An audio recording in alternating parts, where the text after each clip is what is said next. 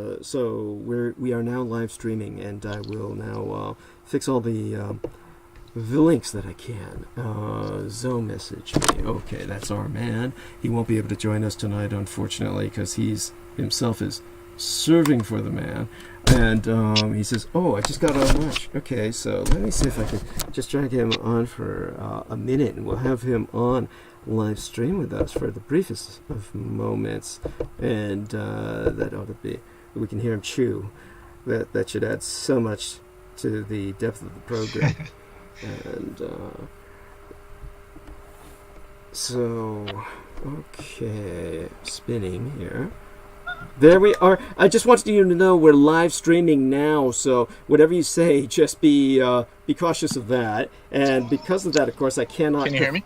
Yeah, we can hear you. Thank you. Welcome, Eric. Yes. How's it going? Let everyone know you're on lunch, and cathart and vent all you want for the listeners. It will be on bandwidth and on record. I cannot cathart or vent because, of course, now we're on bandwidth and on record. But I'll cathart and vent with you later. Our man Brendan has been reviewing some of the pornographic novels that were writ by Michael Aquino under pseudonym and by myself under a pen name. So he'll be on air soon in the near future to give his analysis of all that. And but other than that, tell us what's going on. Strictly academic. Yeah, yes. So tell us what's going on with you while I fix the links. Oh yeah, I'm glad that you're on there because I couldn't find it on the YouTube. So I hope it. Did you just start the stream? Yeah, we just started the stream. So let me. Oh, okay. Then it's probably there now. Yeah. So yeah, it's good to hear that you guys are all on there. And hello, everybody. Good evening for the Wednesday edition. Hi, Brandon. Oh, hello. Hi, Selena. Who else is on with us? Good evening for the Wednesday. Hey, Brendan. What's up, Brendan? This is Derek. Oh, Derek and JMO. Okay, how are you guys? Yes, it's good to hear you. I wish I had more time to come on. There's so much to talk about as usual, due to the world just crumbling still.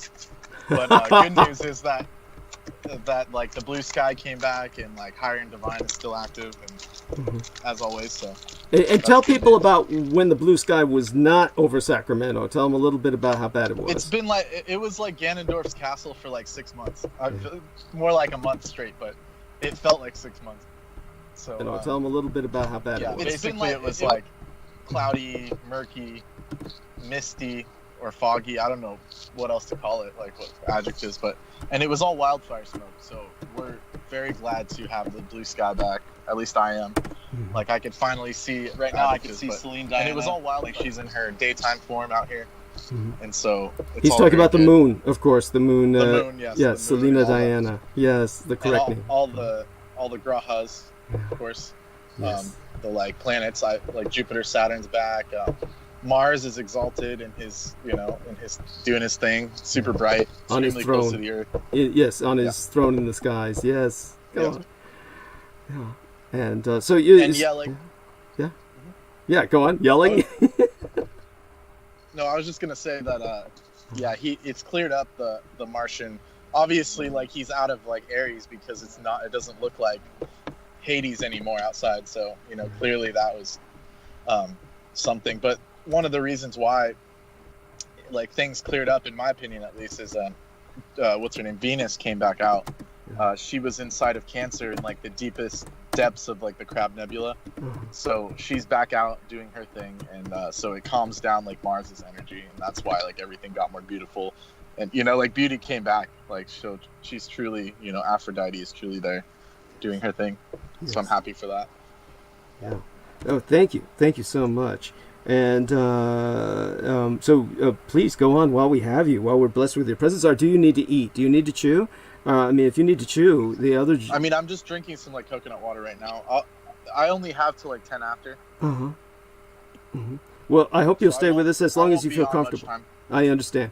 Just stay with us as long as you feel comfortable. When you need to chew, go ahead and chew. We don't care. And just let any, then the other gentleman and lady will fill in the bandwidth for you, or lady and gentleman. I was just gonna go through a couple news articles from the German, please, the Deutsche Welle, German World.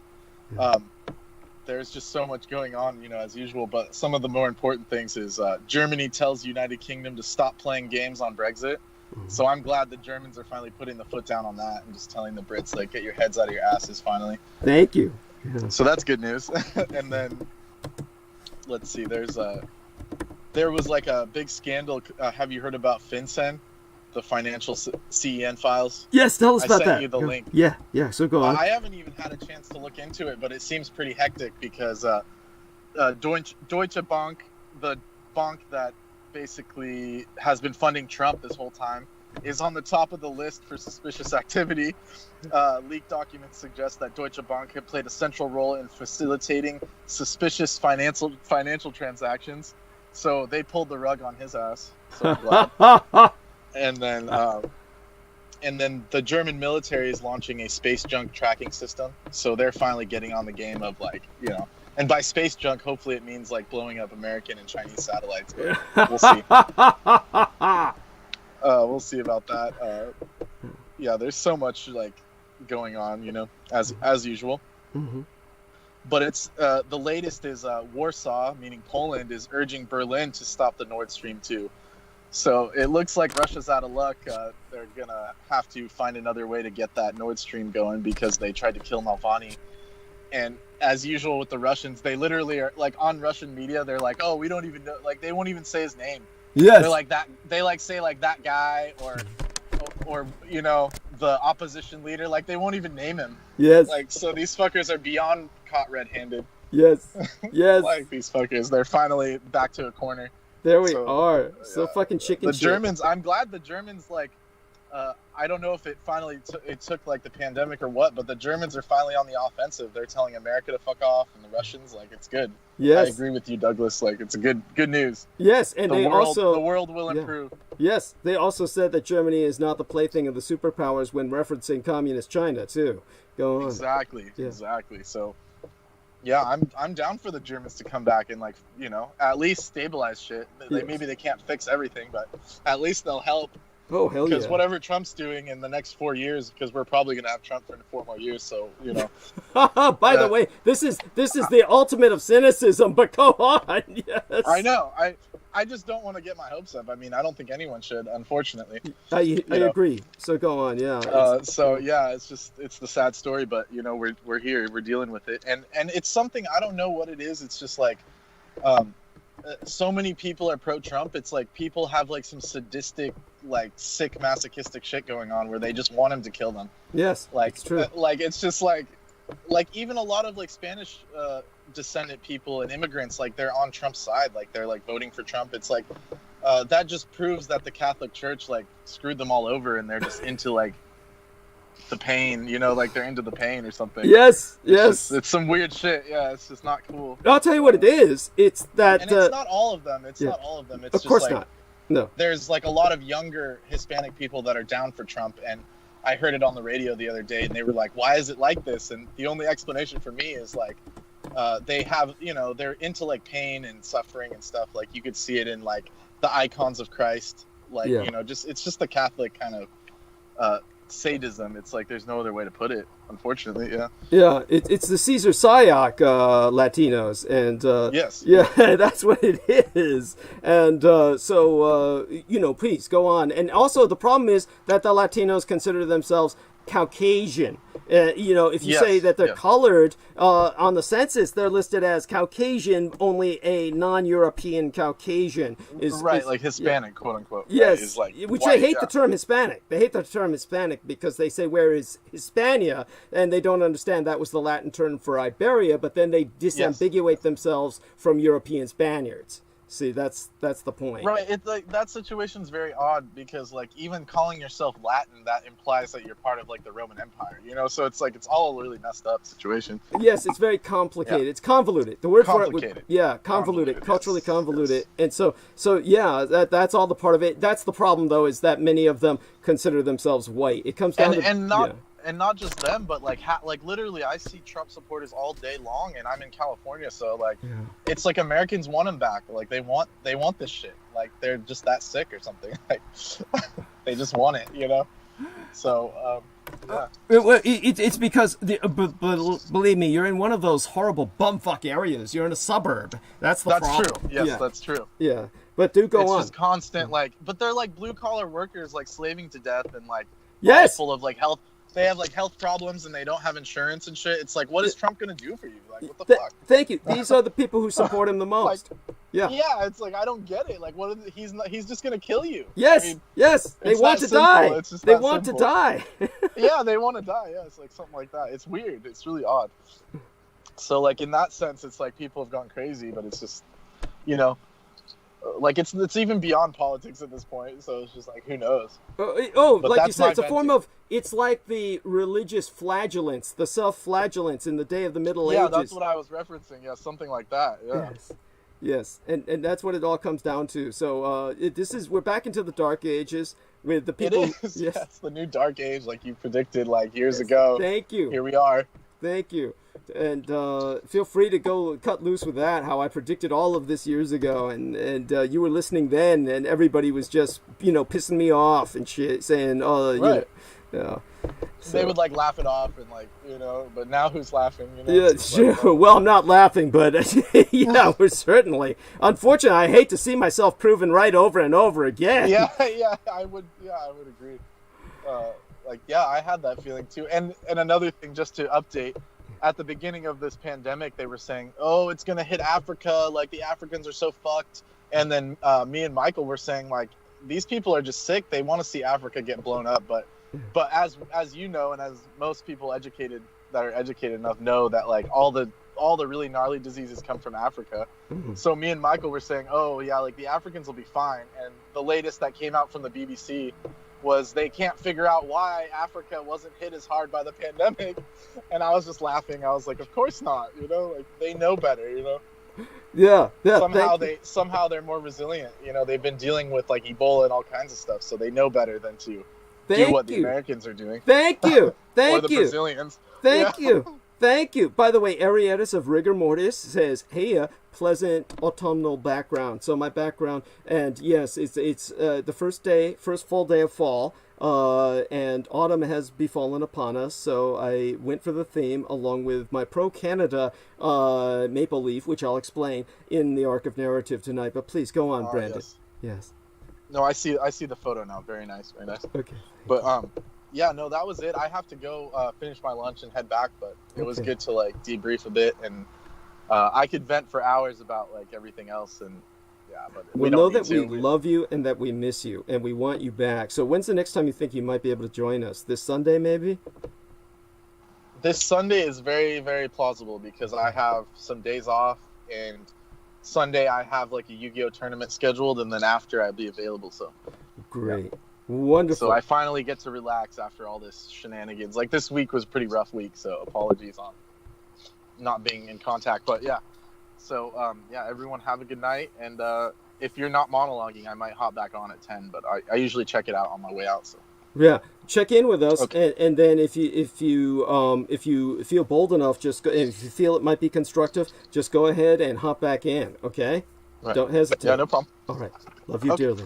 Take care. All right. Much love. Good night, everyone. Yes, much love, Derek. Yeah, many blessings. Good night. Yes. Good night, J-Mo. Good night, Selena. Good night. Yes. And our wonderful Selena Khan is with us now. Oh, it's 4 minutes after the top of the hour. How time flies. I so forgot all about that. I was just so glad to have Brendan being able to express himself and put some things into perspective internationally. Of course, I'll try and put some of those things into perspective as well as I start into Arc of Narrative tonight. I'm going to formally start the program and actually have a bit of a roundtable between the lovely lady Selena Khan and Derek Talley and Jameson Reese. Now, the wonderful Grand Dame Selena Khan is not necessarily feeling all her best tonight, and she had a bit of a upset stomach today and was still, of course, completing her workday. So if she doesn't participate too aggressively, we'll all understand. But I'll ask her, of course, to kind of start the program off. But before I do that and turn to her to do that, I want everyone to appreciate the fact that it's going to be a fairly short night tonight, comparatively speaking. As Brendan Zoget said, he might be with us at about 10 p.m., and if not, that's fine too. I'll conduct a monologue probably the majority of tonight so that other people will be speaking less. I want them to dominate the opening hour, but after around 6 p.m. Pacific time, which would be about 9-ish on the eastern seaboard, I'm going to probably assume full control and just start monologuing aggressively. And the reason for that is that I have a appointment tomorrow with my medical cosmetologist, V. Clark, and so that's at 1300 hours, and that'll be at 1 p.m. of course in civilian time, and that's just way up on in the boondocks of San Francisco. Let's just say that. I can't give away the location because actually one of the reasons we closed down, we actually shut down the other salon, was I started getting ambushed on the way home, going home from the other salon that's within walking distance of my home. And I just had too many strange people showing up and approaching me. And sooner or later, one of them is going to pull out a knife or a gun. And so everybody just got to know when I was going to the salon. And they got to know my schedules too well, and so I'm going to the salon at different times these days and on different days during the work week instead of during the weekend, etc. So also I need to kind of freshen myself up a bit after all those weeks of firestorms, and I won't go into them too deeply tonight. And it may take us a little longer than an hour for me to get myself together to actually go into that aggressive and in-depth monologue. But just want everyone to know that tonight's program is not going to be lasting 12 hours. So we're going to be lucky if we go 6 or 7 or 8, something like that. About the time of a regular work day. But other than that, I'm going to try and start off with, how should I arrange this? So my lovely lady Selena is saying, "Oh my God, really? Please be safe and careful out and about." Yes, honey, I'll do my best as always. And it takes a lot to kill me, of course, and all too many have tried and failed. So there's a pattern that has set precedent for them being extraordinarily careful. Most of these people so far have just been curious types. But I was provided a host of screenshots by Derek Talley of that one creep, Zachariah Garrett, which just really outs him as an asset. I don't know if I'll go over them publicly tonight, but I may very well do so in the near future. And he was an individual who was just a creep who set into motion a chain reaction of events that was preceding and following the Lilith Aquino attack. And we have to remember that Michael Aquino may be dead, but his wife, Lilith, and I will reference her mostly as Lamashtu, because that is the anti-goddess she represents, as opposed to Lilith, whose name she is profaning. The term is profaning. She is desecrating the name of the Lilith entity by her assuming that name in the purpose of carrying out the intent of Lamashtu, which is the antithesis of the Babylonian anti-goddess. That would be the antithesis of Lilith, mother of witches, which is a far more benign and benevolent character, the first wife of Adam, and his equal as opposed to his subordinate. So with that, we are going to actually turn first towards Derek Talley. I'm going to ask Derek Talley to kind of give us a update on everything going on in his life and with his health, and when he expects to go back to work and how he's handling all of that. The young lady Crystal River was kind enough to mention Malik, his son, and I don't know if he's had a chance to contact Malik since our latest transmission with Crystal River to relay onto Malik, his son, what Crystal River had said, but we'll find out. And so all that gives him a bit to talk about before he says raise over to Selena Khan, who will then, at her discretion, speak or not speak, and then at least speak a little bit so that she can segue over in turn to Jameson Race. After that, we'll have a bit more of an organic roundtable until I'm prepared to monologue. So right now I'm just going to breathe, get myself together, drink my tea. And this, of course, is the wonderful tea sent to myself by Selena Khan, who's very astute at choosing teas, even though she does not drink teas herself. And by the way, she's not really sending me teas. She's sending me what are called herbal teas, which is a misnomer. There's no such thing as an herbal tea. All teas are caffeinated. So what she sends me are tisanes. And a tisane is an herbal tincture that is non-caffeinated. So she sends me many tisanes, which are wonderful, extraordinary, and I love her dearly for that, as well as for all the other things she's been doing. She's been doing an unbelievable amount of things. She's been incredibly overactive, and she's established many other ways that people can financially support myself via Patreon, BitChute, and many other new alternatives to simply PayPal. I believe they all connect through my website, but we'll find out from her. She's welcome to briefly speak about it, or at least defer speaking about it until our next transmission if she doesn't feel well enough to speak at length tonight. But we'll start with Derek and then segue over to her. With that, Mr. Talley, if you would be so kind. Hey, how's everyone doing? I'm doing pretty good. Things are winding down here. I've been out of work for 8 months, and basically I go back to work next week. Thursday, as a matter of fact. Thursday, October 1st. So I pretty much got one more week of being off of work and relaxing, and then it's back to business. Just in time to drive in the snow and the cold. But I'm doing good. I'm hanging in there, and I just got to find out from my job. But besides the letters, by next week I'm going to go get a letter from my oncologist clearing me to work, because he's the one who wrote the letter for my insurance company to say that I was off, to let me off of work for the last 8 months. So now I got to go to that doctor and have him write me a letter clearing me for work. And I'm probably going to go take a DOT physical also, since mine is due in November 1st. I'm going back to work October 1st. So they're probably not going to make me get it before I go back to work, but that'll just be more confirmation that I'm fit for duty and ready to go back to work. And that's about it for me. Well, do show to everyone that you will still be with us at least half of the time, or around half the time. Yes, yeah. So my normal work hours when I'm working local here is Monday through Friday, and I start at 2 p.m. So that means I'll have Sundays off, and I'll be able to pretty much stay up with you on Sundays, because being that I work at 2 p.m., I'll be able to stay up pretty late with you on Sundays, and then go to bed, probably like around 2 in the morning, 2 or 3 in the morning. Central Daylight Time. Cool. Yeah, Central Time.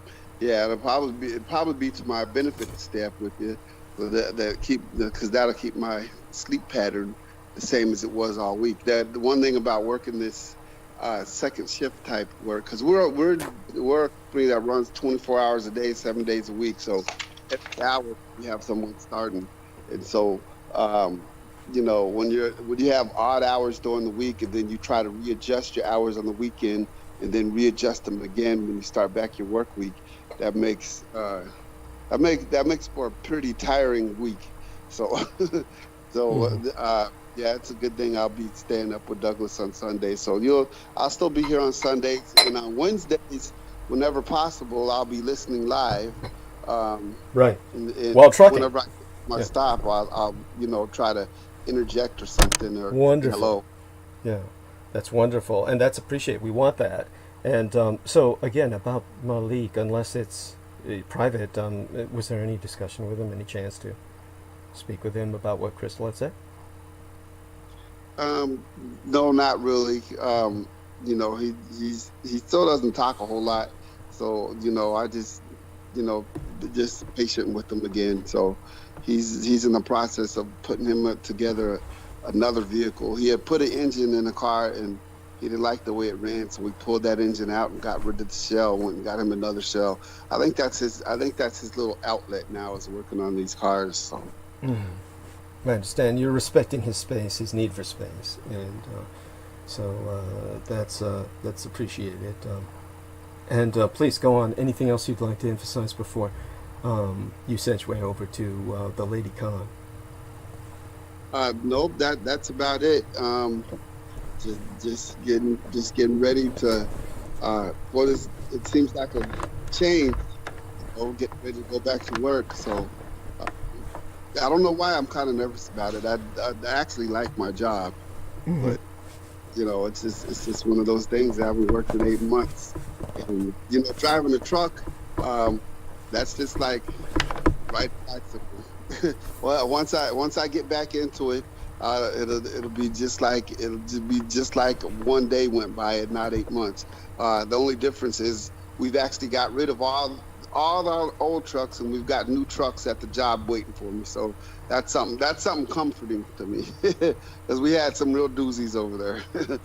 Yeah. So now we got all the trucks. So I'm looking forward to that.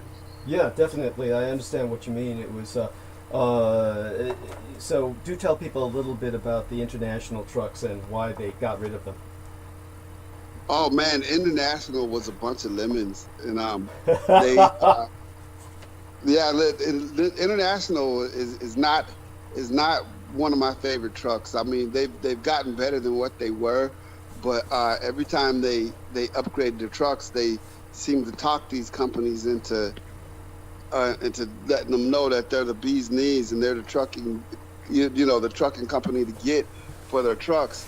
And these companies, even though they've had bad experience with Internationals, are always assured that, this next generation of trucks are going to be some of the best trucks, and you're going to save a lot of money, and and they'll go with International again, and then have so much repair bills and have so much breakdown time. Finally, our company said, our branch, because we still have other branches within the company that are, they all make their own decisions about what trucks they get. But our particular branch, we're going with Volvo in our trucks, and some of the other branches are only going with Volvo and Freightliner. Yeah, but a lot of them are saying that we're not going with International anymore. But those are the 3 trucks that you'll find in our fleet: Volvo, International, and Freightliner. And most of the branches said, what, we'll do Volvo and we'll do Freightliner, and but we're not going to do International. So whenever my job sends me to another branch, I got to drive whatever trucks they have, and a lot of them like those Freightliners, which those Freightliners are okay. I mean, they're automatics. The new Freightliners that they're coming out with are automatics, and they got these computer systems in them to where you could see how fast the car, like if somebody passes you up, if you're doing 65 and somebody passes you up, then you get to see their speed limit of whatever speed that they're going on the road. So I know the police have that same technology. If you were to ever pass a police car or unmarked police car or whatnot, but yeah, those Freightliners have a lot of technology in them. They're pretty neat, but I like my Volvo better. I mean, if we're not going to get Kenworth or Peterbilt, well then Volvo is the next best thing, because Kenworth and Peterbilt, that's the high end right there. That's the Kenworth and Peterbilt is the Cadillac and the Lincoln of the trucking industry. Right. Well, thank you so much. Oh, shit, I was on mute. Thank you so much. I definitely appreciate that. I want people to understand that Noreen Helphand has joined us, and we will be introducing her. And she is definitely... no need to worry. She's apologizing. She didn't know who was producing. In a sense, I produced. The executive producer is Mr. Derek Talley. The entire call rides on his phone. I'm not sure how we're going to arrange this when he goes back to work in a week, but we're going to see if Jameson Reese's phone can handle the call for a good 8 to 12 hours. And so Noreen Helphand does need to get a way to call Derek Talley. I do want the two of them to connect. So both Derek Talley and Noreen Helphand, I want you both to exchange your IDs, your Skype IDs tonight, and both of you should be able to do so in the chat room, and yeah, I'll try and figure out how to give him the ID of Noreen Helphand and have him do the same for her. In the meantime, I'll do that on mute while Selena Khan rolls in. Selena Khan's going to do a bit of talking. She'll segue it over to Jameson, who will in turn segue it over to Noreen, after which we're going to have more of a round table for a little bit. I think Mr. Talley has finished talking about the trucking industry for tonight, and I hope he has some stories lined up for when I need him to break myself. And with that, we're going to go over to the lovely grandmother Selena Khan. So, honey, tell us a little bit about anything you wish to talk about, and, at your leisure, segue it over to Jameson, and how are you feeling now? I'm so glad you're here with us. Oh, thank you, Douglas. Actually, I don't know, I wasn't feeling well. I had a lot of cheese today, so I was feeling nauseous a little bit, so I thought I would be fine, but I guess cheese overload. Overdose, actually. Yeah. But I feel much better now, rested. So I don't have much to say. I was working actually, around 3 to up until now. I just came home 20 minutes ago. So, yeah, it just, work as usual, everyday work. So I'm just gonna rest a little tonight. I'll just stay here. Yeah. But I will just turn over to JMO, I guess. Yes. And then thank you, everyone. We'll speak to you again soon. Thank you, Douglas. Wonderful. Thank you, honey. That was wonderful. And right now I'm cutting and pasting Noreen Helphand's Skype ID, and I'm going to put that in for Derek Talley in his message box, and we're going to bring on Jameson Reese while I tend to that. So, Jameson, take it away. Hello, Mal. Hi. First, I'd like to thank Selena for the link that you sent me via Douglas on Facebook. Oh, you mean Crystal River? Oh, that was Crystal? Yeah. Did I say Selena Khan at the time that I gave it to you? Yeah, I did? Holy shit. Yeah, I've been through a lot. I was not processing at that point. That was from Crystal River. I'm so sorry. Well, I wouldn't mind taking credit. Yes. It's okay. Well, then I'll thank Crystal. I'll thank Crystal. I'll thank you as well, Selena. So it's all fine. My life is relatively boring. I don't know. Unless you want to hear about how unhappy I am. What happened this time? Yeah, I mean, might as well regale us a little bit. Let's see. I was supposed to speak to a psychiatrist using this Zodoc thing. Uh-huh. And the person never got back to me, so I'm starting not a psychiatrist, a therapist. So I'm starting to realize, you know what? Fuck it. I cannot rely on human beings for anything. I'm going to rely on everything myself. The only reason why I agreed to do it was because my family pushed me into it due to my substance abuse. But honestly, fuck it. I'll be my own therapist. Let's see, I got banned for 2.5 days from a computer game. Yeah.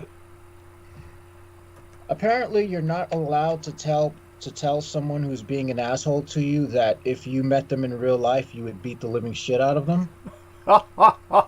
To which, honestly, if I was in a gaming place and that person was sitting next to me, I probably would attack them.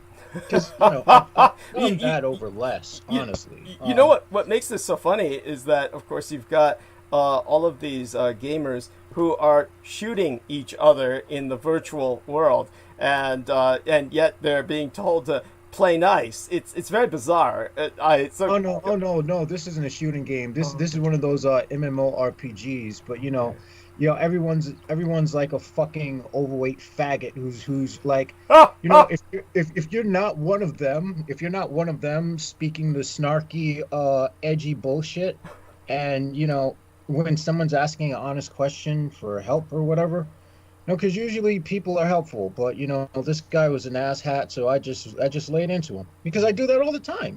I'm like you want to talk about someone who's aggressive, yeah. Verbally, I am, because most of the people in these games are just fucking retarded. I They're a bunch of fat cheese doodle eating pieces of incel shit. I don't So I don't find that hard to believe at all. So go on. so guys like that could use an ass whooping or two to get them back in line. Honestly, but yeah. So whatever. It's not the end of the world. I got other games I can play, other things to do. I need to be putting more of my attention in my craft of spell casting. And, I you know, go I on. do have some good news, which I am happy to report. Yes. Russia supposedly got a 5.1 earthquake. Yeah, that's yeah. Oh my God, they've got. Oh, by the way, just to put this into perspective for everyone, in terms of Mother Russia, you're talking about a nation that between 1992 and the year 2009, the Russian population declined by well nigh 7 million people, or nearly 5%. That's a rate unheard of anywhere else on Earth. That's honestly, within the last 20 million years, when you have a loss that horrendous, that's more deadly in terms of mortality ratios than Africa. So how people can go around saying they won World War II and that they're a superpower, and that the Americans admire them as some kind of master race that gets shit done is beyond me. This is so, Jameson, you're welcome to cut loose at this point. Superpower. They're super losers. Yeah, thank you. And the thing about American culture, especially the alt-right faggots, is that they want to be the biggest loser. They want to be the biggest piece of shit. So if they see someone who's a bigger piece of shit than them, they'll bow. Yeah, They that's a will good bow point. and bend over for them. Yeah, And so that's exactly what a lot of these dweebs are doing. They just want to they want to be the biggest. Who can be the biggest human fuck up? Oh, that dude's super fucked up. Let's worship him. That's literally. yeah, and you must encounter that a lot in the gaming world, right? A lot of these guys who make that kind of reference about that kind Oh of. yeah. Yeah, some of them even name their characters after Putin and these fucking douchebags. Trump 2020 and all this other shit. They're just. I'm waiting for someone to have a game character called "I'm an incel who likes to beat women" or some shit.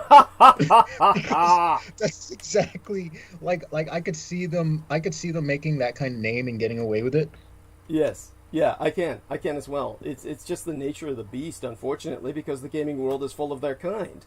So it's something that it would be interesting to see if Noreen Helpan had participated in any of this kind of gaming activity. But I'll let you segue it over to her at your convenience when you're ready to do so. And other than that, go on, please. Critique is something that Brendan got into, is like how. Because I've actually encountered even people in the black community who are like younger, in the 20 age range and whatnot, who seem to think Trump has done some good or some shit, and it's just like heads.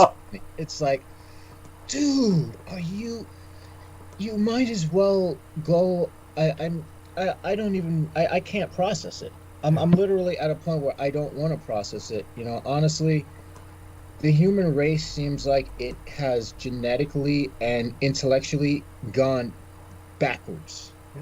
I'm sure the average IQ now to be considered intelligent is like 30 or something. Yeah, there's literal degeneration going on. Degeneration means literally downbreeding, and there's something about that. Well, I've started to observe something, and there's something I've discovered is like, if you look at the way people interacted in the ancient world, they might not have been as technologically savvy, or some can argue that they might have been more technologically savvy in some ways. Yeah. But it seems like there wasn't that much, even though there were tribal issues, people killing each other from different tribes, like there wasn't a superiority, a super race. There wasn't this level of elitism behind it, and so intermixing between races and stuff wasn't something that was like, oh my God, you've created a monster. It's it seems like something happened, and it seems like, as we advance technologically in the way that our technology is oriented, we seem to be getting dumber, more conservative, more closed off, and more self-destructively stupid. I would love to encounter a woman saying, I don't want the right to have an abortion. I want to be forced to carry a baby for 9 months after getting raped. I would love to encounter that. I mean, and I wouldn't be surprised if I encounter that, as time goes forward. I think mindsets like this are going to become more widespread. I expect to walk out the house one day and see people, those whips that people used to flog themselves with? Yes. With like spiked barbs and shit? Yes, the cat o' nine tails. That's going to become the next trend of 2021. You see people walking around flogging themselves. Yes, torture me. Yes. By the way, what we're referencing is in the medievalist period of the Dark Ages. At the height thereof, you had all of these people entering an ecstatic trance by doing just that. They were called the flagellants, and this was the cult of people self-administering pain so they could suffer the pains that Christ suffered, and this was how they bonded with him through pain and agony and their own self-scarification. We already have the ongoing scarification, so we have our versions of that are this kind of ecstasy through pain trope that has overtaken much of the youth culture. And these are the people who will inherit the earth, so to speak. So this is the future we can look forward to, unless massive dislocations cause a kind of rehabilitation from that downward spiral. But I don't see such a thing happening. This is the reason why I am, I've sort of renounced my humanity to being a cynic. And as being a cynic, I've decided it is a joy for me in this time and period to be able to watch the human race self-destruct. Now, without bringing Noreen, Noreen has something to say about that. So, right. Noreen, honey, welcome here, and I want to thank everyone for welcoming our guest hostess. And Noreen, I'm going to be leaving early tonight. Early for me, comparatively speaking, means in about 6 to 8 hours. But I have to get up very early tomorrow and be at an appointment while the salons are still open in San Francisco before they shut them down again, potentially due to an increase in hospitalizations. They're keeping a very close eye on everything. And so tomorrow's an opportunity that I can't afford to miss, and I have to be there to rendezvous at about 1 p.m. in the afternoon, which would be my biological equivalent in the middle of my night. It would be my biological equivalent of 1 a.m. in the morning for anyone else. So I'm not going to stay on that long anyway. Oh, no. I mean, you're welcome to go on. As a matter of fact... I'm going to be muting in a little while because I got things to do on the other side of the house. So, I mean, I'm just kind of in and out anyway. Okay, but understood. So that's appreciated. And so, honey, I'm glad you're here for now. And so go ahead, take it away. Yeah, no, what Jameson was saying is interesting because, how can I say this? Oh, it's interesting. I mean, it was very thorough. I liked how he... I don't know. I kind of liked how he explained it in a very thorough manner. And so I appreciate that. It's interesting. Some of the things he said, I get it, but I guess maybe not totally on my part, because I don't know. I'm picking up, and this is not a criticism, just observation. I'm still picking up with people a lot of this, like, I don't know, political dichotomy. People are still kind of like, oh my God, Trump, oh my God, Biden. Like, Republicans, Democrats, they're still kind of in that mode, right? I don't know, maybe Jameson is or isn't. He kind of sounds like it, but that's cool, whatever. But see, I think the problem is that's part of the problem. Because we can't sit there, I mean, there's plenty to criticize for these current, candidates, right? all on all levels for both, or whatever. How they're VPs, whatever. I don't know. I mean, I'm watching videos where people are saying don't even vote, and I may not even vote because of this very reason. Okay? Because here we have this complete like, and Jameson's pretty mild compared to other people. They're more radical and radical, you know. It's pretty mild. Okay, mild, really, because there's some people that are insane on both ends of the spectrum. And so when I listen to this, I'm like, wait a minute, you know, I don't know. I can't jive with it completely because first he attacked gamers. Well, gamers are a diverse group of people. I'm not a gamer. I could care less. That's cool, whatever. I don't know. I think they're a diverse group of people. Yeah, but honey, are you a gamer yourself? No, but I've heard about the kind of community it is. I know people that are gamers. But honey, the are any of the gamers you know? There may be some you know that are female, but the majority of gamers are single men, and the majority of them are violently misogynistic. This isn't an exaggeration. That's a statistical fact. I don't know. Well, it depends. Again, it depends on the kind of gamer. I mean, I know some people. I'm not going to mention names from Red Radio. I don't know. I guess they're gamers. I don't know what to say. They just seem like whatever. I wouldn't even know what. I don't think they're misogynist or there's. I don't know. What I'm saying to you is that I really think, from what people I've known that are gamers, there's a diversity of character amongst them. So there might be certain stereotypes within that genre. Maybe that's what you guys are talking about. Fair enough. But I mean, I hate to castigate all of them one way. Yeah. See. This is what I mean about people stereotyping, right? This is exactly the problem that I'm talking about here. Well, honey, it's more or less the. I appreciate what you're saying, of course, in that you're definitely presenting just a. Things. Yeah. Go ahead. First off, with the us versus them, with the political thing, it's not a dichotomy. At this point, it's you choose the lesser of evils. Yes, because it's reality. You don't have to choose anything. That's the whole thing. Yes, you do. Because if you don't. That's you where choose, listen, you choose nothing. You don't choose evil at all. You choose will lesser of two evils is still choosing evil. It doesn't, but you miss the point. If you don't choose anything at all, then the greater evil gets in, and you're responsible for it by the action of inaction. Yes. That depends on how you view voting and the political system. That's dependent upon that. I view the political system as shit. Yeah, I can admit that shit.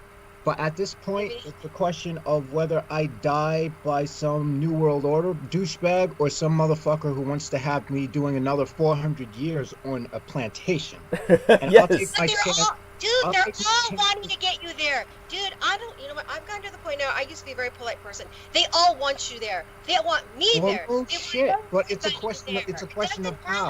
It doesn't matter if you're a gamer, doesn't matter if you're African, white, black, they all want all of us dead. Or they want to use us as AI robots, controlled, contact traced, or dead. So it doesn't matter if you're a gamer, nothing of this. Well, you see, here's what's interesting. Personal survival. Yeah. My personal survival dictates as a black male.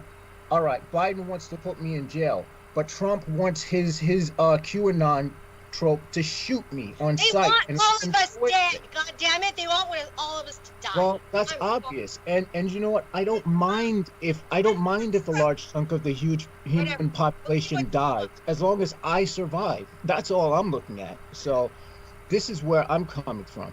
You can say that there are some gamers who are nice and some not. All gamers fit a certain type. But the truth of the matter is, unless you're dealing with the gamers and you're on the freaking game playing with them, you don't know how the fuck they are. You don't know how the fuck they are because you're not playing those games. They're like all of us, and we're all doomed anyway, so who cares? Well, good. I'll be the last survivor. You guys can all die doing whatever. I don't care. I'm only out for one person, myself, and I've made that clear time and time again. Yeah, you just revealed it, and I'm not, and I'm the one that's wrong. No, sorry. We just have different views. I respect yours, but it's very selfish, okay? Indeed. Because as I stated before, when I said that I have to rely on myself, I can't rely on humans for my emotional needs. I can't rely on humans for shit. everything I've done, everything I've become, I've done with my own effort, my own work, and I've had to pull my ass out of the hole more times than you can possibly. Well, I respect you for imagine. that, dude. So That's yes, not I am hey, selfish, that's and cool. I But I'm will do saying, that. you know, right? That's cool. Dude, I respect what you did. Okay, I do. But I guess what I'm saying here more is just like from the broader viewpoint that, you know, I understand you want to be selfish. We all do to a point, but what this whole New World agenda is trying to do is divide and conquer using politics, There is no real world using media. agenda. This is is an agenda there- against all of us. There are no elites up there Oh my controlling God, shit then because you're gonna be they're very so- hurt in this they're process. so decadent. They're so dumb. They have maids wipe their asses. You think they're the ones coming up with the thoughts? No, they're hiring graduates from MIT and You don't think know tanks who's to at the do all top of the shit for pyramid. them. You don't know who's at the very top. It may not. We can't even see them.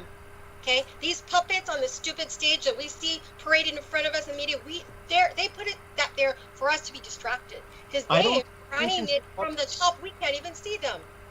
Yeah, that's what it is. Uh, You know, whatever. I mean, I don't mean to trip out. I'm just telling you, you know, this is my viewpoint. I'm looking at it from a very broad perspective.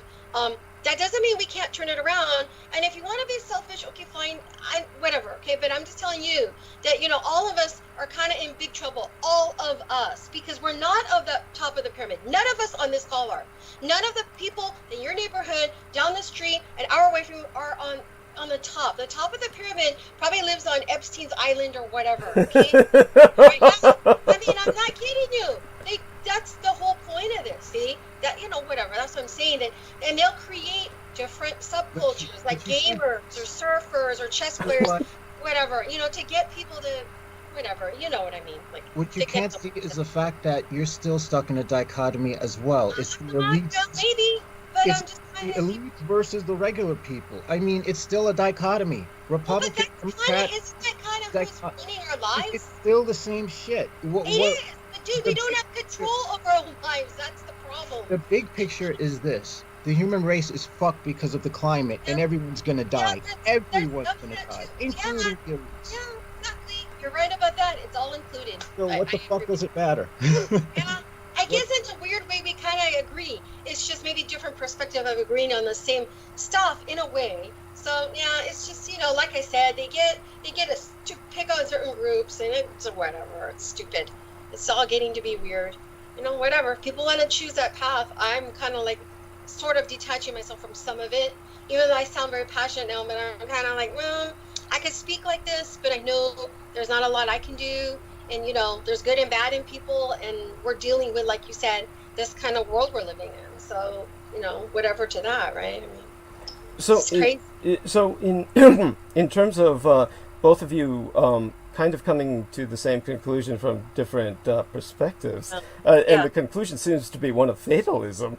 What? You know, you're right. It's maybe bad to be too negative too, but I'm just kind of going on what he was saying, and that's cool. Okay, that's fine. It's cool. Go ahead. Yeah. Oh no! I mean, what I would want to do is kind of when you're talking about the agenda.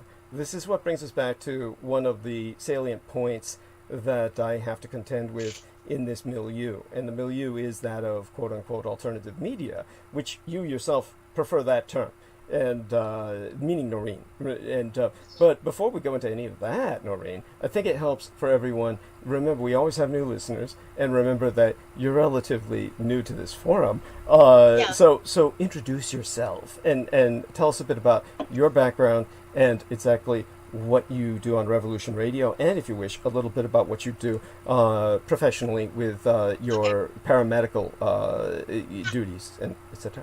Okay, paramedical, I guess, pseudo, and I mean, I'm not like a highly certified person. Oh yeah, no, well, getting to that point, I just, right now in my life, I've graduated onto caregiving and I'm still involved with other vocations here and there that I used to do, a little bit less of that, but Revolution Radio would be just something I do, you know, on Monday nights, Wild at Heart, Roundtable Show, that would be Studio A, 9 p.m. Pacific Daylight Time where I live, but 12 midnight Tuesday Eastern Standard Time for the U.S. And basically, oh yeah, so that's who I am. And, a lot of people, I'm not trying to toot my horn here, but a lot of people like my show because I'm very fair to different opinions of people who call in.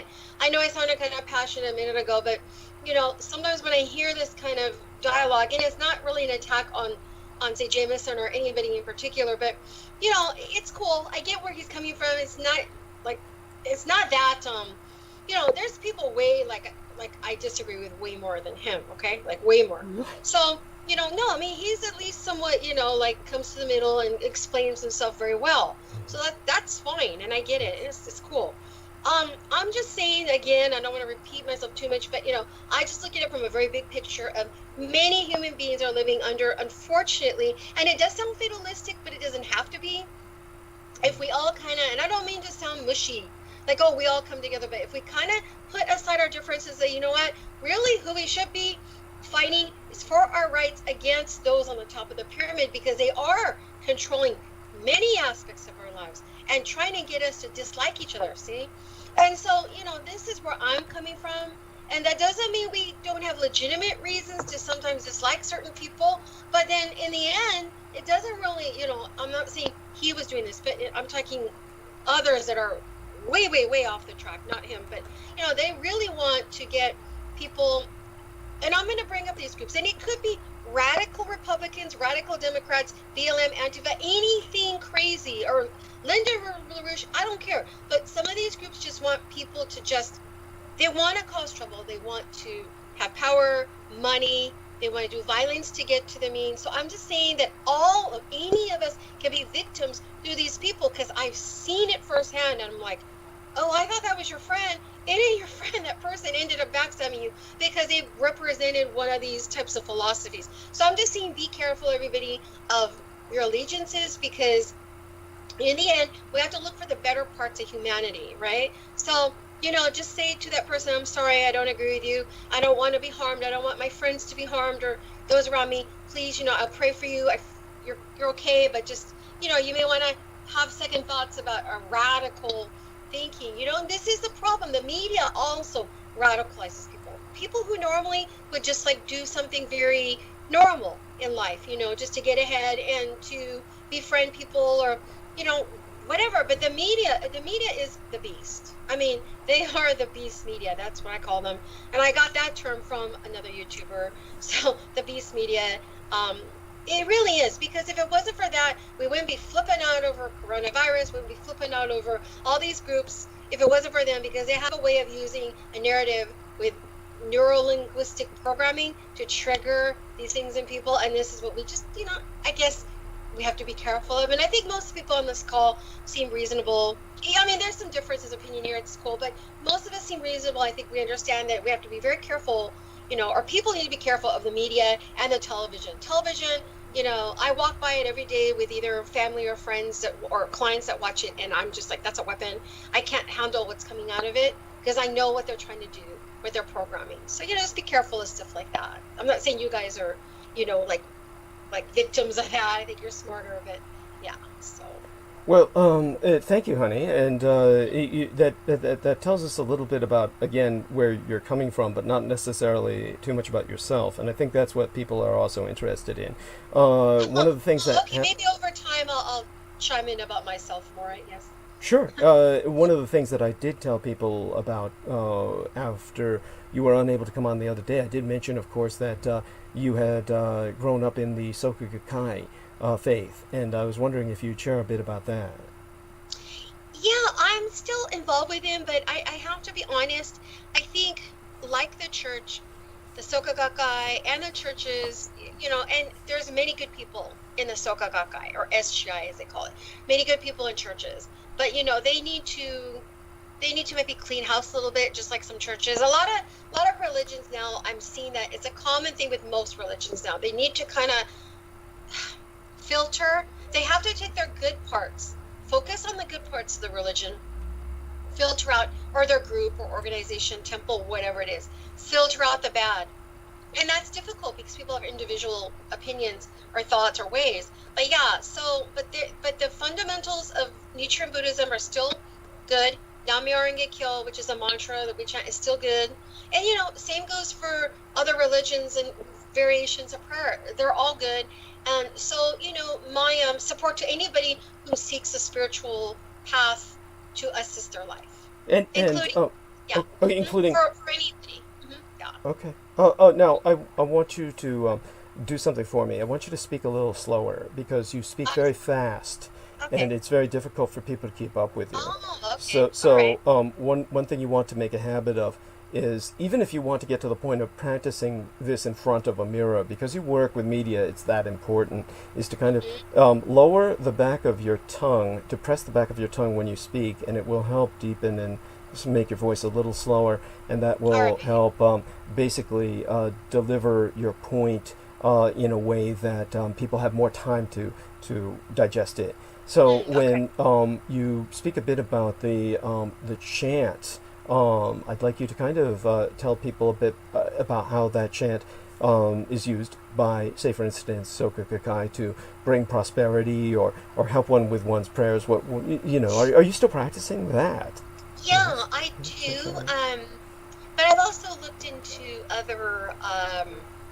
Like I said, people will invite me to other religious functions. So So the chanting is that actually it's an ancient title to the Lotus Sutra, because the Lotus Sutra is one of the, I guess you could say it's one of the many sutras, but a very major part of early Buddhist sutras that Shakyamuni Buddha professed and wrote about. So, the title of that is Nam Myoho Renge Kyo. So Nam means to devote oneself. Myoho means mystic law. Renge means karma or cause and effect. And Kyo is universal sound or vibration. So, to chant that is like a prayer. It's just like chanting or praying to God. These are all just different means of prayer. So, when I go with other people to other religious functions, I engage, or I do different prayers with them, and then I can do Namyo Renge Kyo, that when that well springs up in me. So that's kind of what that's about. Right. And so my late and sainted Cyrus, my mother, Diana Zujinlin Takabayashi Hideko Dietrich, she had a relation of hers who had gone into the Nichiren path of Buddhism. And of course that was the Namu Ni Gekyo, Namu Ni Gekyo, Namu Ni Gekyo. Could you explain to us the difference between that and the more Tibetan identified Om Mano Padme, Om Mano Padme? Well, I'm no expert, because in order to really convey the complete meaning, you'd have to be pretty expertise. But just generally speaking, Buddhism has a lot of offshoots, because it started in India, then it went on to the Far East, and throughout that region of the world. So, actually in India and Sri Lanka, they still practice a form of Buddhism too, a very early form. And then, but in the Far East, it's a little bit different. I think it's Mahayana more, which is another school. There's two main schools, Hinayana and Mahayana. So in the Far East, it would be more Mahayana. And so in the Tibetan practice, I'm assuming, is Mahayana too. But, because it's a different region of Asia, probably their basis of their sutras, their practices are a little different than, say, Buddhism's in Korea or Japan. And Nichiren Buddhism is from Japan, from Nichiren Daishonin in the 13th century. So Tibet has a different history. I'm not overly familiar with Tibetan Buddhism, except I know they do throat chanting. Yeah, by the way, and if you want to see this kind of Mongolic or Tibeto-Mongolic, because the Mongolians were heavily influenced by Tibetan Buddhism. If you want to see an example of this kind of Tibeto-Mongolic throat singing, Bill and Ted's Most Excellent Adventure, the sequel, has this kind of Mongolian throat singing as practiced by Bill and Ted when you see them playing the music for the wedding, just so that everyone gets an example of that. Well, that's it. I think that's probably the best example for people to instantly go on to. But I guess if you go on YouTube, you can find all kinds of examples of Tibetan throat singing or chanting. That's in a less that's in a more pure form, of course. Sure. So, honey, when it comes to this, one of the things that you want to clarify or disambiguate from is the bullshit pastiche of the London school of Buddhism. Tell us little bit about that. I will tell you there might be some BS with it, but I can't say that I would outright criticize them. I think they have some good and bad points. You know what I mean? Because I don't know that much about it. So to ask me I'm not an expert on these Well, matters. just so people understand, what happened was many London scholars who popularized Buddhism in the West, most significantly Alan Watts in the 1960s, at the time where they blended it with Timothy Leary type consciousness expansion through the use of drugs. Basically, Alan Watts and this type gave us the London school of Buddhism, where everybody thought Buddhism was all cool and shit, and they think of this as this static Zen meditative trance that is like eternal. Nirvana is kind of either not even a separate dimension so much as the kind of enlightenment you reach within yourself, etc. But if you could disambiguate that from historical Buddhism, which has a sense of apocalypse, which has a sense of Mappo, then I think that's a disambiguation that you could help us with. Okay, that's an interesting point. Let me think about that a moment.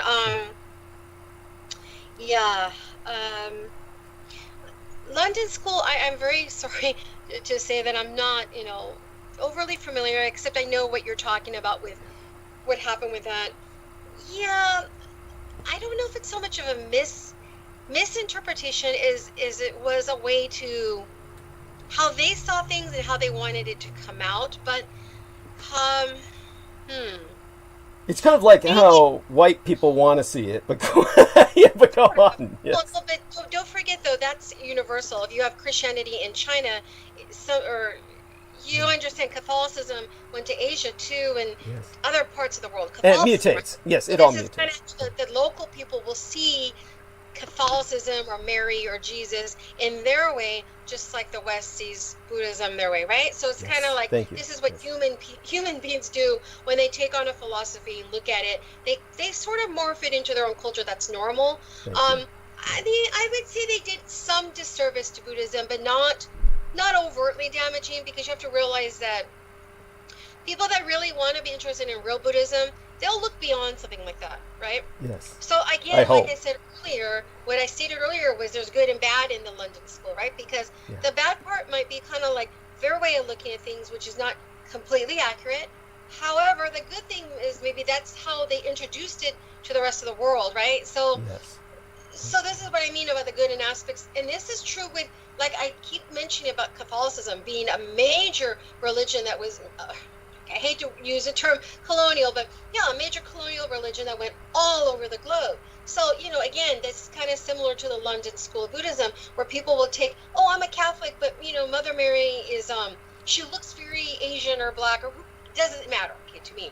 But, or Jesus, or who cares, okay? The same thing with Buddhism. If people want to look at it like, well, I think it's this way, okay, fine. But whether you decide to be Buddhist or Catholic, if you're really truly interested in the true forms of these religions, you yourself will research into what they really, their history, what they're really about, rather than worry so much about the external, because I learned it through this culture. Then just get to the core of it, right? And that's probably the best way to look at anything for that. Thank you. And in terms of Mappo, would you say that we are entering Mappo? That would be one of the tenets of Soka Gakkai at this point. Yeah, or Mahayana Buddhism, we're already well into it. Because if you want to equate it to the biblical end times, it's kind of similar. So I think we're in it. Definitely. Okay. No doubt. Yeah. Okay, there we are. And so it's from that perspective that I want people to understand that Our Lady Noreen Helpan has formed her detachedness.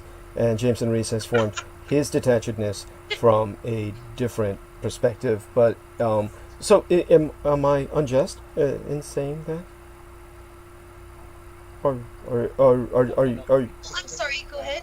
Oh! I was just, I was saying that. So you formed your detachedness through this. You have this traditional background. In other words, there is a cultural element to your detachedness. And I Talking think to me or him? I'm sorry. to you, honey. To you, honey. I mean, Oh, Jameson lives on fucking Staten Island. The poor guy is in a vacuum of culture. I'm speaking of, so Well, he knows. I think nowadays we're surrounded by all kinds of stuff, so I don't even know about that anymore. I mean, whatever. But it depends on how you want to live, I guess. Okay. Sort of. All right. And Thinking so. about myself and my background, or.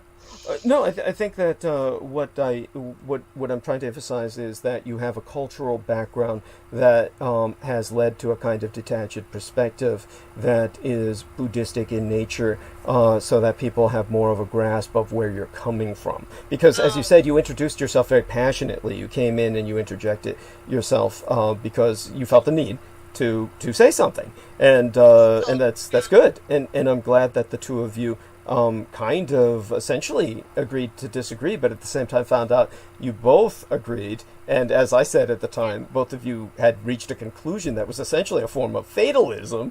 And Well, unfortunately, and I didn't mean to come off like that, but yeah, I see what you mean. yeah. Yeah. And so what I definitely want people to appreciate is that you're not coming from this solely because you're surrounding yourself in the venue, the milieu, the apocalyptic milieu of conspiracy, but rather because you have a cultural background that gives more of a sense of context. Is that fair? Well, but I want to interject, if you don't mind, that the Sure. cultural background with me, my other half is Jewish, and Yes. and Japanese, but I don't really know whether that has, yes, an impact on my thinking, but I'm not sure to what degree, because I have my own observations. I don't know, living in the country and area that I live in, or whatever, or looking at the world through my own lenses. So Buddhistic, I wouldn't, is my viewpoint Buddhistic? Yes and no. Is it Judaic? Yes and no. Maybe more no, I don't know. Is it, it's kind of my own as well, my own filter under my own self. So, but I mean, that's cool if you look at it that way. That's fine too, Mm-hmm. Yeah, thank you. And so when it comes to because I think people are fascinated by this, and I wrote in a column a number of years ago on, which is now published on my website at douglasdietrich.com. I do want everyone to understand we're going to change the title because that article that is now on douglasdietrich.com was written 5 years ago, half a decade ago. So it was written at a specific time where I was talking about the anniversary of the Tokyo subway attacks and the earthquake, either that or the earthquake that hit Osaka, Kobe, which were very, very close to each other. And so I was within the same year. And I wanted people to understand that Selena Khan is going to go in and change the title if she hasn't done so already on that, so that people will get so it won't look so dated. But the information, of course, is still very much relevant because it's historical information. And what I spoke of was, of course, what was going on in Japan with the Aum Shinrikyo new religious movement, or the NRM, which is what they call various religious movements in Japan.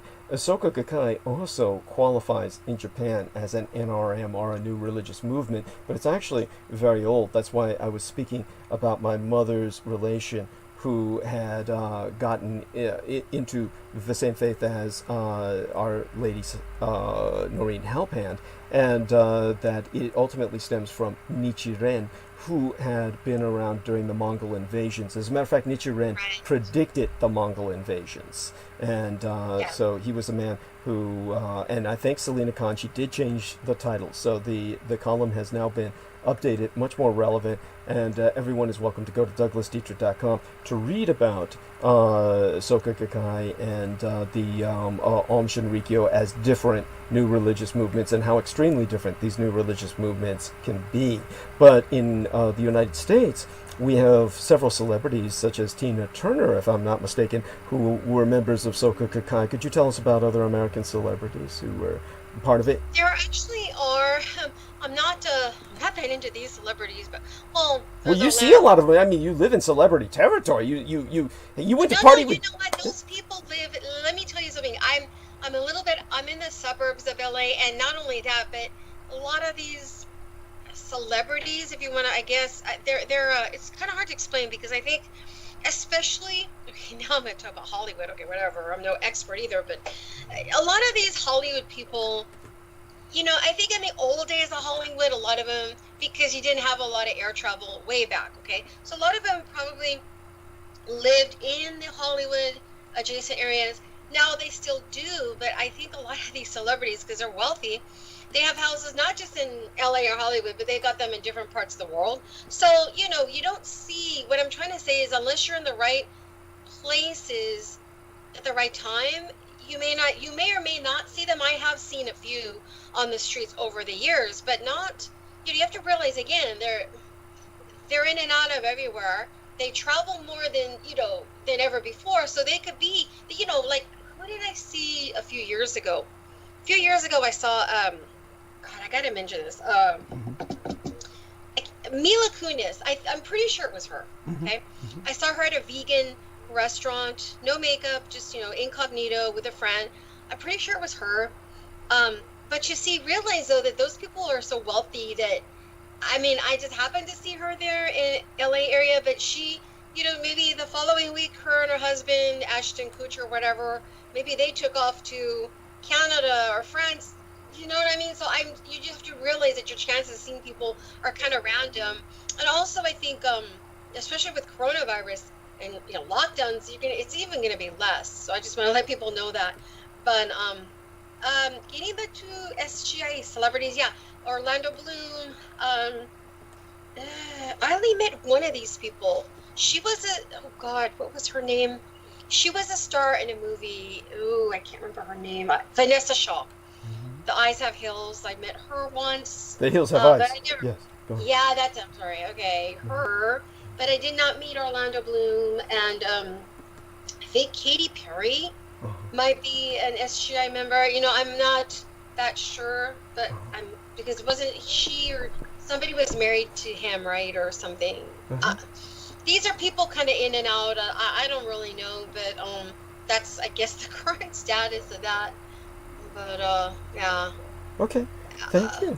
Thank you. And but definitely, I know that you and your friends encounter celebrities almost casually. The Dennis Rodman story is fascinating. How he just kind of invited people at the beach up to his place. Tell us a bit about that. Oh, I'm sorry. Can you repeat that again? I'm sorry. Oh yes, the Dennis Rodman story. If you could tell us about that, some friends of yours were. He had a reputation here. The weird thing about this guy, some of these people, when they're very open, socially, which is not a criticism, okay? I'm just saying, a lot of people get to know them, okay? Because he's one of those characters. Because when he used to live down here in Newport Beach, which if the listeners don't know, it's kind of like a wealthy beach area. Most beach areas have wealth generally, not all, but it's a wealthy beach area down here in Newport Beach, and he lived there on the beach, and he was very famous for having parties where he will be on the beach and he just invite them into his home. That kind of scene. So my neighbor's son, when at that time when he was a teenager, or I don't know how old, he was hanging out with his friends, and Dennis Rodman invited him and his friends to come and have some drinks, kick back, whatever. So that's kind of how Dennis Rodman used to, live. When he lived there, he was very open. Hey, whatever, okay, I've nothing bad to say about it. And this is why a lot of people, I think, knew him, right? Because when you're that sociable, you're going to make a lot of contacts with people. That's all I have to say about that, but yeah. Yeah, no, that's wonderful. Thank you for sharing that. And Crystal River says hi. By the way, Crystal River, I am so fucking sorry. I gave your image, the electronically attached image, and the link column to Jameson Reese, and I was so fucked up this morning. Never really woke up until fairly recently that I told him it was from Our Lady Selena Khan. I will, definitely, make up for that for you. And he's basically given the cat meds, so he's not even hearing me right now. But and our Lady Noreen has gone out for a bit. She's muted. She'll be back. She's tending to some of the things of the home. Now, that leaves us with Derek Talley. Derek, if you would be so kind as to interject yourself and just kind of bring up and overall, and Crystal River, if you want to come on, I'll bring you on. How about I bring you on, honey? Do you want to come on the bandwidth, Crystal, instead of just entering things via text, which is always welcome, but your voice is even more so. Anyhow, the invitation's out there. It hangs extended. And Hey, Douglas, yeah, go on. I want to say rest in peace to a fellow Marine Please. buddy of Yes. Anthony Boyd. Anthony Boyd just died the day before yesterday.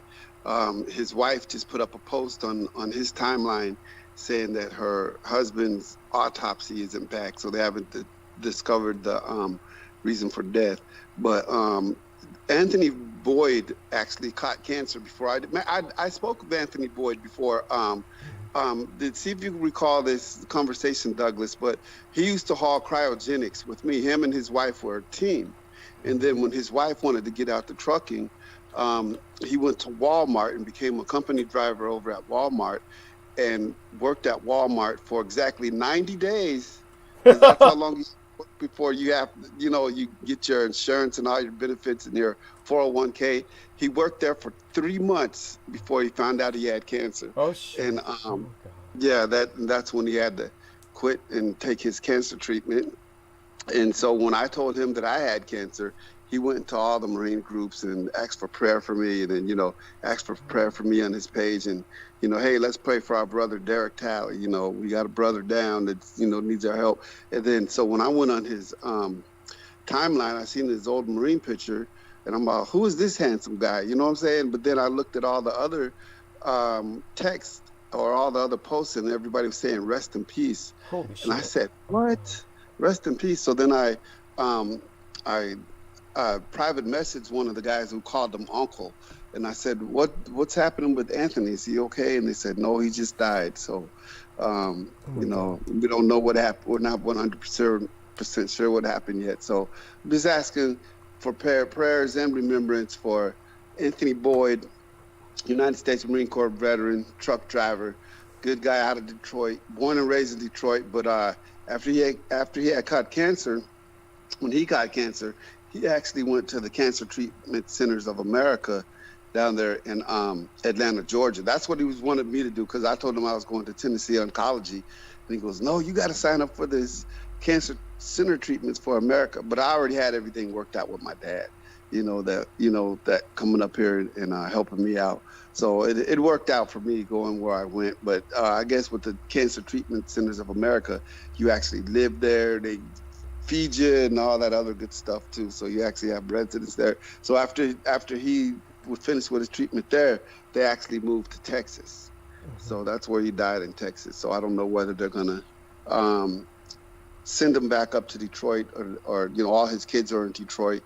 But I'm just want to bring in remembrance and say rest in peace to Anthony Boyd, good brother. Yeah. Thank you. That's so tragic, and I definitely appreciate that update. And so Crystal River cannot come on with us because she's out and about, unfortunately. But she is listening in, and she's welcome to interject. And so I will tell her such. Interject. Whenever you like, whenever you wish. And so aside from that, I hope that there's more pleasant things that you can bring up as well. I'm glad that he supported you. I'm so sorry that we don't know yet what happened with him. But this is so common now. And we have so many deaths this year. In particular, maybe I just feel that way, but it seems that there's a lot of people transcending or moving on, transitioning. How about yourself? Do you also get that feeling, Derek, that this year is pretty? Yes, and I actually lost a few to coronavirus. I spoke with my uncle the other day. Oh my God. And he asked me if I knew a certain cousin that was the first cousin of him and my mom. And I said, no, I couldn't think of who it was he was talking about. But then he said, well, our cousin had died a while back, and his wife had got married to someone else, but they still consider her a cousin, because our cousin died of best natural causes. Then she got remarried, but she's still, still considered part of the family and whatnot. But her and her husband died of the coronavirus. Oh my Both God. of them. Yeah, I mean, like, how together? Or, I mean, a few weeks apart? What? Yeah, they both died. They both caught the coronavirus and both died. I don't know if they died on the exact same day, but they both died within a short period of time. After both obtaining. Yeah, and the guy who was the interim, because remember I told you our pastor at our church had retired after 40 years. We got ourselves an interim pastor. But an interim pastor is just someone who's not going to be the permanent pastor, but just someone who's acting as pastor until we find a permanent pastor. He got coronavirus, and he had to stay home. Well, he's recovering from it, so that's a good thing. Right. Oh, thank goodness for that. And definitely glad that both Noreen Helpand and Jameson Reeves are back with us, and doubtless they've heard Mr. Talley covering some of what's been going on lately, just the challenges we're all facing in these dark and terrifying times. I'd like to bring Selena Khan on for a bit, just hoping she'll grace us with her presence and indulge us a little bit in what she may have encountered in terms of her work lately, in terms of either coronavirus or the like, if that's impacted her ability to interact with people, and if she knows anybody who's died in the business or has anybody she knows of who's been impacted in terms of her health by the coronavirus. So, Selena, if you would be so kind. Yeah. Well, not that I know anyone Personal. like close enough, any person, clients, friends, acquaintances, died. However, they survived rather coronavirus. So I remember I had to go for a business trip to from my company sometime in March 2nd. So when I came back, I had to take the client to this hospice center that is for elderly patients that they're not gonna survive, or this is just a rehab for those elderly people, those who doesn't have support at home, whatnot. Oh my God! So so I took her. So at that time, that was March 2nd. It was not that coronavirus was not that widespread anywhere. So I go. So it was my client's grandmother actually. So she didn't make it. But few others. I was very. There's another that survived. That is. That in my neighborhood, closer to my neighborhood, so she didn't make it. So then I saw the funeral and all this. It was pretty sad. So yeah, I mean it's not that bad though where I am in Long Island. I don't know much about New York quite, but a lot of people mentioned that it was pretty bad. Even there's this doctor, my brother, he was here a period of time. He had to come. So they mentioned that New York City, named the Manhattan, was pretty hard hit with corona. So, but I haven't seen anyone, so which is the good thing. Yeah, and work-wise, my business is so it gets so stressful at times that I just reach to a breaking point of like how to deal with clients. So there's this property I'm trying to sell. So they don't understand the market. They don't understand anything. They're too attached to their wealth and property, and they want to sell it, but they will blame agents like not doing the work. So I'm usually very thorough with my work. I give out, game plan, how it's gonna be, what I would do to market the property, and that's my job, which is fine. But at the end of the day, like I have some offers for this property. It's a Chinese, very wealthy family in Garden City, and then I got few offers. She doesn't want to sell. So she looks at it like, when she bought it, it was a great property. Now she has nothing to worry about. There's a mortgage on the property, so she doesn't care. So all this work that I have done for past 2 months is just, getting to a point that all this, there's no one will purchase this home because it's not going to be cost effective. So all of this thing is just everyday thing. So these are the things drain me. So end of the day, I don't find myself to, engage in anything. Like, I come here, I pretty much talk about myself and my work and all these, like, I know, but yeah, I want to know different things. I don't want to bring home work. Yeah, I was working on the website. A lot. Oh, honey, you've done so much. much. If you would tell people a little bit about these new venues by which they can help support myself and our efforts. Oh, yes. Actually, Douglas, this is something that you're so busy. It's so hard to reach you. But thing is that probably one day I would, I already did. Excuse me. Basically, I put, I'm going to add pages on the website.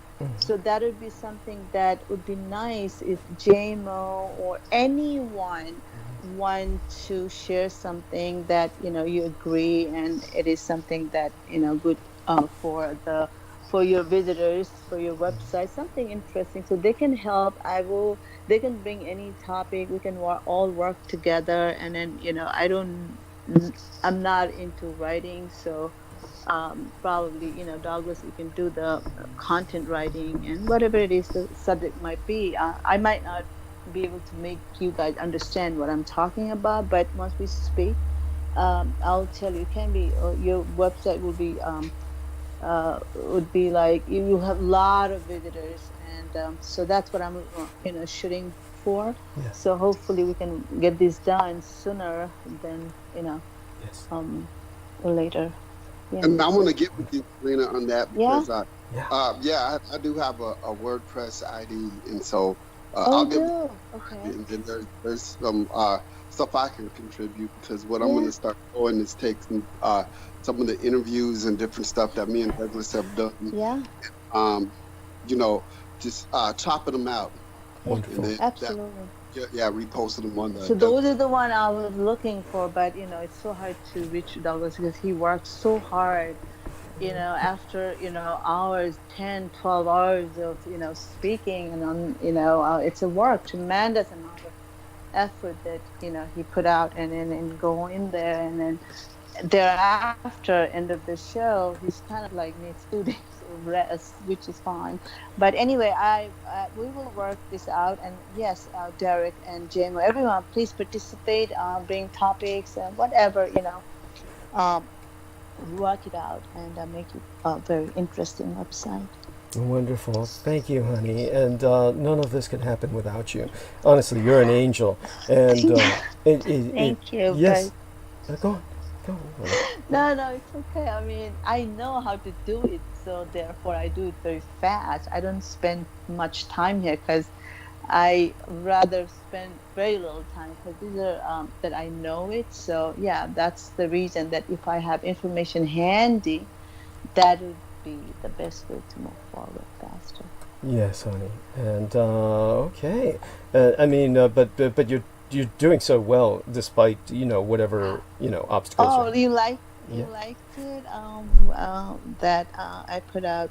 I put something. Oh, yes, you had everything. Oh my God, yes. No, I put the what is that? I forgot. The slideshow. Yes. Did you see? I didn't It see comes that. up. Oh gosh, I didn't see that yet. So how does Oh, it come up? How do people see the slideshow? Tell us about this. well, they just have to scroll down Uh-huh. all the way until it shows that slideshow. It's the heading. So when they go in, it automatically goes into slideshow mode. So it's just changing, and those aircrafts, those it's amazing. It's just where are those dirigibles and all these manta plane, and it's just so they're so amazing. Where like are they all damaged or destroyed? Where do you know where they are? In a museum somewhere in Japan or something? The Do you know? majority of them that are intact are basically, and that's not all of them, of course. When it comes to some of the larger aero dreadnoughts that are in Japan. Hold on for just a second. I'm getting something from Noreen Helphand right now that I'm going to look at.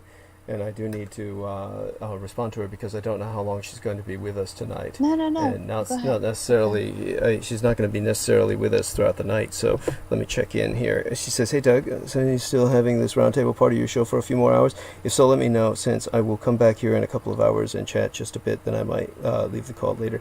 Oh, honey, check in with us. If you hear me monologuing and going at full blast, then there's no need to interject. I don't think the roundtable is going to last that long. I'm just keeping it going for a little while longer, taking us maybe to the top of the hour, and maybe a little Excuse bit me, beyond that. so you're going to be doing this part for maybe another half hour only? Oh, well, 'Cause if that's realistically, probably another hour, because it takes time to wind Oh, everybody okay. down. So another hour. So because then yeah, I might, then yeah. you're going to go into your monologue in about an hour, in about an hour. Or so, Okay. yeah. Okay, then yeah, I'll just hang out for a little bit, and then in an hour I'll just drop off. Yeah, something like that. Sounds good, but make certain to say goodnight before you do, okay? I will. Good. Love you. Okay, honey. And that is Noreen Helpan. She may be checking in a little bit. I'm sure she will before she takes her leave tonight. So it's just so that everyone knows, the war was so monumental that when it comes to many of these craft that have been used, and many of the weapons that were developed by the Empire of Japan in particular, the situation is such that it's very difficult to locate the what you would call the airframes. The technical name that when it comes to any kind of aerocraft for the hull or the body of the aerocraft, the technical name that the specialists will use is airframe. The issue that we're dealing with when it comes to things like aero dreadnoughts, the super dirigibles, is that you're dealing with these incredible creations that are meant to do a job for a period of time that the materials can last, and not necessarily last much longer than that. Now, they're very resilient. They are very they can last for about a decade or so, and they lasted as long as the Japanese needed to carry the war to its conclusion, where the Americans basically surrendered, signed the terms that went into effect on August 28th or April 27th, 28th, on the eve day of the Emperor's birthday.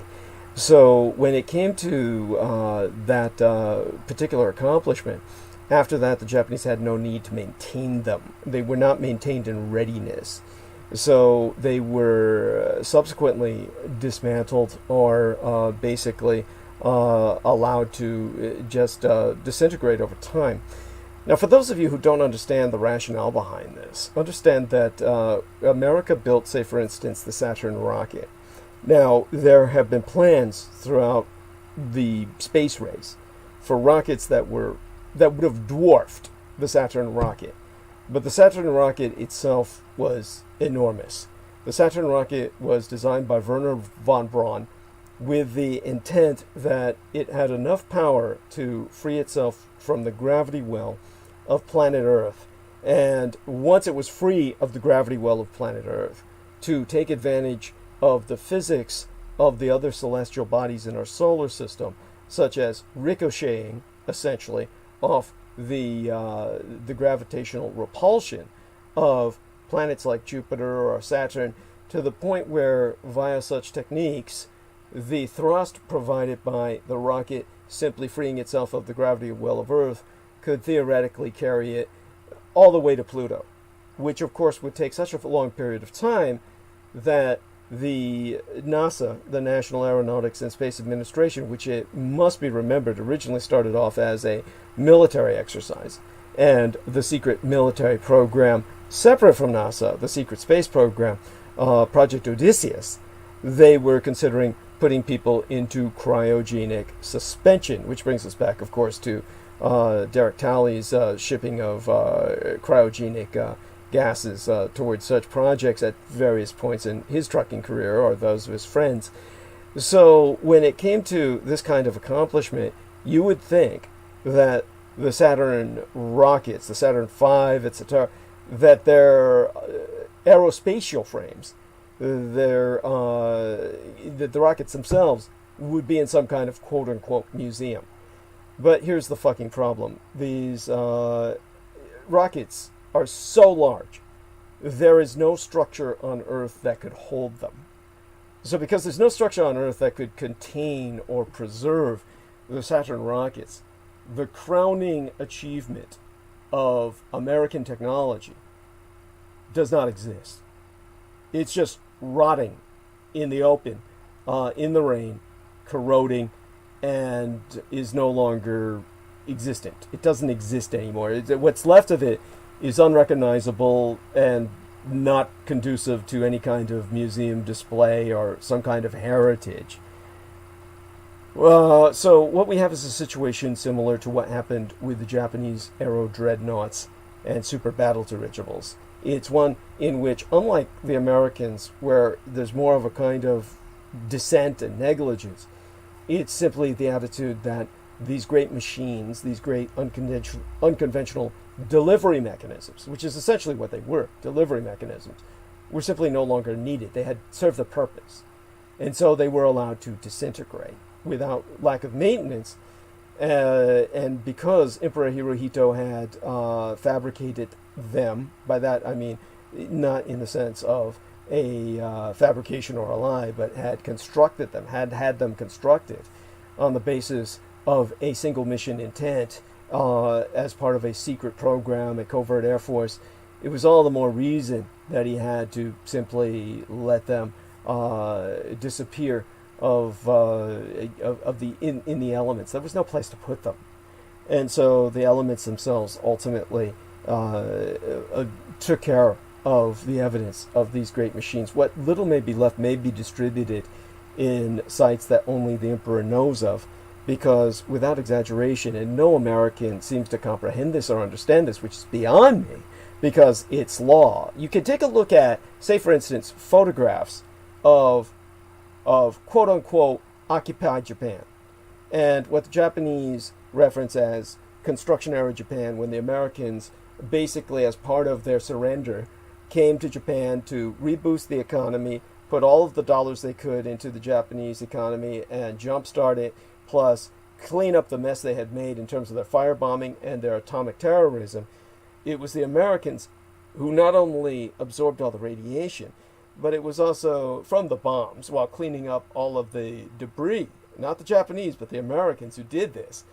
You have a situation where, and you have to laugh at certain, shall I say, just sub-stories of this saga, where you've got an example of Greg La Liberté, a listener, calling myself one time and bringing up his encounter with a very old black African American. And by the way, this is not racist. This is a genetic fact.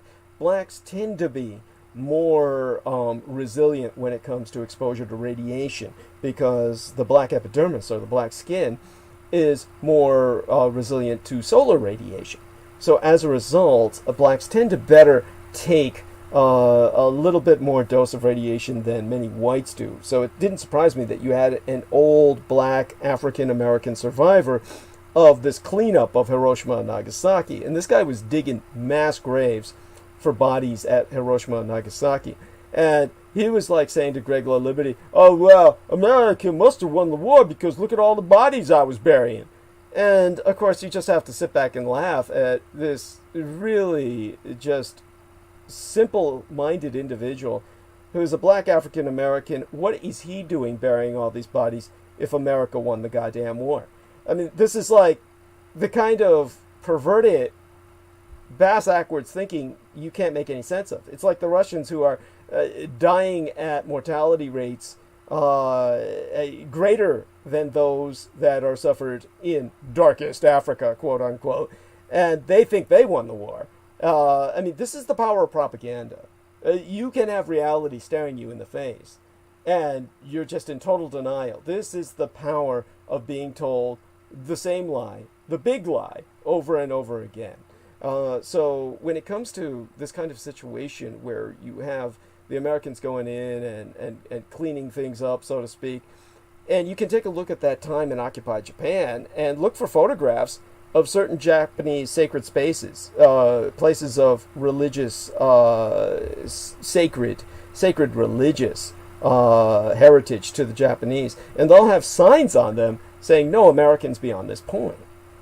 So the whole thing is, if you've got this occupied Japan, the Americans have won the war, how come the Americans are not allowed beyond certain points at various areas in Japan? Well, it turns out areas like that are owned by the emperor. And the emperor, of course, had a situation in which the Americans were not allowed inside the various areas of the imperial palace, such as the bunker where Hirohito and his family lived, for decades until they emerged from their bunker in the 1960s. Not until the 1960s, because the bunker was so luxurious that they enjoyed living there, and it wasn't until they renovated the entire castle above ground, completely remodeled it after the war from the wartime damage that it took, what wartime damage it took, which wasn't much, then, and it still took decades to expand upon that, not only build the castle, but expand it to the point where the emperor felt it was fit for him to move back up to the surface of the earth. You never had the Americans being able to enter his bunker. So here you have the Americans saying they won the war, and there's plenty of places literally owned by the Japanese imperial dynasty the Americans were not allowed into.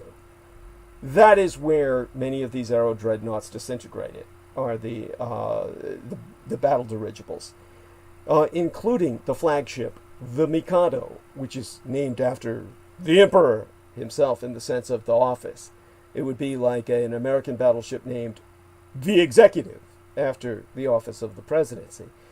In terms of when it comes to other weapons the Japanese developed, such as important to the logistics of winning the war, such as concrete submarines, which the Japanese, and by the way, you can look this up, concrete submarines are a thing. They do exist. And concrete ships exist. The Japanese pioneered concrete submarines so they wouldn't need to rely on normal building technologies that required supermassive industrial infrastructures. They literally poured out and molded concrete hulls which they could use.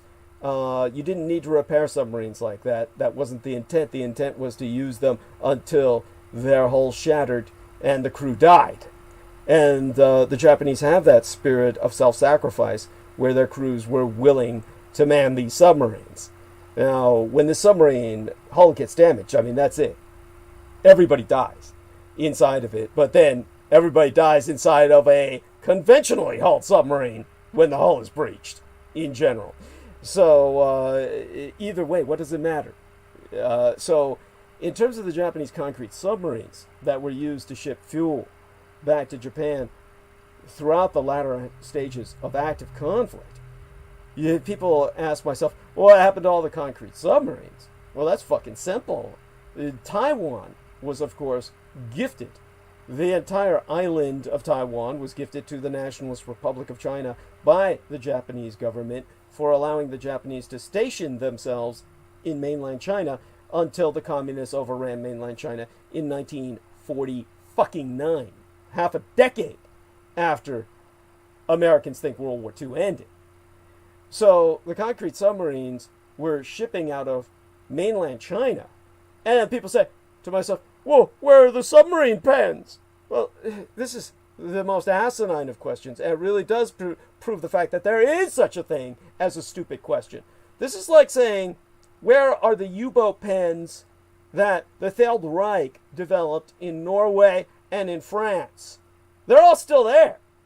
Matter of fact, these U-boat pens were built to be nuclear bombardment proof. They can withstand nuclear bombardment, just as the Führer bunker in Berlin, and they modeled this. Physicists and engineers modeled in three-dimensional virtual cyberspace the impact of what would have happened if the Americans had dropped the plutonium bomb, the Fat Boy bomb that they themselves had produced, the third bomb on Berlin. And the Führer bunker would have come through unscathed, with Adolf Hitler below the rubble of Berlin plotting his revenge. This is where the Americans were at war's end, on the losing side.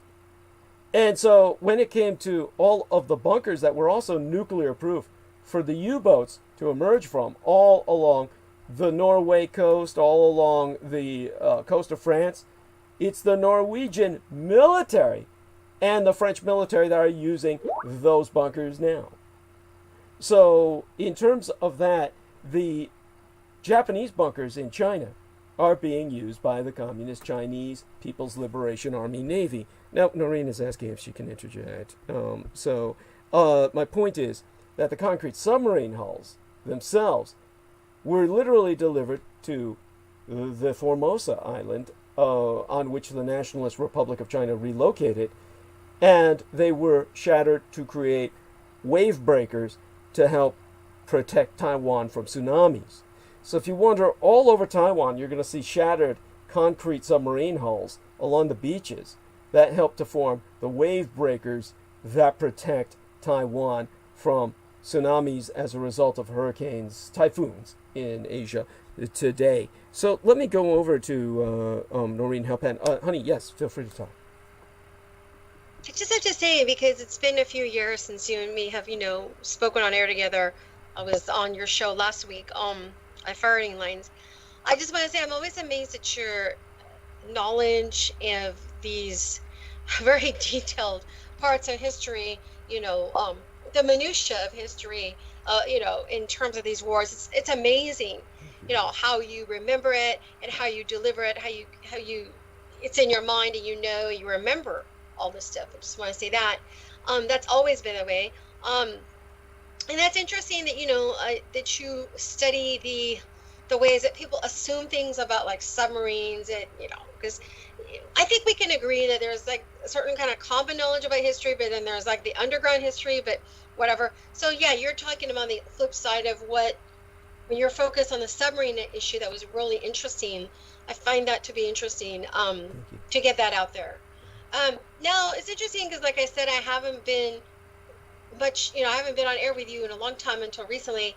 I don't know if you know, but my take, since you're talking about the details of war history, my take now on all these modern wars, this is just my new take on it. If you wanted to know, since you're talking about war, I almost at the point now where I wish we never got involved with anything.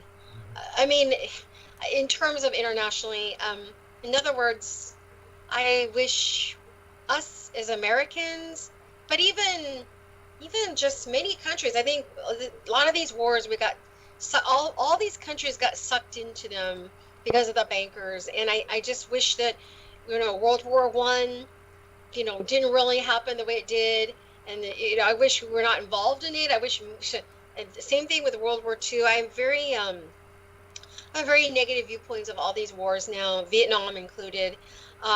So, that's a very general statement, but yeah, but it is good that you still remember and can relay the details of these things. I just want to make a general statement that I've changed my viewpoint on wars. I wish all these major world wars never occurred because what they did is they set us up for where we are today. which is really not good. And this is why I state this. So I just want to say that. I really appreciate that. Yes, and Yeah. so a kind of you have a non-interventionist stance when it comes to geopolitics today. Yeah. Thank you, and that's understood. Even with the Middle Eastern situation too, and I just want to say this too. A lot of this stuff's so complex, you know, that for me to sit here and make general statements probably sounds kind of like weird, because it is, geopolitics and history are complex. So I can't, I don't want to say, oh well, point A and point B are definitives. So much of this is complicated. So I just want to say that too. So yeah, in terms of the modern situation we're in now with Afghanistan and all that, yeah, no, it needs to end. So that's just where I'm state. Well, it's But appreciated. again, this is not just about America. Yeah. Many countries, not just in the West, but China now being a superpower, they're also involved in a lot of a lot of these countries all over the world are very involved now. So yeah, China's just a new player. That's all. But they're involved, unfortunately. So this is just all where it's at right now. Yes. Geopolitical. So yeah. Right, and so what you're saying is that even though China is an ancient culture, they are newly emergent as basically an ideological superpower that is unfortunately quite interventionist, and they're intervening in the South China Sea and in Pakistan, everywhere around them. Or Africa, Yeah. Pakistan, yeah, and a lot of this has to do with money. It's so complex, and this, and I think most of your listeners understand that. So this is just my new take on everything or whatever. I just want to state it. So No, yeah. it's appreciated, and Sure. obviously non-interventionism would have helped immeasurably with Oh yeah. with preventing much of where we're at now, no doubt. So when aside from that, I want to thank Selena Khan for her question, and hopefully that puts it into some perspective for people. As for any extant or remaining elements of the aeroframes in full preservation, ironically, such as those that are on the slideshow that Selena Khan created, basically we have a situation in which they are preserved in a kind of museum at Area 51. This is what's at Area 51. The bodies of Japanese prisoners of war, these Yakuza aeronauts who had been very diminutive in stature, who had been chosen to man and crew the unconventional aeroframes that were the delivery mechanisms of the weapons of mass destruction that forced the Americans into suing for peace in World War II, effectively surrendering. And when these arrived and their crews were authorized to surrender, their crews died in captivity decades later. Some of them more immediately, some of them, all of them dying of torture and abuse. This is why American prisoners of war have never been returned from Asia voluntarily or in large numbers.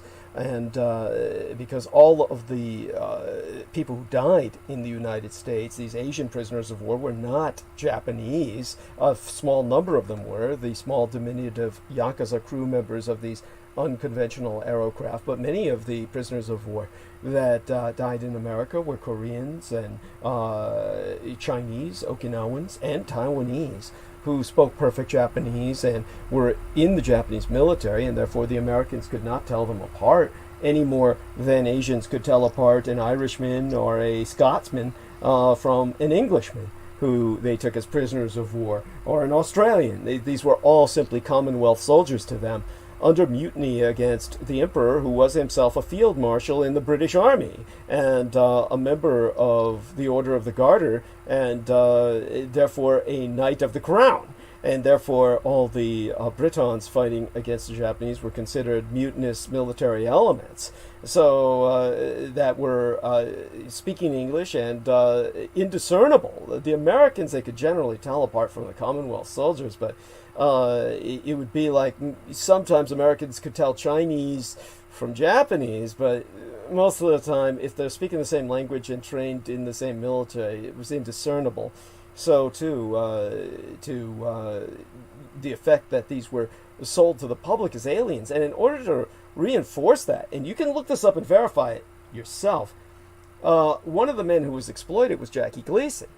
Jackie Gleason was this fat, amiable comedian, and as far as I'm concerned, he's benevolent as a character. He was very into the occult and the paranormal. He was one of the pioneers of what would be taken up as the mantle or the torch by the kind of portly Canadian who played in Ghostbusters, Dan Aykroyd. Dan Aykroyd became kind of a fan of the paranormal and the occult and kind of a spokesperson for unconventional ideas of the paranormal and parapsychology and explorations into psychic powers and various other kinds of phenomenon, a kind of phenomenologist. And the man before him who did that was Jackie Gleason. And Jackie Gleason was an American who, with every successive administration, and you can look this up and you're going to find out that each of the presidents did this to Jackie Gleason, because he was generally known as this kind of Dan Aykroyd prototype who was like popularizing the paranormal and the occult, and he was a celebrity figure. Every administration would fly, the president would personally invite Jackie Gleason to Area 51. You can verify this. It's all on record. So Jackie Gleason would come to Area 51 and they would show him each president, from Truman to Eisenhower, at least those two, and all the way up to Nixon. Every president would invite Jackie Gleason over to look at the aliens. And they would show him dead Japanese bodies preserved like frogs in a pickle jar and say, these are from another planet. By the way, Noreen, do come on and say goodnight to our audience before you go. Okay? And tell them where to find yourself. All right? And of course, you'll be back for another time. Yes, I will be back again sometime. I know that I wasn't on with you, I think you're in your last show, but like I said, my schedule now is just whenever I can come on is when I can. And I appreciate your invites, by the way, Doug. Thank you. And everybody else. Yeah. I have to go, but my show is on Revolution Radio, and that is at freedomslips.com. So that would be Freedom Slips, just like spelled, freedomslips.com. Monday nights, which is Pacific Daylight Time or Pacific Standard Time, 9 p.m. Studio A. But under the website for freedomslips.com, it's an Eastern Standard Time schedule, so that would be 12 midnight Eastern Standard or Eastern Daylight Time, Studio A. So that's my show, Wild at Heart. And that's about all I have to say. So I appreciate everybody on the call and yourself, and I will see you again soon. And also, Doug, I tried giving you a personal call the other day. I just took a chance to ring your Skype. But maybe should I message you next time, or is it okay or should I call you by telephone maybe? I don't know. Or just give it a try anytime you feel like it, spontaneously, with any venue you feel comfortable with, and Right. we'll just see if you can catch me, because my schedule is so odd and kind of here and there. But one thing And your telephone still works. I don't know if I should say that on air. I've got my new telephone that I gave you the new telephone numbers in the messenger, in the Facebook Messenger. So just use that. Oh, okay, then I have to look through that. Maybe you did. I'll look through that and see that and put that in my phone. Okay. Yeah, the old number doesn't work. But let people know that when it comes to your program, they can call in and talk on your program.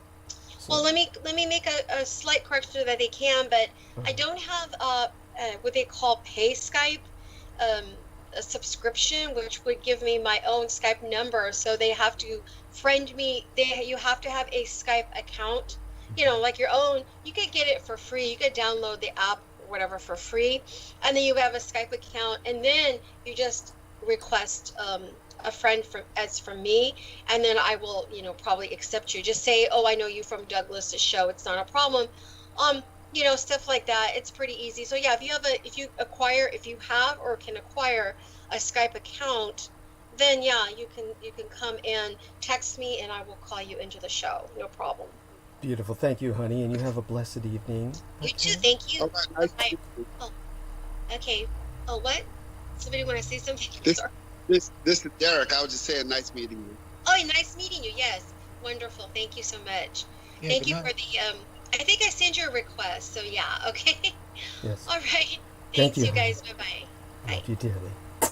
All right, that was Noreen Halpan, and with that, of course, we'll prepare for my starting to monologue quite soon. I do want, of course, to have a bit of a break before I start monologuing for the remainder of the night, as long as I'm able to, withstand it, so to speak. And what I'll have everybody do is kind of perform a spontaneous roundtable.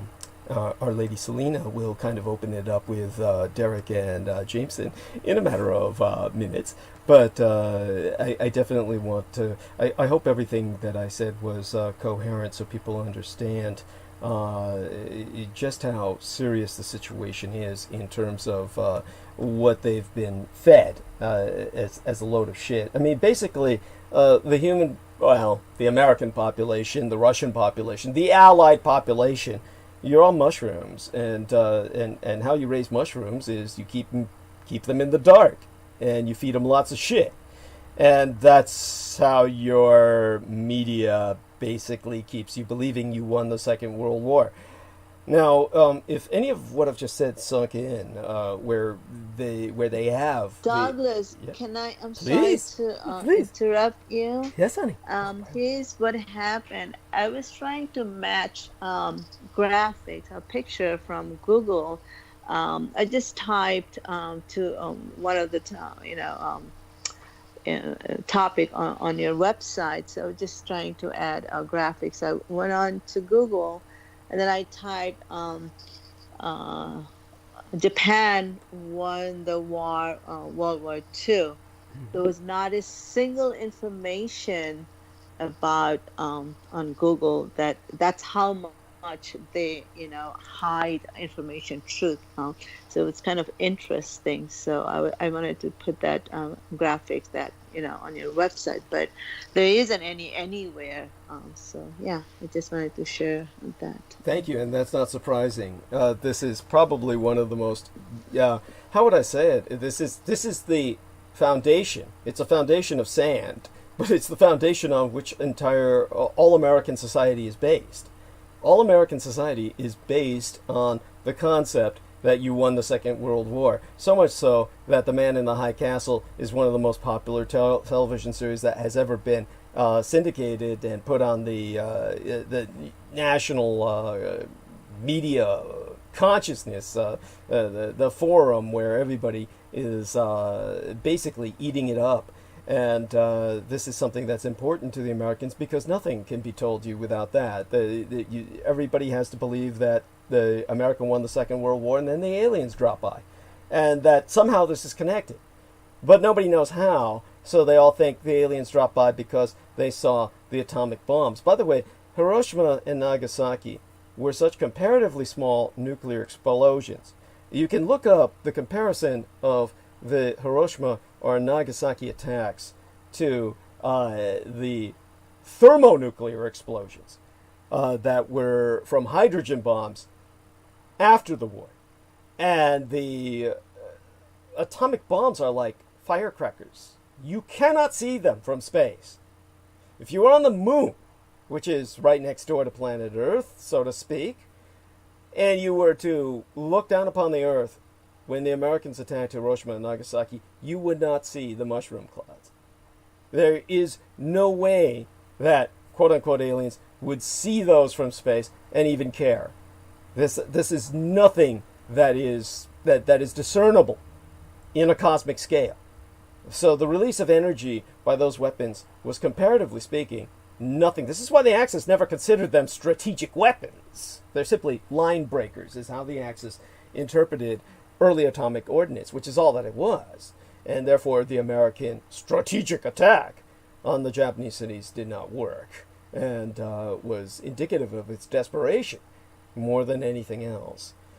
So, again, ironically, where you find the Japanese weapons that won the war, or one element of a combined system of weapons, the other being the Sentoku submarines, the largest submarines ever created by man prior to the advent of the nuclear submarine that prowled up and down the Atlantic seaboard, the concrete submarines that were used throughout Asia, itself that you can now find strewn in shattered hull format all across the breaches of my native Taiwan, or the unconventional aerocraft as another arm of strategic attack.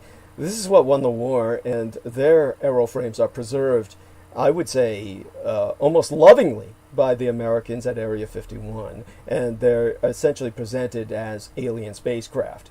In terms of the Asian prisoners of war, they're preserved and sold as alien bodies. This is the kind of crap that you've been fed that should sicken you. You should be morally ashamed of yourselves. So, are the Area 51 museum, is it open to public, or it's No, not at all. you know? No. This is why the presidents would personally invite Jackie Gleason, who was a celebrity, over to Area 51. Okay, I see what you're Yeah, saying. so they could just say, "Oh, this is that executive advice." Basically, the executives would take advantage of their position, and they would say it was executive privilege, or rather, prerogative was the term I saw on the files that dealt with that. Executive prerogative. And they said, this is executive prerogative. We're taking this celebrity over here so that he could see the alien bodies, which they presented him, these Japanese bodies preserved in pickle jars, essentially. And then he can go on stage and feed lies to everyone, Yeah, to the whole world. and say that the Probably president that showed was the me. purpose. Yeah, so he could say, I saw the alien bodies. The president showed me the alien bodies, and the fact that every president would do this to Jackie Gleason and just bring him over, it would happen with every administration, all the way up through Nixon, it tells you all you need to know. And but nobody else can see them or is allowed to see them, because after a while, enough people would go there and say, "Hey, wait a second, that ain't no alien. That guy's Japanese or Chinese or say some kind of Asian guy, basically." This is where we're at now. I wanted to share a little thing here. I remember, like many years ago, I don't know if you know or something, if this is something significant. Basically, I was in Hawaii, Intrepid Museum, and there is this submarine ride that you go down below to Pacific Ocean, and then you can go down, like it was like 140 something feet down below. You're on the ocean floor at that point. So, and there are so many boats that are underground, under the sea and seabed, and I remember a few submarines also from the war, but I don't quite remember. That's so long ago. Is this something that you know? Might be there are war submarines, whatnot, under the ocean. Yes, as a matter of fact, what that reminds me to speak to people about, and they can look this up and verify it themselves, of course, is that what Selena Khan is referring to with Hawaii is, of course, where they could take you to see, say, for instance, the Japanese micro submarine that went into Pearl Harbor and made a kill with a torpedo under the surface of the water, and that was during the Pearl Harbor attack.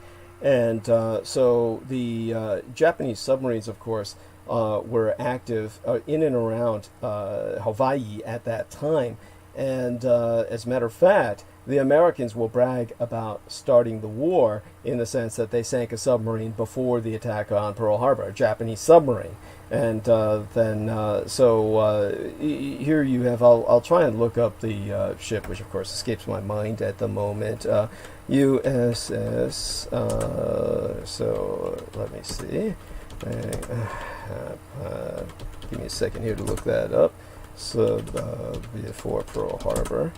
And in terms of that, so that is actually something that's available for people to see. So now, in terms of this, what I'm looking up is the USS Ward. So the USS Ward, on the morning of December 7th, 1941, at about 6:37 in the morning, prior to the Pearl Harbor attack, sighted a periscope apparently trailing the cargo ship Antares, whereupon she dropped a bunch of depth charges and sank the Japanese submarine. So the ward was given a unit citation, meaning that the ship was given an award, meaning its crew was honored for firing the first shot of World War II. So the Americans will brag about firing the first shot of World War II and then say they suffered a surprise attack when they sank a Japanese submarine before the attack on Pearl Harbor. This is part of the insanity of the American mind. The American mind is so fucked up. The American heads are so far up their own ass, they'll brag about firing the first shot of the war and then bitch about a surprise attack. This is a mutually contradictory phantasmagoria in which their brain operates. There is nothing the American mind can do that makes any sense. So the idea, basically, when you live in an insane society, then everyone who is a product of that society, by definition, is insane. America is a culture of lunatics. They're so fucking crazy, they admit to starting the war and then bitch about a surprise attack. This is how insane they are. So how do you expect these people to even know they lost the war? They can't. It's like the Russians, who live at the bottom of the world in terms of quality of life, one of the smallest economies in the world, smaller than some African nations. And everybody hails them as a superpower that somehow is going to save us all. This is the insanity of the Allies. This is why the Allies had to be defeated. And yet those that remain under the Allied thrall of propaganda live in a world of dementia.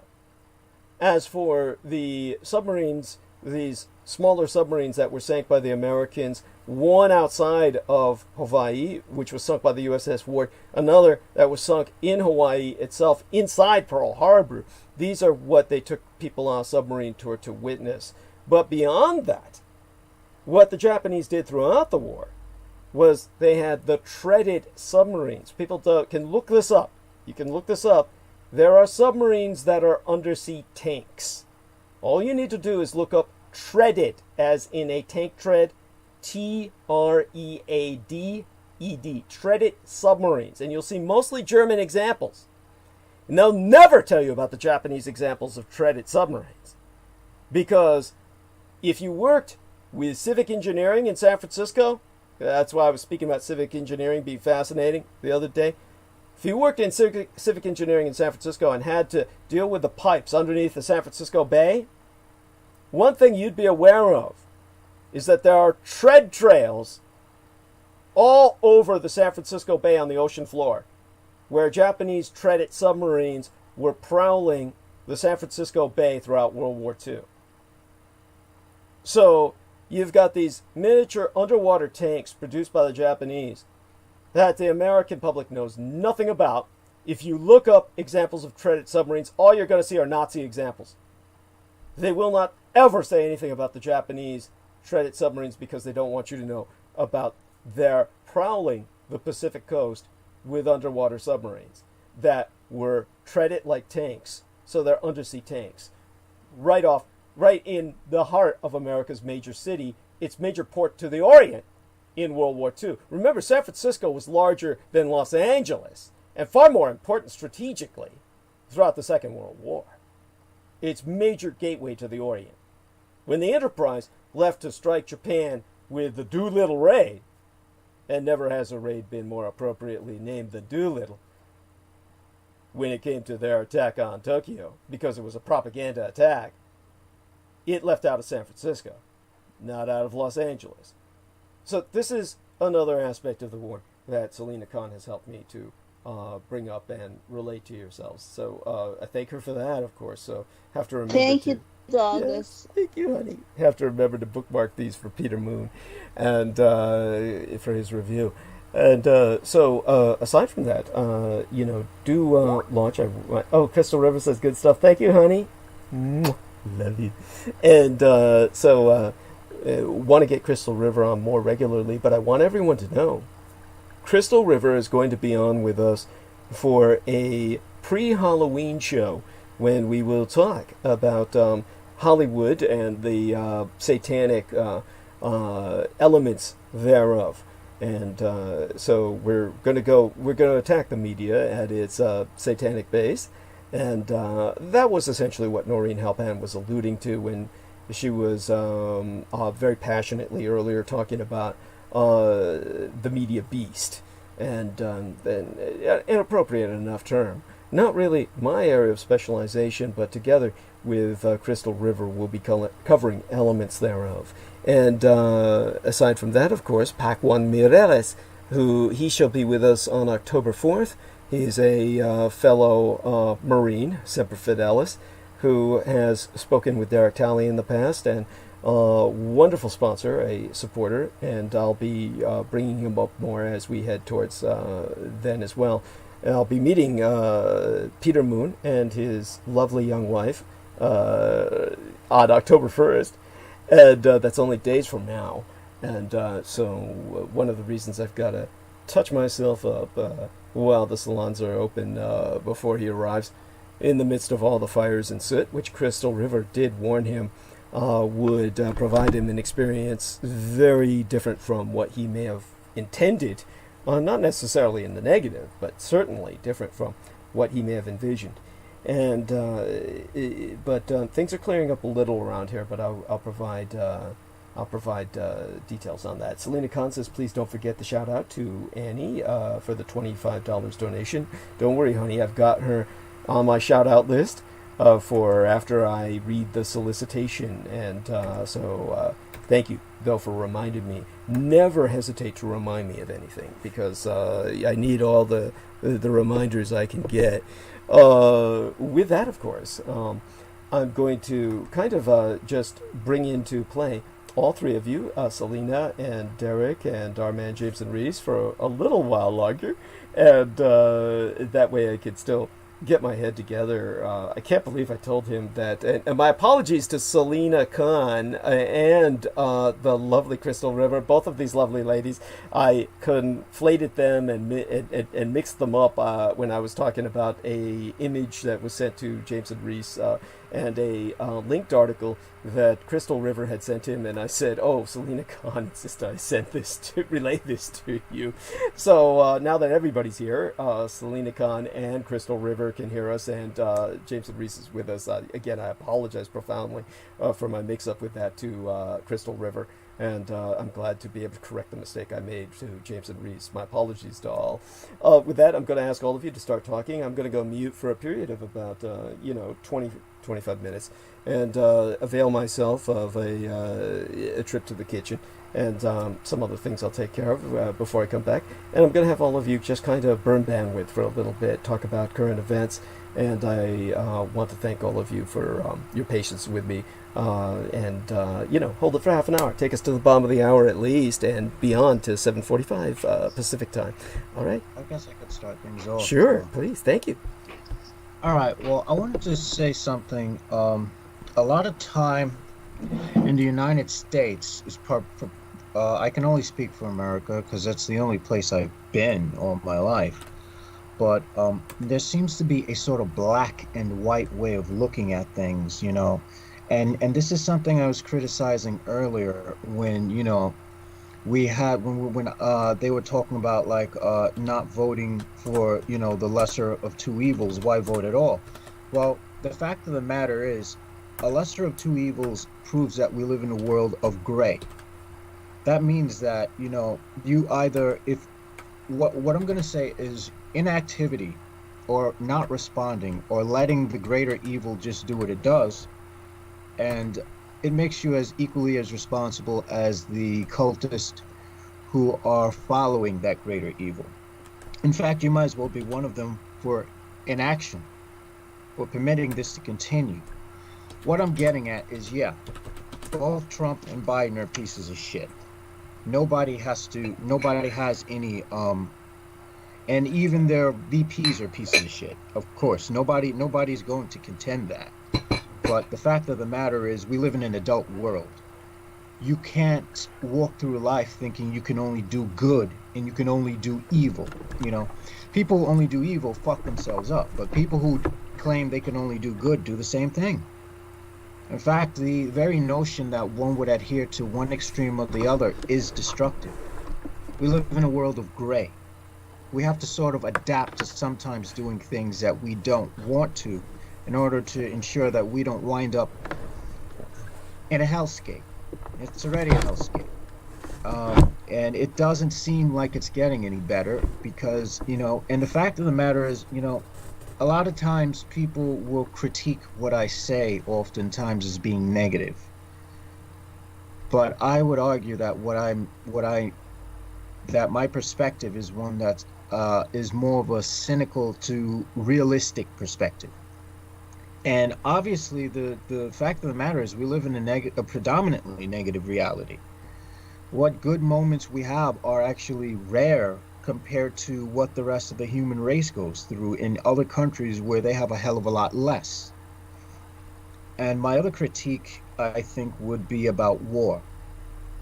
Yes, war is horrific to those who are in it. Nobody, again, I don't think we're going to find many people out there who actually want to be in a battlefield, unless they're just completely psychotic or nuts, where there are people who are like that. But the fact of the matter is our very technological advances, such as the very fact that I'm able to speak to you tonight over the computer or over whatever device you might have, is the result of war. The very reason we have computers came about from that. You know, the very fact that we have microwaves, the very fact that we have all types of things. So what I want to let the listener know is that, you know, we live in a world of sacrifice. Everything, every advancement requires some degree of sacrifice, either on behalf of work, energy, or oftentimes blood sacrifices. I'm not saying go out there and just cut people up either. So, you know, I like to keep this in a context where by sacrifices, I mean the nature of the reality we live in is something where in order for life to sustain itself, it has to feed off of other life oftentimes.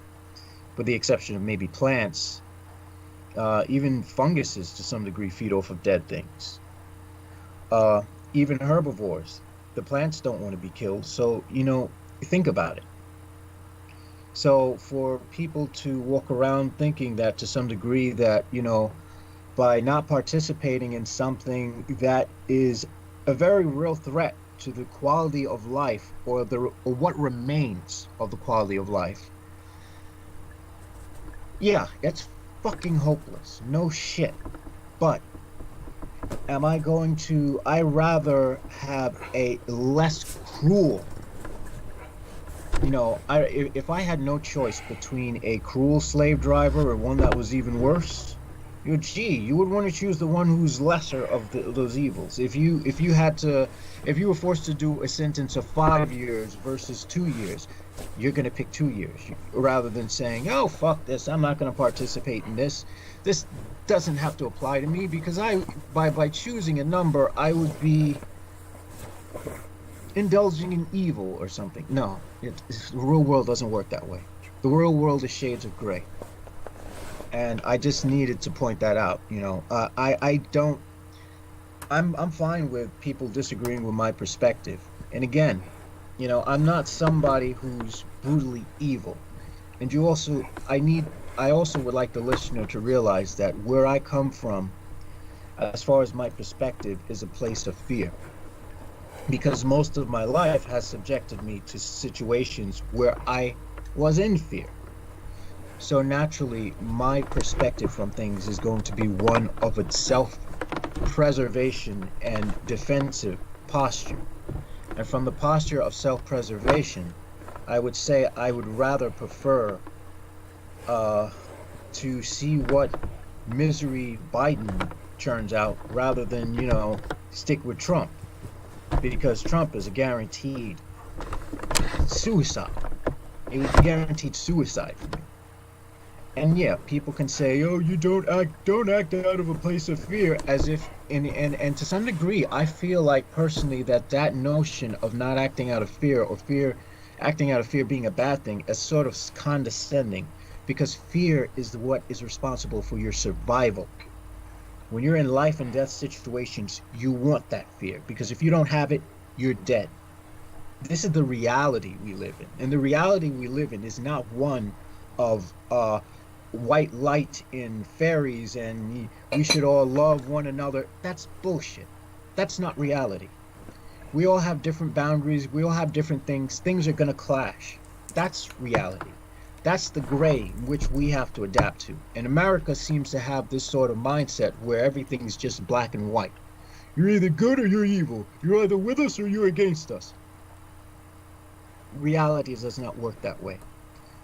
And I also wanted to comment on something that I wanted to confirm what Douglas has said about Jackie Gleason, because I do remember, in the field of ufology, a lot of people were making these claims that supposedly Richard Nixon had taken had left base, had left the White House to take Jackie Gleason to see aliens or some shit. So, the idea of it is absurd, but the fact of the matter is, what Douglas says on that matter of them using Jackie Gleason in that way is true, is very true. And it's pretty sad that they had to exploit somebody in order to perpetuate a myth. Thank you. And just so people understand this, when they do look that up, everybody's going to say, "Oh, I found this story that what Douglas says is just sounds like a stretch, because I found the story and it was that Truman took him." And then somebody else will say, "Oh, I found the story that Eisenhower took him." And then somebody else will say Nixon. Well, it's every administration. This is the point. They don't get it, and they're just getting a different fragment of what had happened, which was a cycle of exploitation in which they took advantage of Jackie Gleason and his belief system and his willingness to believe, his desire to believe, and they basically showed him reality, and each one of them twisted that reality so he would feed the Americans a fantasy.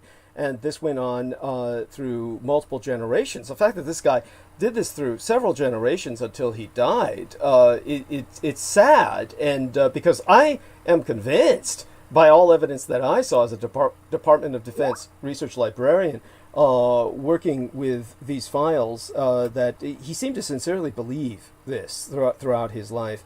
So anyhow, Our Lady Crystal River says she can't wait for the books, and she emphasizes that they're always exploiting entertainers in this fashion. Currently, she feels that the greatest example of this would be Tom DeLonge. Maybe you can educate myself, Jameson, as to what's going on with Tom DeLonge. Do you know anything? Oh yes.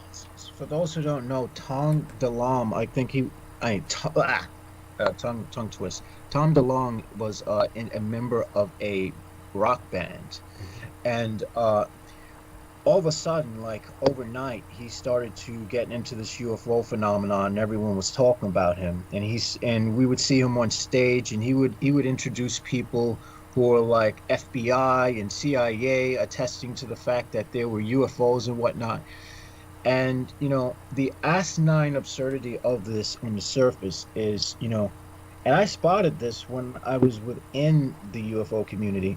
My mindset has been one of skepticism until you show me the evidence, and oftentimes there is no evidence to show.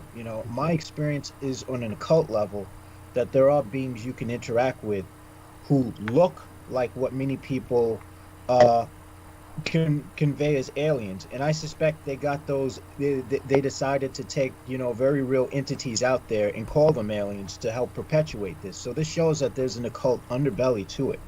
But to get back to DeLonge, is that he's literally all of a sudden now he's like their spokesperson for ufology. He's the guy who's going on these he's giving these shows where he's introducing all these people who are ex-military. And the thing is, all these people he introduces have one thing in common: they're with the government, and the government is perpetuating this myth.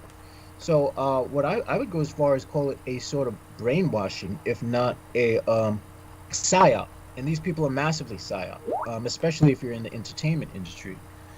Because I'm fairly certain to get anywhere in the entertainment industry, there's a point where you are sat down and, it's like, well, how bad do you want to keep doing what you're doing? Mm-hmm. And by the I don't way, think- yeah, go on. Oh, please. Yeah. I mean, I'm certain that I don't know if that was the case with Jackie Gleason, but I think that what the presidents did was they took him and they brainwashed his ass. Yeah. And did the equivalent of what Aquino did with the rooster cluck, to get him to. Oh, by the way, just so everybody knows, when we mention the chicken call, it's a running joke. There's no evidence that Aquino was actually using a rooster's or a mother hen's cluck to trigger people like Stuart Sverdlow to go out and kill people in the middle of the night. But he used something as a trigger mechanism for that. And It was more likely probably a keyword or a certain a combination of letters and numbers that were encrypted so that only he would know what it is, and whenever they heard it, it would trigger them. Right, and so because in occult practice, there are ways. It's best to I've worked with chants of other magicians, and they work for the most part. But the best power you can get is if you make something with your own words. What you want to do is you want to scramble the letters. You want to scramble the letters so that and you come up with your own technique of scrambling the letters. But when you scramble the letters, for some reason, the effects are even more powerful. Okay, thank you. And so what our lady Crystal River says. She says, Blink 182. Now, I don't know what that is. Maybe you can explain that. Oh, that's the band. Yeah, that's the band that Tom DeLonge was in. Okay, so she says they're a punk rock band. Okay, thank you. And so she says Tom DeLonge's handlers are Peter Lavinda and John Podesta. And that strikes me as it resonates. That makes sense to me. That makes perfect sense because Peter Lavenda is heavy in the idea that somehow he's heavily involved in trying to bridge a connection between extraterrestrials and occult entities. Right. And the man who I find go blatantly absurd. Yeah, thank you. And a man who could probably give us some more information on that would be our man Brandon Young. Let's see if he's in the chat room. I don't know if you've been in the chat room yourself. No, I've been sort of like in the middle of doing this and playing Magic the Gathering. Okay, understood. Yeah, and so Maria Gregorich is very active in there. So hey, honey. Shout out to the lovely Madame Maria Michaela Grigorich and to Vicky Johnson, who also says moi. So a kiss to Vicky Johnson. And MK Rel says, yeah. So definitely MK Rel was making an observation. I appreciate your observation, MK Rel. So when he was talking about Noreen Helphand, he said basically she's exposed to a lot of YouTube videos. We're coming out with what her stance was. I agree. There is a lot of YouTube video input to what Noreen Helphand was saying. Yes. The problem. All right. No attack on her character personally. She seems like a nice woman, but what I will say is that a lot of the stuff out there about the Illuminati is I think that the stuff is. I mean, the terminology first came to the first mention of the term Illuminati was created by the Catholic Church, and they had used this to demonize whoever other parties and other people like the elites who didn't want to abide by their bullshit. So they would call whoever Illuminati, and so this seems to have transferred over to American culture.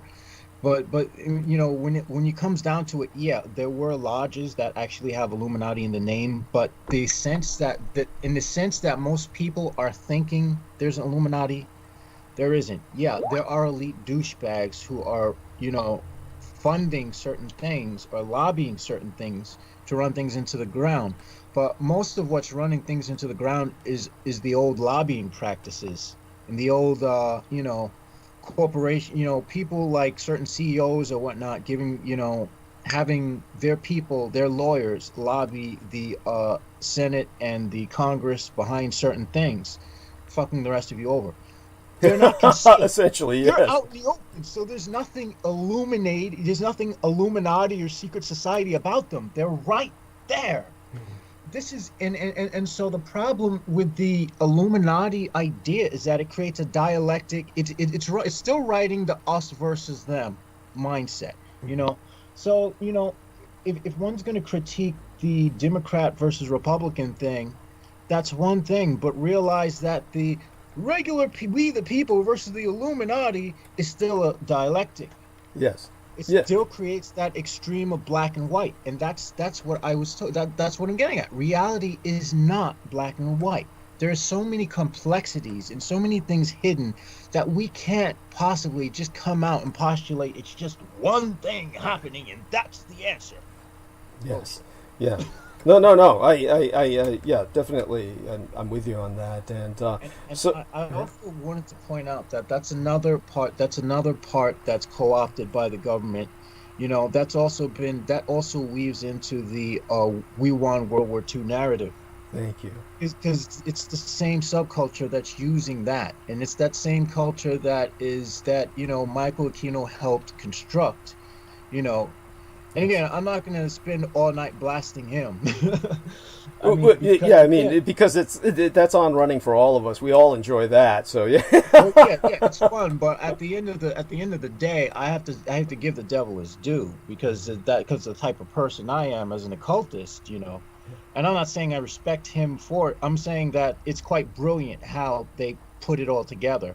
But when you think about it, it wouldn't work if the Americans weren't already so fucking stupid. Yes. Yeah. If we were smart, we'd be like, wait a minute, how does that work here again? Show me how, you know, sending off an atomic bomb not visible from space is going to attract swarms of UFOs. All of a sudden, they're going to get a hard-on for radiation. Yes. And of course, what they'll say. Man, that radiation makes my dick feel so warm. Give us more of this. Yes. How does that work? Yeah, and this is, and what they'll say, the cultists will say is, well, they can detect it using other means. In other words, basically bordering on the psychic. They'll just say that it's whatever fantastic notion that they can come up with to continue their belief system. So this is the kind of denial that you see in religious cults. And that is, exactly what you see with everything the Americans are doing. So they have the cult of winning World War II, the cult of the aliens that's associated with that. That somehow they were rewarded by the gifts of the gods because they won World War II. This is what they truly believe deep down under. It's pretty sick is that we have nothing but video games where you're fighting either Nazis or aliens, and it's like, and Nazis, aliens, or zombies. Yes. I think zombies is a new thing because what I like about the zombie trope is one thing.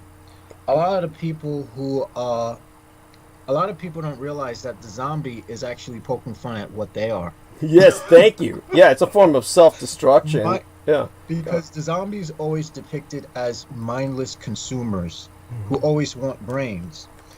And so this implies that the zombies, you know, they're brainless consumers. That's the American public. Thank you.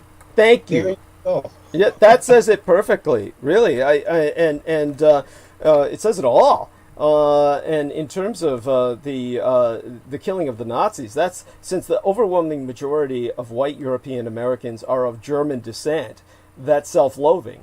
That's the self-destruction. Yes. That's white Jonestown. If Jim Jones was getting blacks to kill themselves by drinking the Kool-Aid, which the horrible joke was, he had to make it purple so that the blacks would drink it, that kind of bullshit, so they would all think it was grape juice or grape soda or some shit. You know, here you've got that. Well, the whites, they hate themselves just as much as any blacks did at Jonestown, and they're drinking the Kool-Aid of Nazi phobia.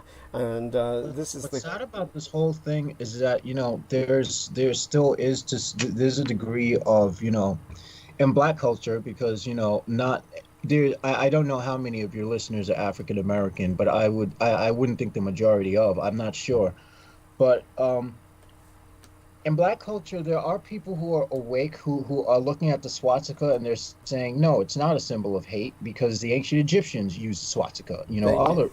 but then you have people on the other hand who are like as dumb as the white, as you know, not all whites, of course, but the ones who are sleeping, the zombies, Yeah. and they'll say, "Oh yeah, everything's the." You know, I guess that's why they came up with like the Antifa movement because they figured, you know, fascism is horrible. They were, you know, a culture. They were acculturated into believing that everything Hitler was bad, when Hitler acknowledged Jesse Owens when he won that race. Thank you. Yes. America did not. So Yes. that should say that in and of itself should say a lot about what we've been told about the Nazis versus the United States, who probably wanted to stone him when he came back anyway. Yes, yes, yes, and that is something that cannot be overemphasized. And really, hopefully, the Black community as a whole begins to awaken. I think they're awakening a lot quicker than the majority of the white community is. That's for damn I sure. agree.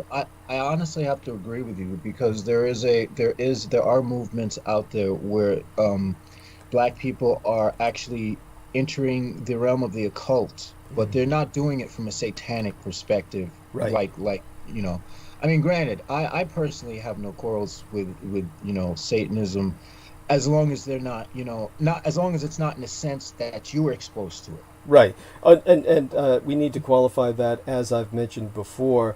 What I was dealing with in terms of Michael Aquino and the entire cult of the Kings of Edom, that most people are familiar with in a Cthulhuid manifestation. This is not the realm of diabolatry or dealing with the demons and the devils. This is the Jivole, the Slavic term for devils that is more properly used in the occult. Rather, this is the realm of the anti-gods, which is away and beyond, completely toxic to the cosmology, the cosmic ecology of the Creator. What anyone needs to come to terms with, if one is a Christian, is the understanding through the tribulations of Job that God allowed the diabolic entities to torment this man as a Christian, because this is the kind of suffering that happens to all good people. All good people, we're all presented with this challenge. Why do so many bad things happen to good people? And why do bad people prosper and thrive? This is all part of the cosmic ecology, where people are tempted, where people fall, where people lose faith, and ultimately fall into the clutches of the diabolic, the clutches of evil. And this leads to souls that are damned. This leads to the composting on the cosmic scale that ultimately results in the enrichment of the universe that you see above the soil, where everything that happens beneath is invisible to you. All of the carrion that are festering, eating, composting, all of the fecal matter, the waste, the dung, the offal of the world, that is what leads to the flowers that blossom above the soil, under which this seething mass of activity that you cannot witness is what's making it possible. These darker elements are as important to the ecology, which you so appreciate, as the rainbows in the sky. And so, yes, this is where the devils and the demons that are cavorted with by such Satanists are. There has to be people like that. And unless you have people like that, you're not acknowledging the totality of God's creation. So where the others go beneath and beyond is when you enter this kind of trendy, there's no other word for it. At this point, it's trendy, the Cthulhuid manifestation of the anti-gods. This is like toxic waste on the industrial scale. We're no longer dealing with organic composting. What they want to do, it seems like to me like what they're trying to do is they're trying to feed a thought form and make it as big and disgusting as they can. Yes.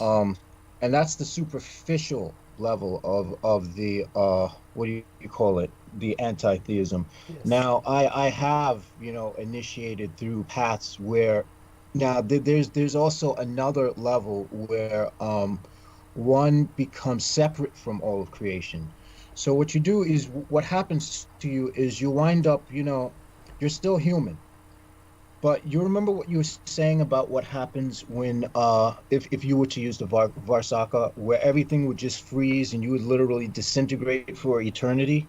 That would essentially be what I'm trying to express as the kind of the feel it would be for those experiencing what would happen. Well, Yes. Yeah. well, once you've initiated, once you try to initiate yourself outside of the realm of creation, that's what you feel like as you go throughout your day. Yes. So I could be walking as fast as I can, and time feels like it's frozen. Time for me is so slow. It feels even like my body, like my ability to speak is slow. So I feel like my brain is moving at 1,000,000 miles per hour, but it's not but like it feels like you're not moving at all. It's literally, it's a very weird thing, but one can also achieve this by trying to sort of initiate through the voids, which I don't recommend either. Unless you're batshit crazy like I am, then I say go for it. I mean, what have you got to lose? Because you already don't have a mind to lose to begin with. But what I will say is that there is, to some degree, in the left-hand path at least, there are there's like the tunnels of Set, which are like the parts, like the tunnels that connect the various points of the Klipoth. Yes, and he's speaking to the Kabbalistic cosmology, the what I found to be the most effective way through my training with Michael Aquino to understand our universe. So so go on. Yes, within those nether realms. Go on. Yes. Well, those pathways that connect the various points of the Klipoth are actually further from creation than those individual points in the Klipoth. Mm-hmm. And you would initiate through 22 of those archdemons. So what you're essentially doing is you're cutting yourself off from all creation, so that when you die, your soul is no longer in the universe as you know it. And what happens is you wind up stuck in this sort of eternal state. But what you're doing, that disintegration process is you literally becoming like the creator of your own universe.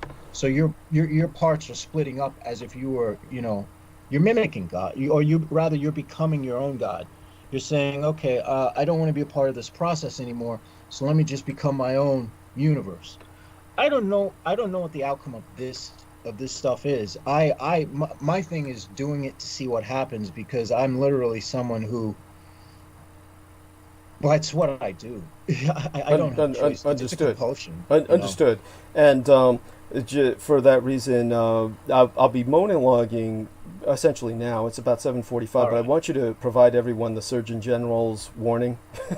go through the process of expressing to people not to do as you do. Right. The warning is this. The warning is this. If you're going to go here, realize that it will consume you to the point where it's all you think about every day of the week. And it is literally all I think about. I've literally, I turned down sex. I turned down hanging out, making friends. I turned down a lot of things that most people would enjoy. So, and so it's not for everyone. It's not for everyone. It's and it's not something you want to dabble with just because you want a new car or a job.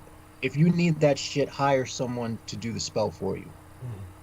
Thank you. I think that's very important. And by the way, while you're still here, I want to shout out to Daniel Arola and make certain that everyone should know this. And he's welcome to put the links up on my timeline. And by the way, Derek Talley, if you're here, I invite you to publish on my timeline or tag my timeline later tonight after transmission. Sometime after transmission, sometime tomorrow. But feel free to tag my timeline with Mr. Boyd's obituary or something you feel would be fitting sometime between now and Sunday. Okay, Derek? And okay, I sure will. Thank you. I deeply appreciate it. And before I start monologuing, I'm going to ask Derek to say something to kind of, say goodnight to the audience as well. And hopefully he'll be with us for as long as he can hold and hang. And that way either he or Jameson can relieve me if needed. But Daniel Arola has been, for the first time in a long time, as far as I can ascertain, publishing a number of YouTube videos that people do need to review. So everyone do go to Taboo Bros 2. That's spelled TABOO space BROS space Roman numeral 2. I used to say Taboo Brothers, which Lena Shea informed myself led to basically a softcore incestuous porn channel. Which is not necessarily inappropriate concerning Daniel Arola's background, but not what we're trying to refer people to. So, of course, what we've got Daniel Arola talking about now in the chat room is really fucking deep. One of my black friends can fry chicken real well, except he is terrified of hot grease splattering on him when he drops the chicken in the deep fryer. He drops it in and runs away. Ha ha ha! Thank you for sharing that. This is Why would you use a deep fryer to fry chicken, man? Do it the old-fashioned way. Get a pan, get the grease, go the whole nine. And I gotta say, nobody fries it as good as I do. But hey, cool. Oh, I'll have to try it sometime. Hey, what do you fry it with, Jameson? Do you use Mazola or do you use grapeseed oil, avocado oil? Extra virgin olive oil. Extra virgin olive oil doesn't hold heat, doesn't have a high heat index. I know. So you have to fry it for longer, but the thing is, it's better for you in the long run because it doesn't have all that shit that will make you have a heart attack. Because this is why so many of us of color are either overweight or have these comorbidities. We're eating shit that's literally shit. Right. So I agree, especially with the hydrogenated oils and stuff. Yes, the hydrogenated stuff is literally. Yeah, so that's why I was asking. So yeah, I do understand that. So you can do it with extra virgin olive oil, but it'll just be at a lower temperature for longer. But wouldn't if you wanted to do it at a high temperature, wouldn't it still be healthy to use like an avocado oil or a grapeseed oil? Yeah, that would work. Grapeseed oil is actually good for you. So yeah. Thank you. I'm sorry, go on. Yeah, what were you gonna say, James? Yeah. And I usually use some I usually get some seasoned breadcrumbs, some some flour. It's actually kind of good to use a little bit of egg, just a little bit, so that the crust holds. Makes it really good. Oh. Well, you ought to put that up on YouTube because I know whenever I need something, I always hit YouTube first. That's a good idea. Why don't you do that, Jameson? I think that's excellent. I mean, it would be... You claim to have the best. You said nobody can do better than me. Now everybody's going to be looking to see how you do it. All right, I lied. My mother makes the best. Okay. Oh, that's wonderful. Still, I mean, an arrogant prick. That's but no, my YouTube is for my anti-human rants and my weird ass music, which I don't know. Noise. I won't call it music. I'll call it noise. Is this with what do you use? A synthesizer? Or?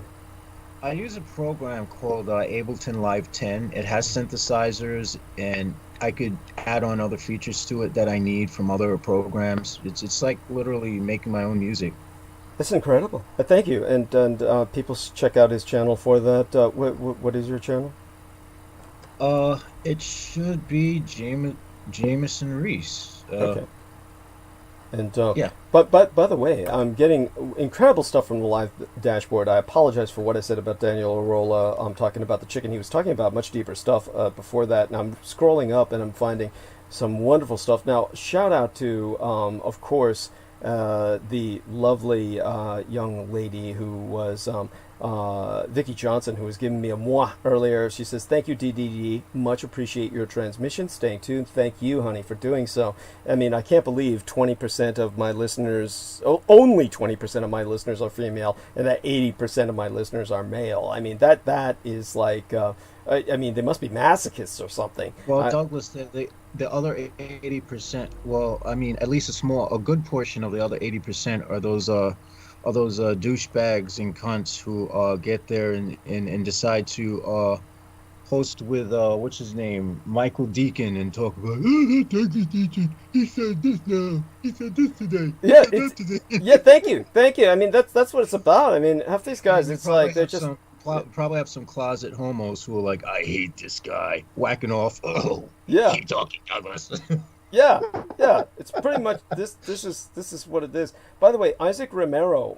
Shout out to Isaac Romero. Isaac Romero is very active in the chat room tonight, and I'm very appreciative of it, along with Daniel Arola.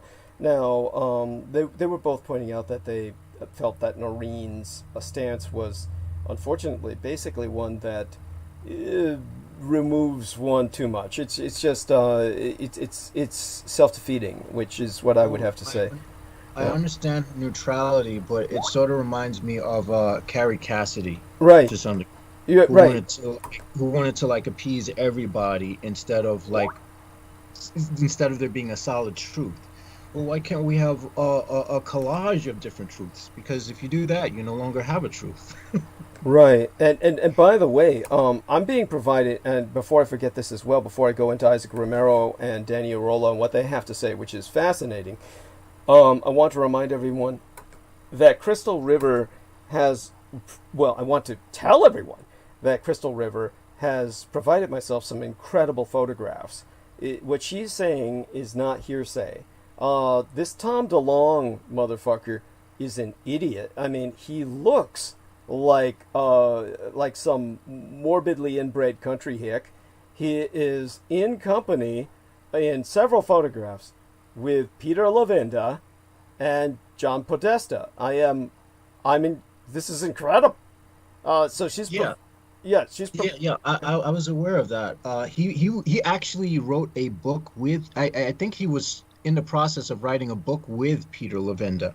Holy shit! So this is Yeah. this is an active, coordinated campaign. This guy is the new Jackie Gleason in that sense, except he's disgusting as opposed to Jackie Gleason simply being a naive romantic. This man is an idiot, and he's the pawn and the tool of very evil people. And so there's an article provided by Mother Jones, of course, one of the most excellent magazines on earth. I highly recommend to anyone. It's entitled "The Guy from Blink 182 has one hell of a story about aliens," and a story it is. Yes, there you go. And so Crystal's providing some more input. She's texting right now. So anyhow, Isaac Romero brings up, of course, the fact that we cannot be neutral in the sense of, oh, by the way, a comic book series also. Of course, that's how they get to the kids, honey. So Crystal River points out the fact that Blink 182's Tom DeLonge, along with his master schlong, Peter Levenda, have cooperated on a comic book series for kids about, fucking up their minds with World War II aliens and shit. So there you go. And Levenda's a weird one. I've read one of his books. I think it was The Dark Lord, and he sort of does a rundown of the timing of things that Crowley was doing, as well as the timing of some of the things that Lovecraft wrote, and the fact that he dated all his stories and whatnot. And initially I was like, okay, I can see it, but the more I think about it, he stretches things a lot. He's full of shit. Yeah, thank you. The man is full of shit. There's nothing Yes, I'm sorry. He's a con artist. Thank you. He is a con artist, and yet he is also a satanic magician that was personally affiliated with Michael Aquino. But Peter Moon said it best. He's like, he's nowhere near the power levels of Michael Aquino, or the capabilities, or the competence. He is nowhere near the competence of Michael Aquino, or he's just incapable of being a real supervillain. I mean, you can just look at Peter Levenda, and he has no charisma. And the real villain here, I think at this point, would be the wife of Thank you, Aquino. Lilith Aquino. Yes, Lamashtu. I don't doubt that she's powerful. Thank you. She is. And so Isaac Romero points out he cannot be neutral in terms of Republicans and Democrats, like Noreen was recommending, because Isaac Romero is saying Trump doesn't see myself, Mexican descent, as an American. Trump, sees people that look like me as rapists and murderers. And this is what we're dealing with. You cannot take a neutral stance in a situation like this. And so in terms of Daniel Arola, he says Trump might be too stupid to be a coven member of the Temple of Set. He'll probably think it's fake anyway. He's pointing out Trump is more of a tool. But his uncle, Trump's uncle, who stole the property of Nikola Tesla, was definitively a member of that cult. And so one of the things that Isaac Romero said was, I was listening to Douglas's past transmissions about the Chochoa. I was blown away on the detail Doug went into. I even tried to Google Cho images, but nothing came up. You see, this is the thing we're dealing with, and yet if you look up the language Cho, you'll find it's an anthropologically acknowledged language. They call the tribe pygmies, so you can find that too. They call them pygmies of Laos and Cambodia. Thank you. They call them pygmies of Cambodia. It's interesting that the thought forms they project, I can only describe the thought forms. But if you were to take a gray alien and compress it to the point where it's like maybe 12 inches, and and make it even more ugly than the stupid caricature already is, that's kind of how they look. They're kind of terrifying. And if you wake up and you're unable to breathe, you'll probably see the thing floating like astrally above your chest. And it's not uncommon for them to try to rape you or sodomize you if you're a male. Thank you. And everybody says this is what the aliens want to do, because of course, people who develop a starcraft that can travel light years through wormholes and various cosmic tunnels through the fabric of space. They just want that Homo sapien booty. Yeah, that's right. That's what they would come here for, is just to fucking sodomize us. Yeah, of course. It makes so much sense. When it makes so much more sense, rather, that it's a degenerate bunch of fucking pygmies that want in on some of that big blow-up doll ass that we all represent to them. So Daniel Arola was responding, and thank you for that, James. Thank you very much. Daniel Arola was responding, you got to make friends with some Hmong people for that kind of info that Isaac Romero was looking for on the internet. And Isaac responded by saying, when he talked about the Shadow Man, it all clicked, because I had an experience with such phenomenon. I had my long neighbors that live down the street, and by that he means Laotian or Hmong, I believe. And he said, and it all made sense once I heard that. So he corrected himself. He said Hmong neighbors. And then, so Maria Grigorich said, wow, the guy from the government delivered the weed and didn't respect any. Oh, okay. I guess she's getting some weed medicinally, and the guy delivered her weed with, no mask, didn't respect any social distancing measures. Apparently the guy tried to put the make on her, basically coming in the door saying, hey, honey, I got weed. Yeah, let's do it. This shows that this isn't just, this degeneracy is not just an American phenomenon. And it's sad, I also have to say a lot of people in my age range, even the people younger, don't believe COVID's real. And they're like, you really think those? And again, the information mill is, 4chan, fucking, oh God, QAnon, and all these other fucking, and it's pulling people in of color too. So it's just an extermination fest. Yes, thank you. And by the way, for people who don't get what Jameson was saying about this is not only an American phenomenon, Maria Michaela Grigorich, who's been a guest on my program and is welcome to do so again in the future, she came on with her daughter, who thereafter apparently didn't like the fact that I brought up my ancestry concerning Adolf Hitler, and then tried to tell Maria's, sister she was listening to the wrong people. That didn't play well, but I'm happy to say that Maria and her sister are very close. So that didn't cause any ruffles. But basically, Maria's Canadian. So shout out to Maria Gregorich, who says, try coconut oil for chicken. It keeps chicken more moist than other oils. So thank you, honey. Definitely. Okay, yeah, definitely appreciate that. And by the way, I want to thank, yes, so I think pretty much Jameson Reese kind of closed himself for the evening as a participant when he was talking. Aye, sir. Yeah, when he delivered his Surgeon General's warning. But thank you, love you dearly, brother. And now, brother Derek, say goodnight to everyone essentially, and let them know you'll be around to relieve me if needed. But yeah, if there's anything else you want to bring up right now, any story you feel is really pertinent, Derek, by all means, before. Oh, okay. Well, I'll just say good night for now. I got an appointment early in the morning, but I'll be listening, and just like the last time, all you got to do is say my name, and I'll automatically wake up. Okay. I'm like okay. I'm like one of the calls. I'm like Alexa. Okay. You know what I'm saying? Oh, cool. Yeah. Yes, I get it. Thank you. And well, get yourself some sleep by all means. I mean, oh my God, what time is your appointment tomorrow? 8. Oh shit, go to bed. God damn. It's about 8 p.m. over here, so that means he's got only about 10 hours, maybe 8 to 9, 9 to 10. So he's got about 10 hours. Yeah, it's about 10 over here, so I still got to do some laundry before I go to bed. So, oh shit, get that done. Oh my God. So I got to be cleaned up. So yeah, but I just want to thank you, Douglas, for hosting a good show, and if you need me, just call on me. Yes, sir. Thank you so much. Love you dearly. A blessed night and a good day tomorrow.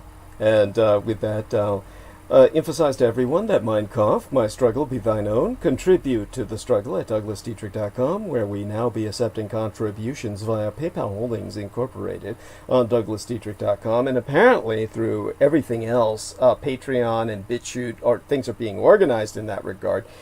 Many other areas which I'll have Our Lady Selena Khan articulate by our next transmission. By the way, I don't know if I'm supposed to read this out. I'll just read it privately first to myself. Excuse me for a second while I read the latest private entry from Our Lady Maria. And don't repeat this, she says. Okay, not going to repeat it. Okay. Oh my God. People have to be very careful about sending me messages while I'm on transmission, because I have a tendency, like an idiot, to just read things aloud as if they're on a cue card. So I'm just going to read this in my own mind. Excuse me for a second while I go silent for just a moment here. Okay.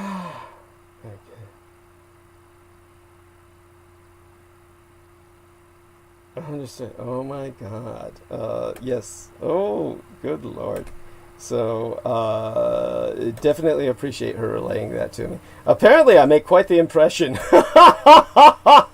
So, at any rate, in all due acknowledgement unto our own personal hero, we ask it of everyone moral and or fiscal support on behalf of our dearest English brother in battle, John Henry McMills Warrington, who you can friend and follow via his Facebook timeline at facebook.com/John.War, and subscribing to his YouTube channel on the Maggot channel at youtube.com/C/Magateur, which itself be spelled MAGGOTAUR, he being the property manager thereof, and he also being Team Thrax, Dietrich's or Dragon's ultimate post-episodic producer and our final productions archivist at DouglasDietrich.com.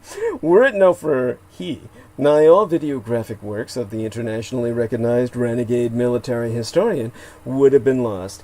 So, if financial aid no be prohibitive per budgetary constraints, electronically relay some monetary assistance via tinyurl.com/mmaggotmillions, which is spelled tinyurl.com/MMAGGOTMILLIONS. Again, donate to Maggot, also known as John Henry McMills Warrington, by searching on Facebook for Maggot Millions and looking for the Building Under Construction post And always remember, if anyone deserves a little financial aid aside myself, it would be John Warrington, because he was the man who, of his own initiative, downloaded the majority of what I've produced on YouTube into his own hard drives, and thereby enabled us to re-establish my online presence after I was completely scrubbed from the internet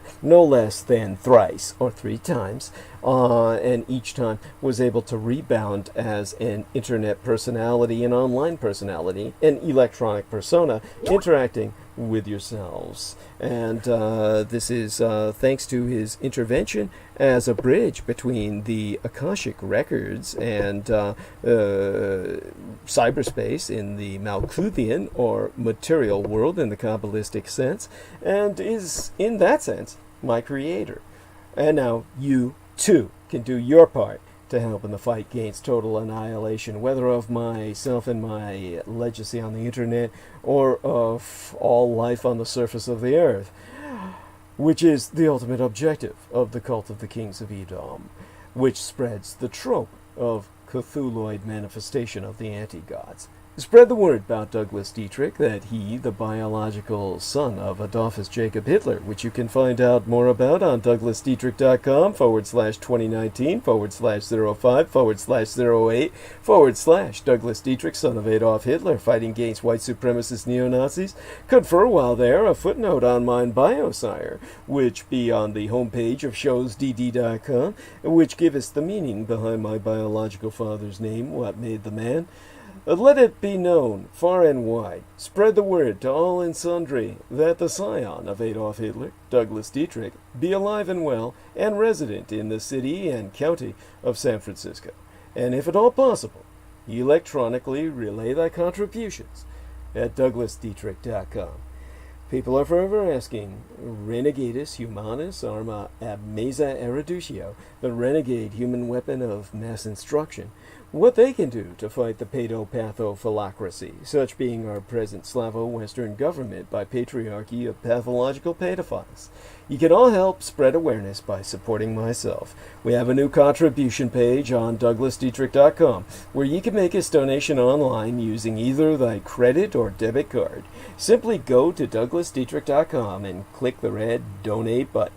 All sponsors will be granted exclusive electronic access to both my videographic and audio recorded archives through to this year, from the 2011th year in our Lord, the very year mine own late and sainted matriarch, the Grandma Dame Diana Lin Zujin Takabayashi Hideko Dietrich, was murdered, assassinated in the immediately aftermath. Sanjuichi Sensame, the 3/11 terror attack against Fukushima Daiichi, the Big One cluster of nuclear power plant facilities on site the 7,000 isles of the greater Japanese Empire, when 'twas deemed by much Native American cosmological reckoning that the first rays of the dawning of the sixth world broke upon us, and magics could again be worked conjointly with Mother Earth to redeem the folk upon her. They're not on YouTube anymore, whereon the intra-global crises analyst Douglas Duane Dietrich long ago established his high-profile visibility platform per rationale of personal security by way of public promotion. Only on contribution will thy membership be processed within 48 through 72 hours, between 2 to 3 days, for full access to all mine archives, meaning all those videos that John Warrington saved, aside those on the Maggot Douglas Dietrich channel and the YouTube channel named Taboo Bros 2, spelled TABOO space BROS space Roman numeric 2, as managed by the mixed martial arts maestro Daniel Arola, whom you can visit at facebook.com/Daniel.Arola.3 of Damage, DAMAG, Daniel Arola Martial Arts Group Incorporated, Cali Combatives. Optionally mail either checks or money orders, never cash, to the personal residential address of the Mr. Douglas Dietrich, which itself be listed on douglasdietrich.com. The most important thing being that people regularly donate what they can within their means. Foremost among Axis Daddy D's donors, aside his former lady and mistress Lena Shea herself,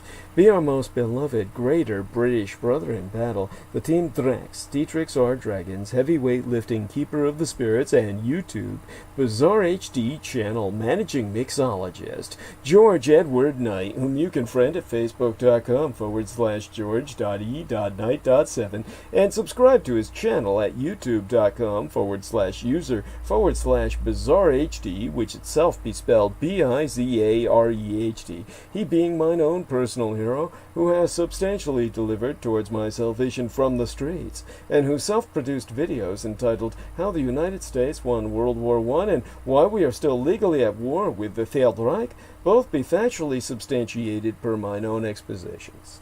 And, of course, he has a third video now being trailered on the same channel, the Bizarre HD YouTube channel, entitled The 1,000-Year Reich in Exile, and subtitled The Third Reich's Flügelrad and Hanabu Technology. Do view the trailer and prepare for its release eventually by John Warrington, who is now pioneering the new normalized role for many men as not the breadwinners, but the home economists of society on both sides of the Atlantic, he being in England. He is now a house husband and taking care of many young ladies who are the daughters from the first marriage of his wife, Sarah, and she is now expecting with his child. So maintain her in your thoughts and prayers as a nurse on the front lines of the coronavirus epidemic, working on behalf of the National Health System of England to protect us all. Indeed, the last Dietrich, son of Dietrich's, or son of a dragon's, Anglo-corrupted as Dracula's, expositions via YouTube would not be possible at all, sans generous benefactions from my listeners on a monthly basis. The Amoration agent of the Peacock Angel, Tavush Meliak, be the only person on the surface of this world with the insider knowledge and experience necessary to lead thy resistance against the Russo-sub-satanic occupation and anti-godly insurgency, it bearing no end of emphasis that Judy, pronounced Judea in the Chinese iconography, but Anglo-corrupted as Jedi, from whence the term for Star Wars. Literally, Master D, or the Master of Enlightenment myself, is not paid to articulate mine expositions, and have never once been remunerated for my services rendered unto thyself and all thy holdest dear, at incomparable sacrifices to myself, most tragically of all mine loved ones, in my most singular and quite unenviable role as the ultimate public informant at personal risk, still at large. Your taxation cannot support myself, as I be denied access to United States Department of Veterans Affairs benefits and or services due dishonorable discharge. So again, go to DouglasDietrich.com and click Donate. The very survival of the human species be at stake, and I am not exaggerating. Do not wait. Donate now. It be appreciated beyond my ability to express in any language. As well, forget not to subscribe to the Douglas Dietrich YouTube channel at youtube.com/c/Douglas Dietrich, and click on that notification bell in order to receive notifications that live streams has started. Now, our lovely lady, Michaela Grigorich, has helped us with this problem that some people are having with that. Faustina, shout out to she, said she doesn't receive notifications even though she's subscribed.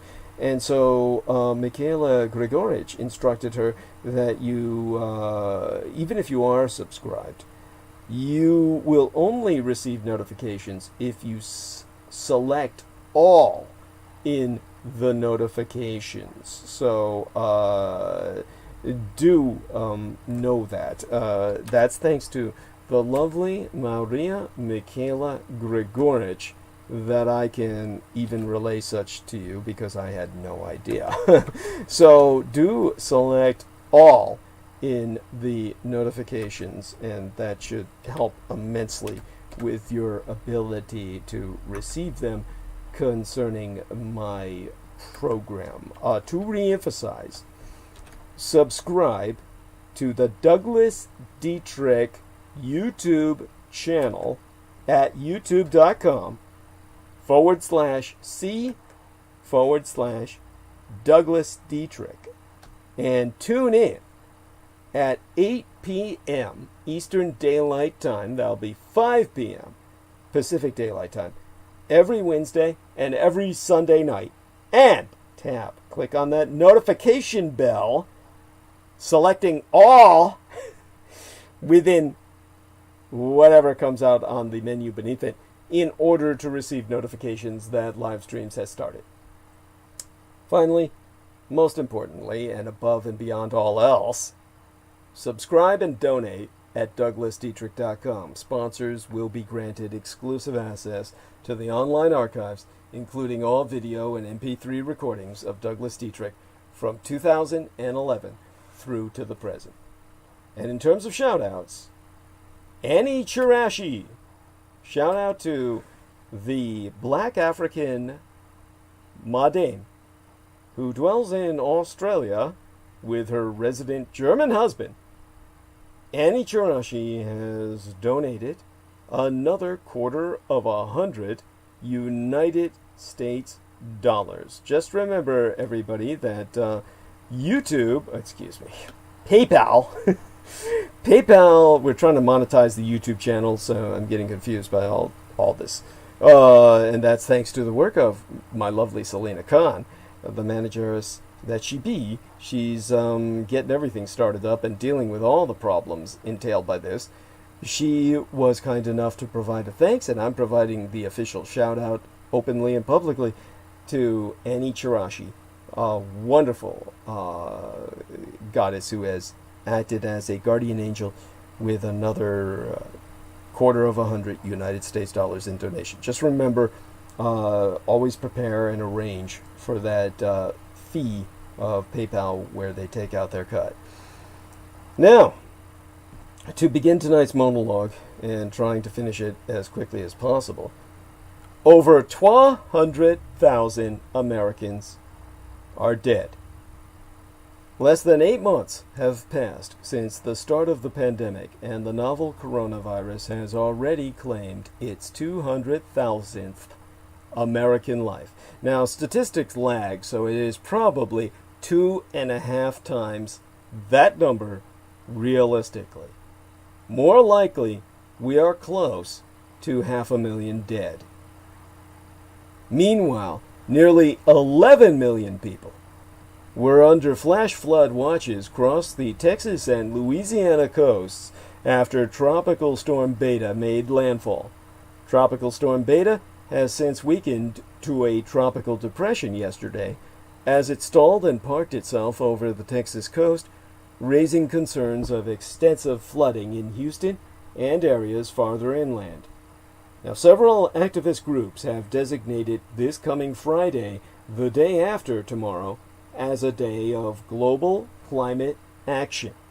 Across the world, people will be participating in strikes, school walkouts, acts of service, and social media events to bring attention to dire climate change issues. And Friday itself, the day after tomorrow, is also Native American Day in both my golden state nation of California, state nation to disambiguate it from a nation state in that we were historically our own republic, as was Texas. And my Golden Bear Republic, along our neighboring border state of Nevada, are honoring Native American Day this coming Friday, the day after tomorrow, as dated the 25th of September. Mark that on your calendar. Several other states have adopted alternatives, either in, on the traditional October date, typically renamed as Indigenous Peoples Day, or other fall dates.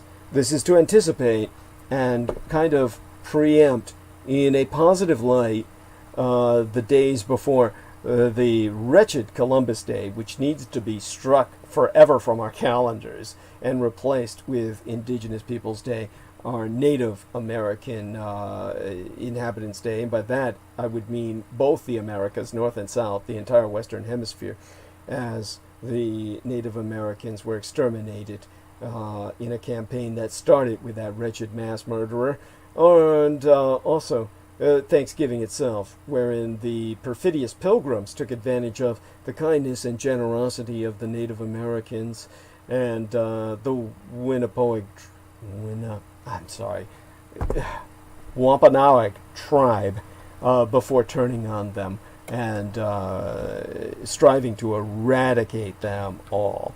So Thanksgiving is a Native American Holocaust Memorial Day, and that needs to be reconstructed as such on our calendars and in our minds. So let me see if I can get the Wampanoag tribe actually accurately rendered as Wampanoag. Wampanoag is the Native American people. So that's actually a loose confederation of several tribes in the 17th century, but today Wampanoag, or the Wampanoag people, encompass 5 officially recognized tribes as distinct. So they have names that will disambiguate them from each other, such as the Mashpee Wampanoag tribe. They were the tribes that specifically dealt with the puritanical pilgrims and suffered the consequences.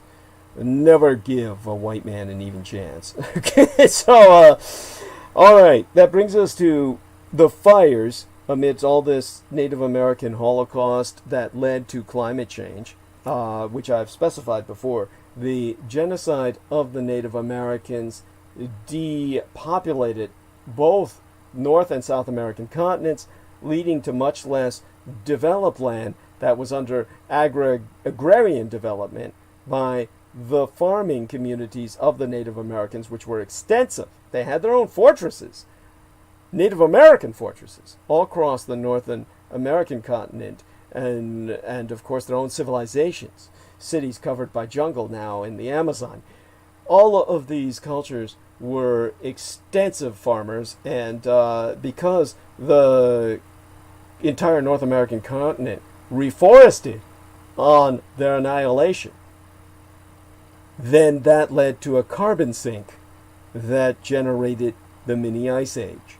An example of necromantic winter caused by mass genocide of over 120 million peoples, from the Arctic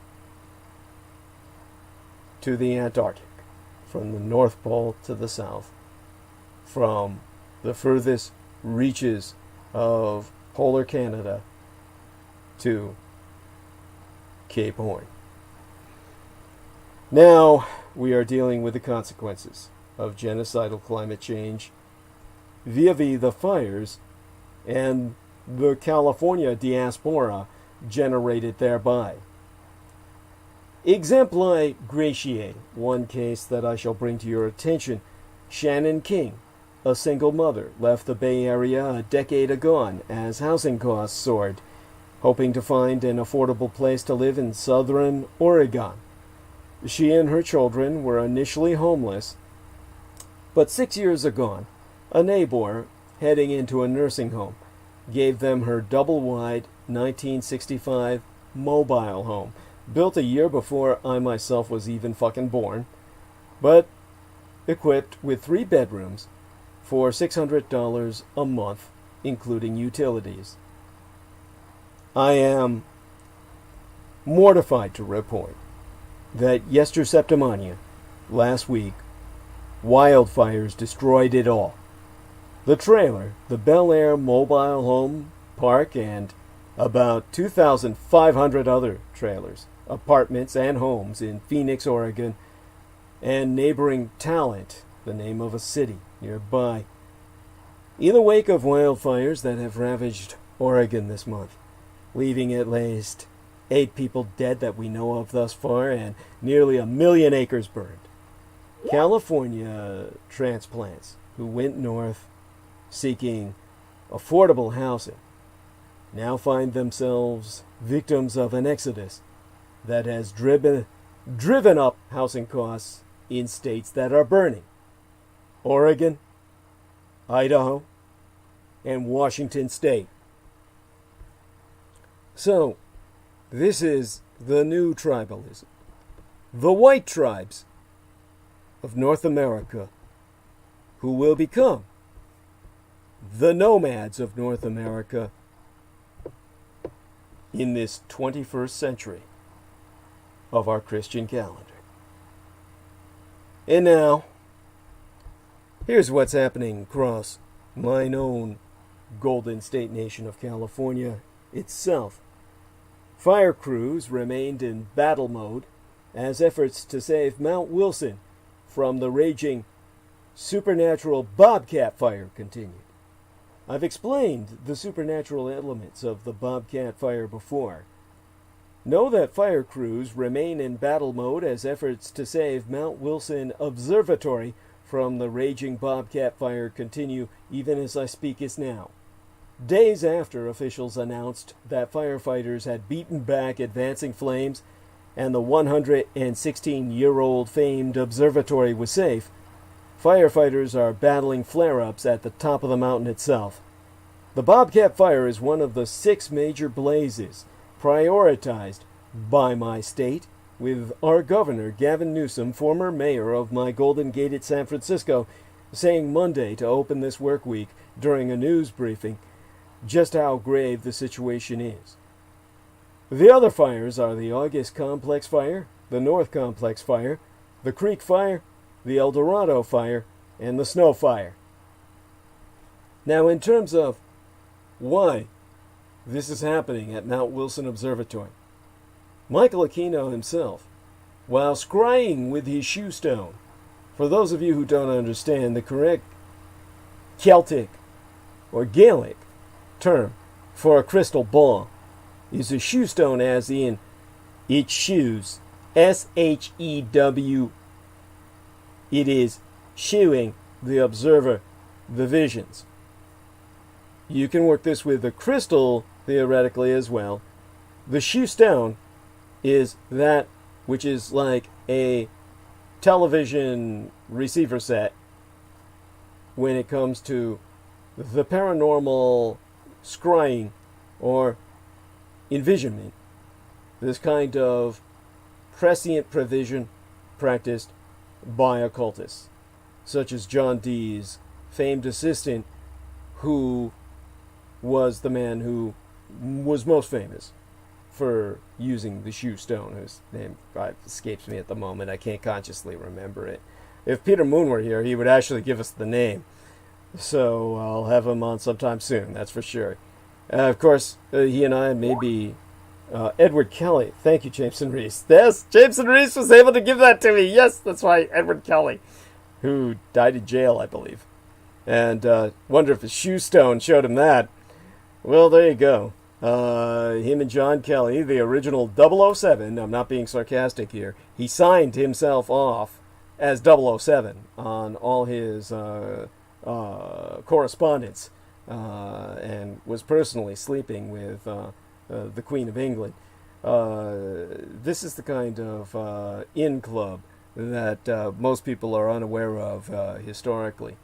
At any rate, when it comes to the envisionment that Michael Aquino was practicing in the tradition of John Dee and Edward Kelly as a intelligence officer who was enamored of and entwined with the occult, because any military intelligence complex is really a military occult complex, and any intelligence office worth its weight is going to be involved in the occult. What you had was a situation where he saw that someday man would be saved from the second dark age that would occur with climate catastrophe brought on by a bolide strike, by a warning from Mount Wilson Observatory, which would spot an incoming bolide and enable mankind to react by either destroying or repulsing the incoming celestial body, celestial wanderer, by nuclear weapons that would be blown within its vicinity so as to deflect it via a gravitational push, or other technologies such as the fixing to it various rocket pods that would propel it away from the Earth.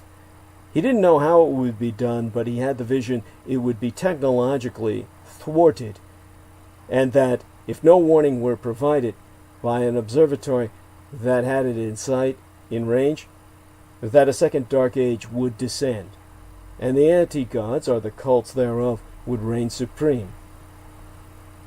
This is why the Bobcat Fire targets the Mount Wilson Observatory. The person behind this is not Michael Aquino, who'll be dead, but rather Michael Aquino in spirit, through his wife Lilith, carrying on his work to bring in the new dark age of anti-life and anti-gods, and the anti-theistic cults that worship them. Of course, Lilith defames the name of the mother of witches by her profaning that name, Lilith Aquino. And what she really represents is the Babylonian anti-goddess Lamashtu. Now, anybody who looks up the Bobcat Fire will find that it's supernatural in nature. Everyone states how unreal this fire is, that it avoided all attempts to contain it, jumped all obstacles and barriers, acted with a mind of its own as a sentient hellfire, to not even attack people or property, instead to aim specifically in its life of burn for Mount Wilson. Now, the firefighter killed while battling the El Dorado fire in San Bernardino County, which was generated by a goddamn gender reveal party.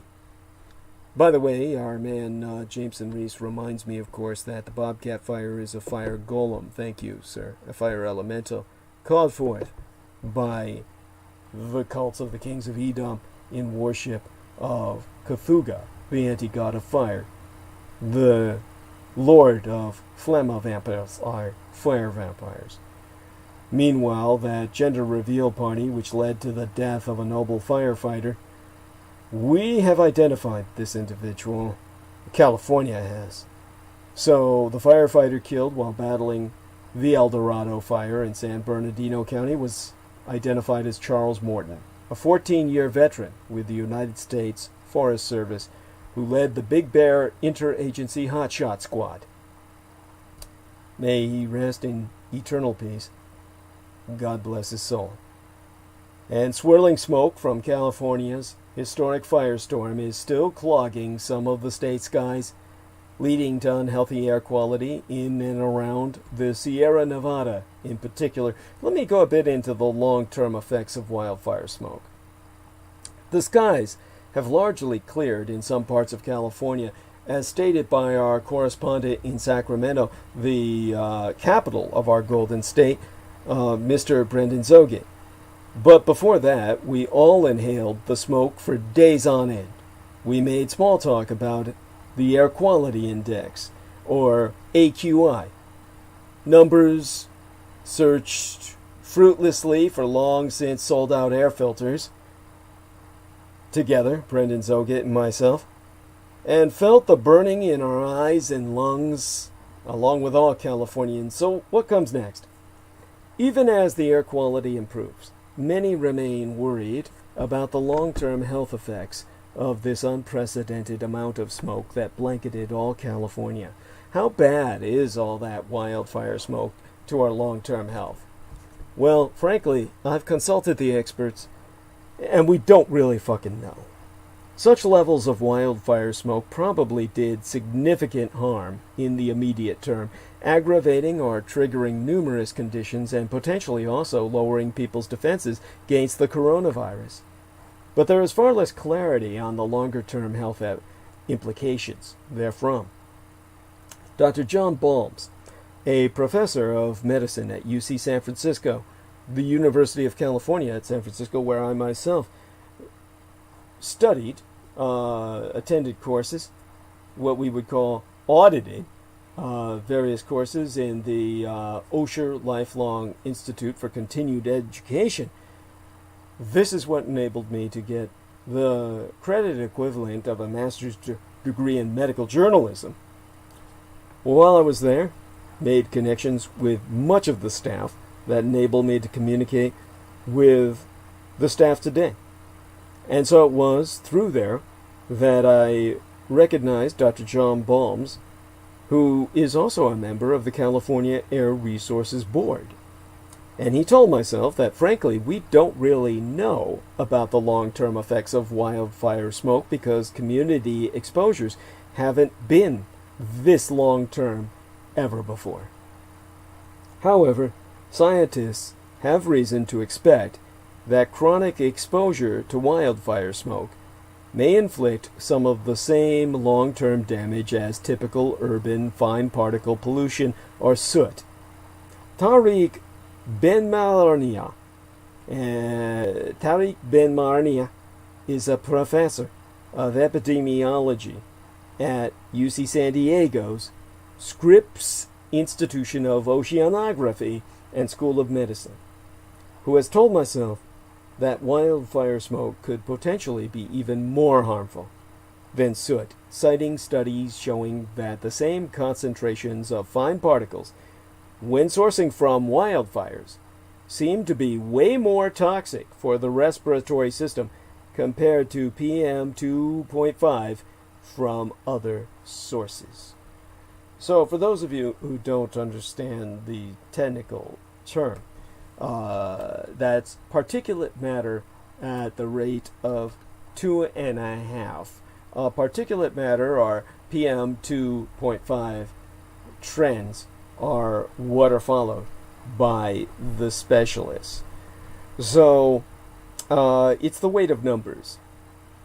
It's basically some people are at higher risk from PM 2.5 exposure, and people most at risk from particle pollution exposure include those with heart or lung disease. Of course, as someone myself with catastrophic lung injuries that almost killed me, I'm at particular risk. Technically, PM 2.5 refers to atmospheric particulate matter, that's the PM, that have a diameter of less than 2.5 or 2.5 micrometers, which is about 3% the diameter of a human hair. Now, particles in this category are so small that they can only be seen with a microscope. And they're so small that they just go into your lungs if you're unprotected and wind up destroying your health as time progresses.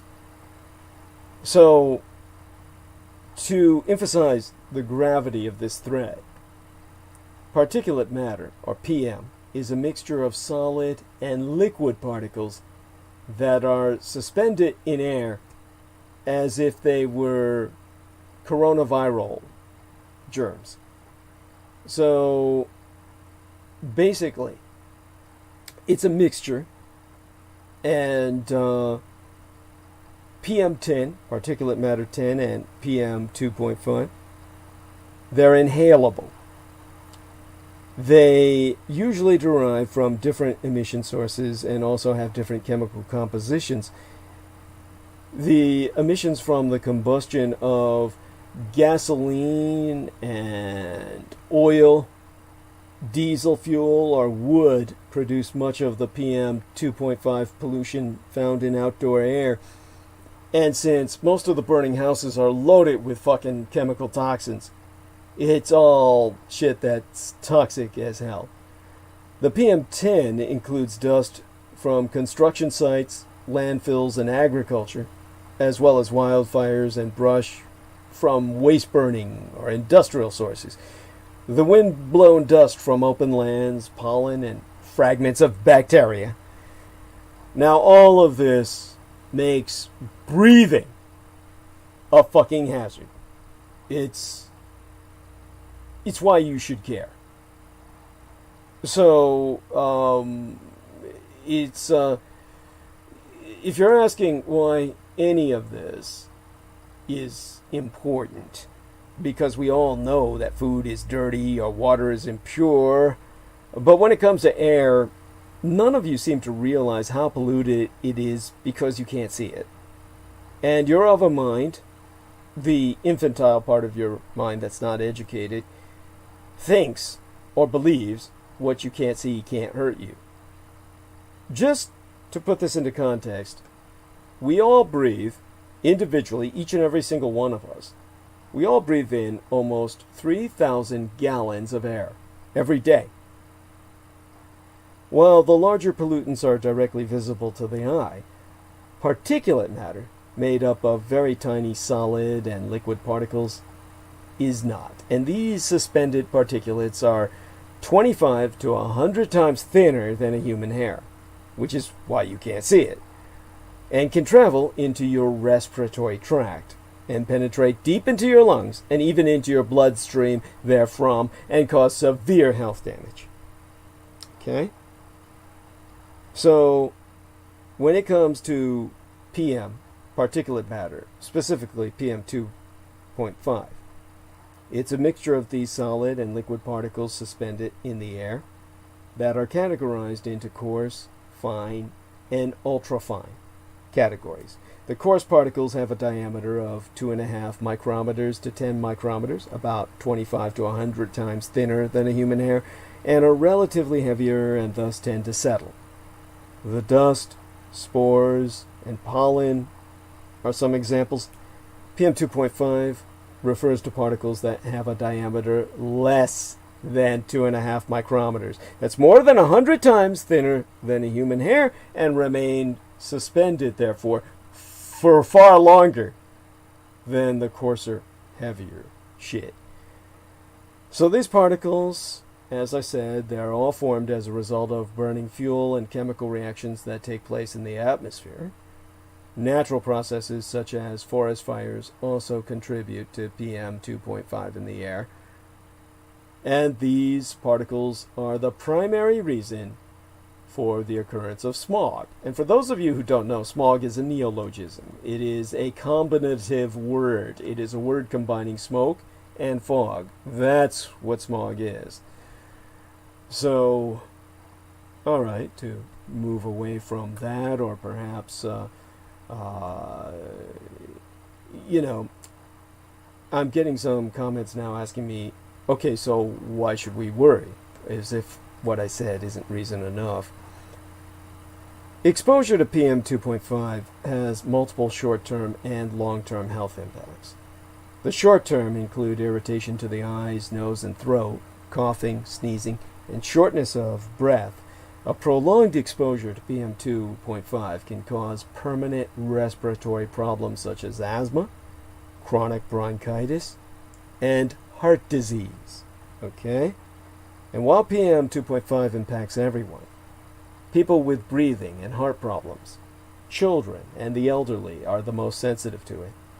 Now, due to the omnipresence of particulate matter, ambient particulate matter has proved to be a killer more potent than alcohol and diabetes.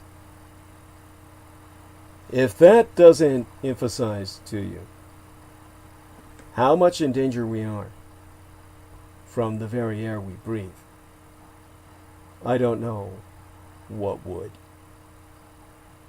The GBD, or the Global Burden of Disease Study, is the most comprehensive worldwide observational epidemiological study to date.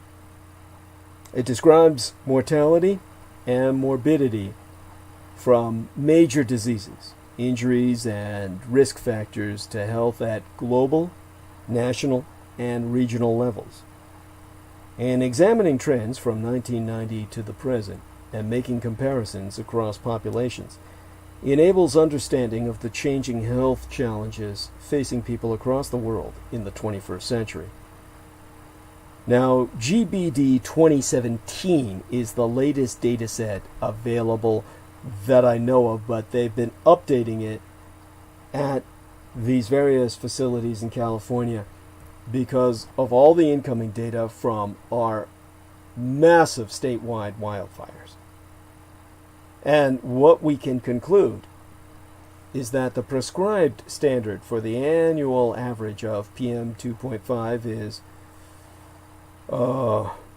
60 UG or M3 in India, 15 UG or M3 in the United States of America, because the Indians, Asian Indians, are used to breathing in pure fucking poison.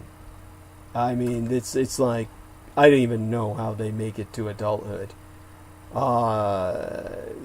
These measurements are micrograms per cubic meter. And they're based on the 3-year average annual mean PM 2.5 concentrations. So our United States standard of 15 UG/M3, that means microgram or cubic meter. So that's a kind of density, an input unit of density. Unless you're an engineer, you're probably not going to get what I'm saying, but let me put it to you this way. 10 out of the top 20 cities with the highest PM 2.5 globally are in India. Research shows that every 10 UG/M3 increase in PM 2.5 increases all-cause mortality. That means it increases all forms of death. It acts as a comorbidity to make death come faster in any form. Between 3 to 26% chances of childhood asthma by 16% is the enhancement that it acts to inflame or exacerbate per that health phenomena.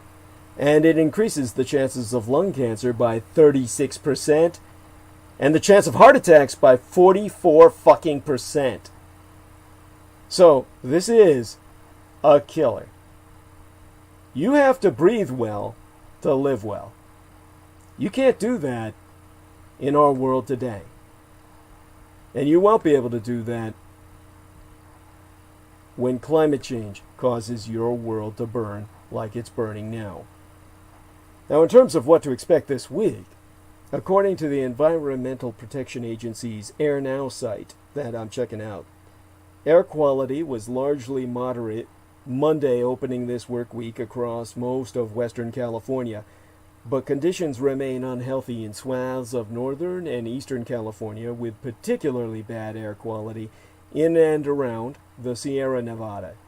In Southern California, largely moderate air quality is expected, or was expected yesterday, according to the South Coast Air Quality Management District that I'm sourcing. Conditions were expected to be better along the southern part of our coastline. The San Francisco Greater Bay Area Metroplex region, where I reside, was expected to see largely good quality air through till tomorrow, Thursday, with some small pockets of moderate air quality, according to the Bay Area Air Quality Management District, whose site I'm sourcing right now. But the San Francisco Chronicle has warned us that haze and smoke will return to the Bay Area over the weekend. Alright, so you got a general overall view of the fires consuming us and our health. These fires will be burning inside of us for years. The United Nations is still front and center this week. As I articulated with my latest transmission preceding tonight's, the 75th United Nations General Assembly kicked off on Monday, opening this work week with debates, roundtables, and addresses on climate change and other topics of global importance. And as many events this year, it has proven itself to be unlike any other. The UNGA, the United Nations General Assembly, is seen as the Super Bowl of international diplomacy. But the global pandemic means that this year, the session is being held without the face-to-face meetings that are so crucial to deal-making. Even President Trump has not been attending in person. leaders from around the world have been making pre-recorded speeches, and virtual meetings have been taking place and will continue to take place on topics including climate change, biodiversity, and Lebanon. Now, the United Nations General Assembly's, the UNGA's, activities continue us on into this weekend, this Saturday, with the International Day for the Total Elimination of Nuclear Weapons. It's a day for countries to recommit to, well, what it says on the tin. So this is, per their conclusion at the UNGA, with an eye towards Saturday's International Day for the Total Elimination of Nuclear Weapons. This is our own 1945 moment. We have rising inequalities. We have climate catastrophe.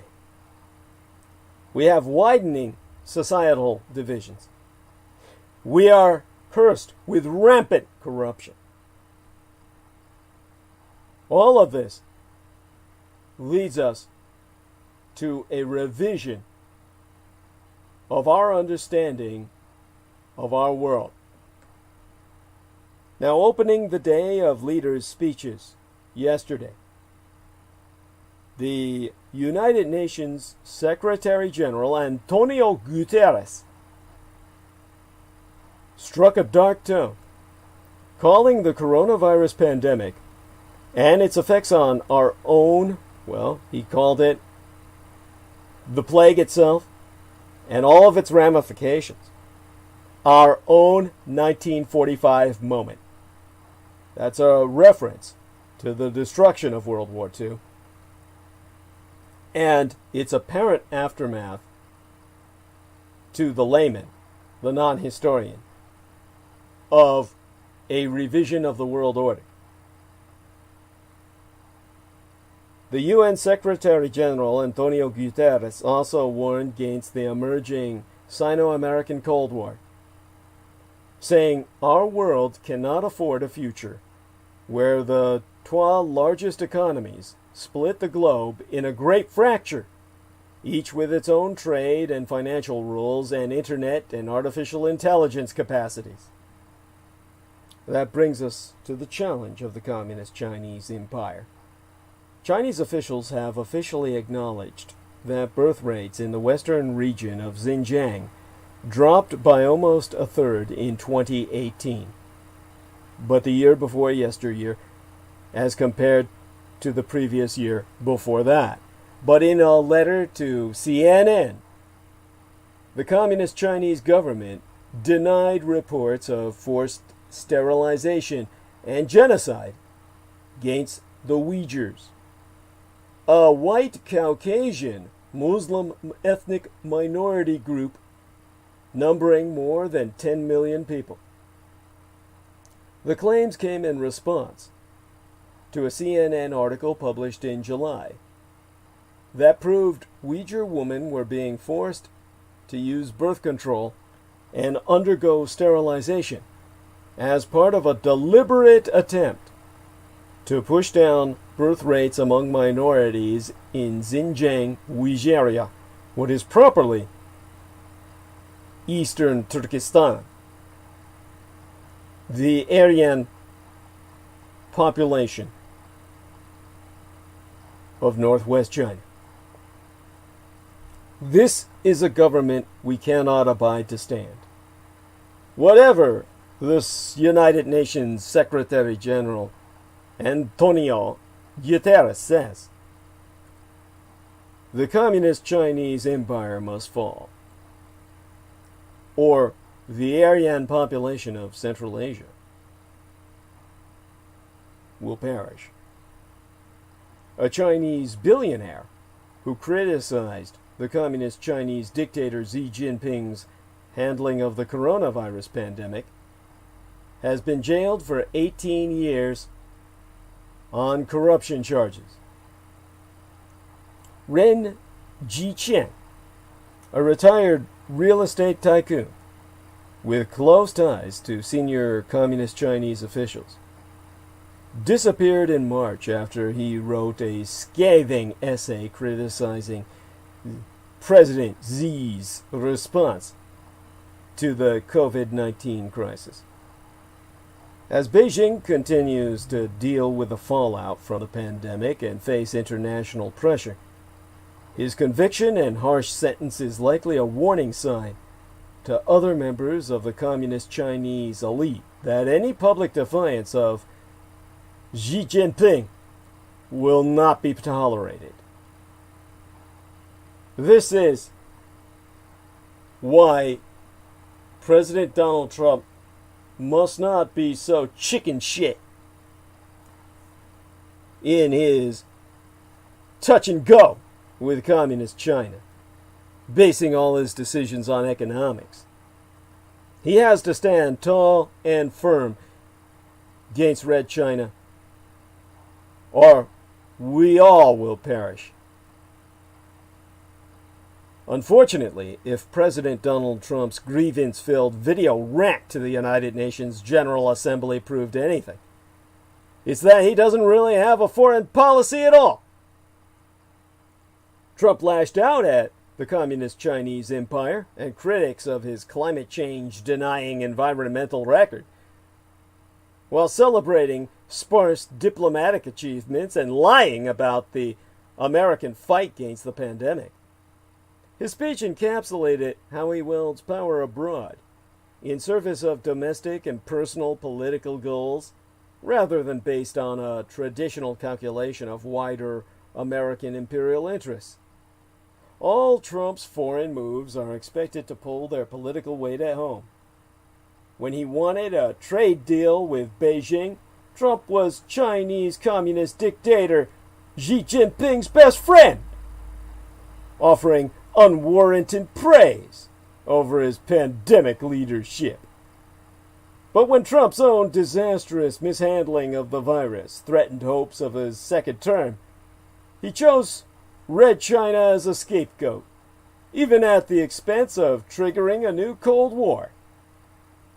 The American empire pullout from Iran's nuclear deal left Iran closer to a bomb, but it sure helped destroy Barack Obama's legacy. United States-backed normalization deals between Israel and the United Arab Emirates and Bahrain also aimed to please evangelicals in these United States.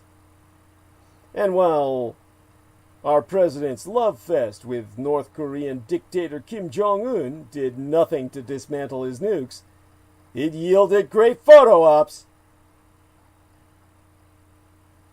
And so Trump told the General Assembly, whilst encapsulating his America First creed, which outbans 80 years of global American leadership, "Only when you take care of your own citizens will you find a true basis for cooperation."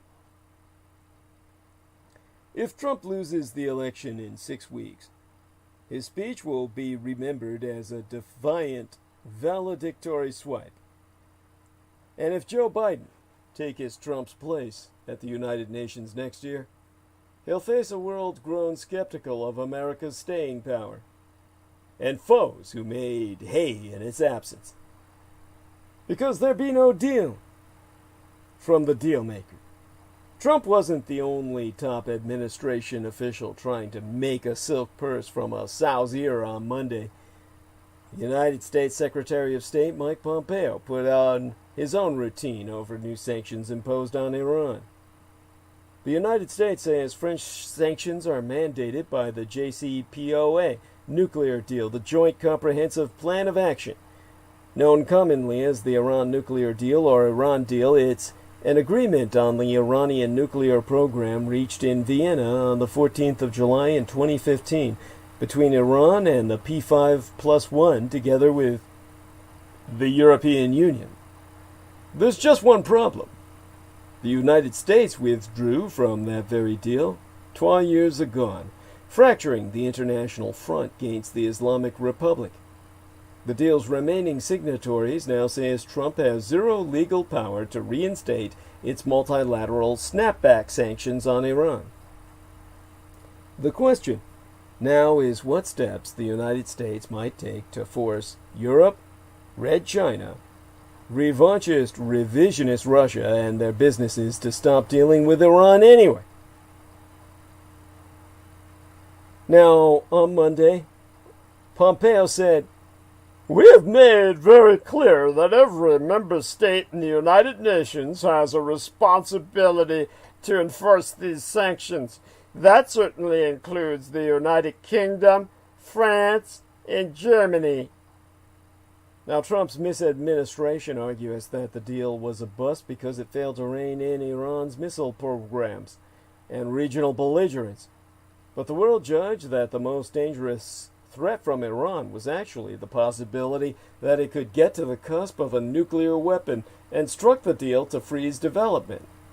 Tehran honored the pact until the United States pulled out. Then it set its centrifuges spinning again to enrich uranium. So far, unilateral United States sanctions have not achieved Pompeo's goal of fracturing and eventually toppling the Iranian regime's clerical leadership, its mulacracy, though they are causing extreme economic hardship to the Iranian people. Meanwhile, unleashed from the deal, Tehran is closer to the breakout threshold from which it could build a nuclear device. Trump's new claim that Tehran will beg him for a deal that satisfies his terms after the elections is fanciful fantasy. So while the White House got a big headline for trashing the agreement and made progress toward Trump's dream of demolishing Obama's legacy, what exactly has his Iranian policy actually even achieved? Well, in one sense, quite a lot. Israel, the United Arab Emirates, and the House of Saudi Arabia line up with Trump today against Iran. The Palestinian cause was sacrificed, as Israel, the House of Saud, and the United Arab Emirates now have a common foe in Iran. The United States brokered peace deal between Israel and the United Arab Emirates has not surprised those, as myself, who have followed developments in region. As loyal allies of the United States, the Gulf states have long shifted their position on Israel. The UAE and Israel have been in secret talks for some time by now. The Americans have stepped in to formalize the arrangement and make it public. The Gulf kingdoms had changed their position on Israel as they perceived a greater threat from mulacratic Iran. The Iranian Revolution of 1979 and Tehran's emergence as a major Shia power in region changed the threat perception of the Arab Gulf states. As Iran reached out to Shia minorities living in the Sunni-dominated countries, it gradually replaced Israel as the number one enemy of the Gulf kingdoms. Israel viewed Iran and its power play in the Persian Gulf as a threat to its own interests, of course. And Saudi Arabia, which regards itself as a leader of the Islamic world by virtue of being the custodians of the holy shrines in Mecca and Medina, regards Iran as a threat to the Sunni domination of Islam. Of course, as I said, these are but false guardians, and the true protectors of the most holy sites of Islam be the Hashimi dynasty, from which Muhammad the Prophet himself, peace be upon him, was born from. So, does fellow Sunni power, the United Arab Emirates, thus too, of course, view Iran as the enemy, not Israel. And so the Palestinian cause was sacrificed as Israel, Saudi Arabia, and the United Arab Emirates, all three now have a common foe in Iran. A precedent had already been set by Egypt in 1979 when it recognized Israel, and the two countries buried the hatchet. In 1994, Jordan and Israel had a similar deal. Some of the fiercest opponents of the nuclear deal between Iran, the 5 permanent members of the UNSC, the United Nations Security Council, and United Germany were Israel, Saudi Arabia, and the United Arab Emirates. When United States President Donald Trump walked out of the Obama-era Iran deal, Israel and the trois Sunni powers of the region rejoiced.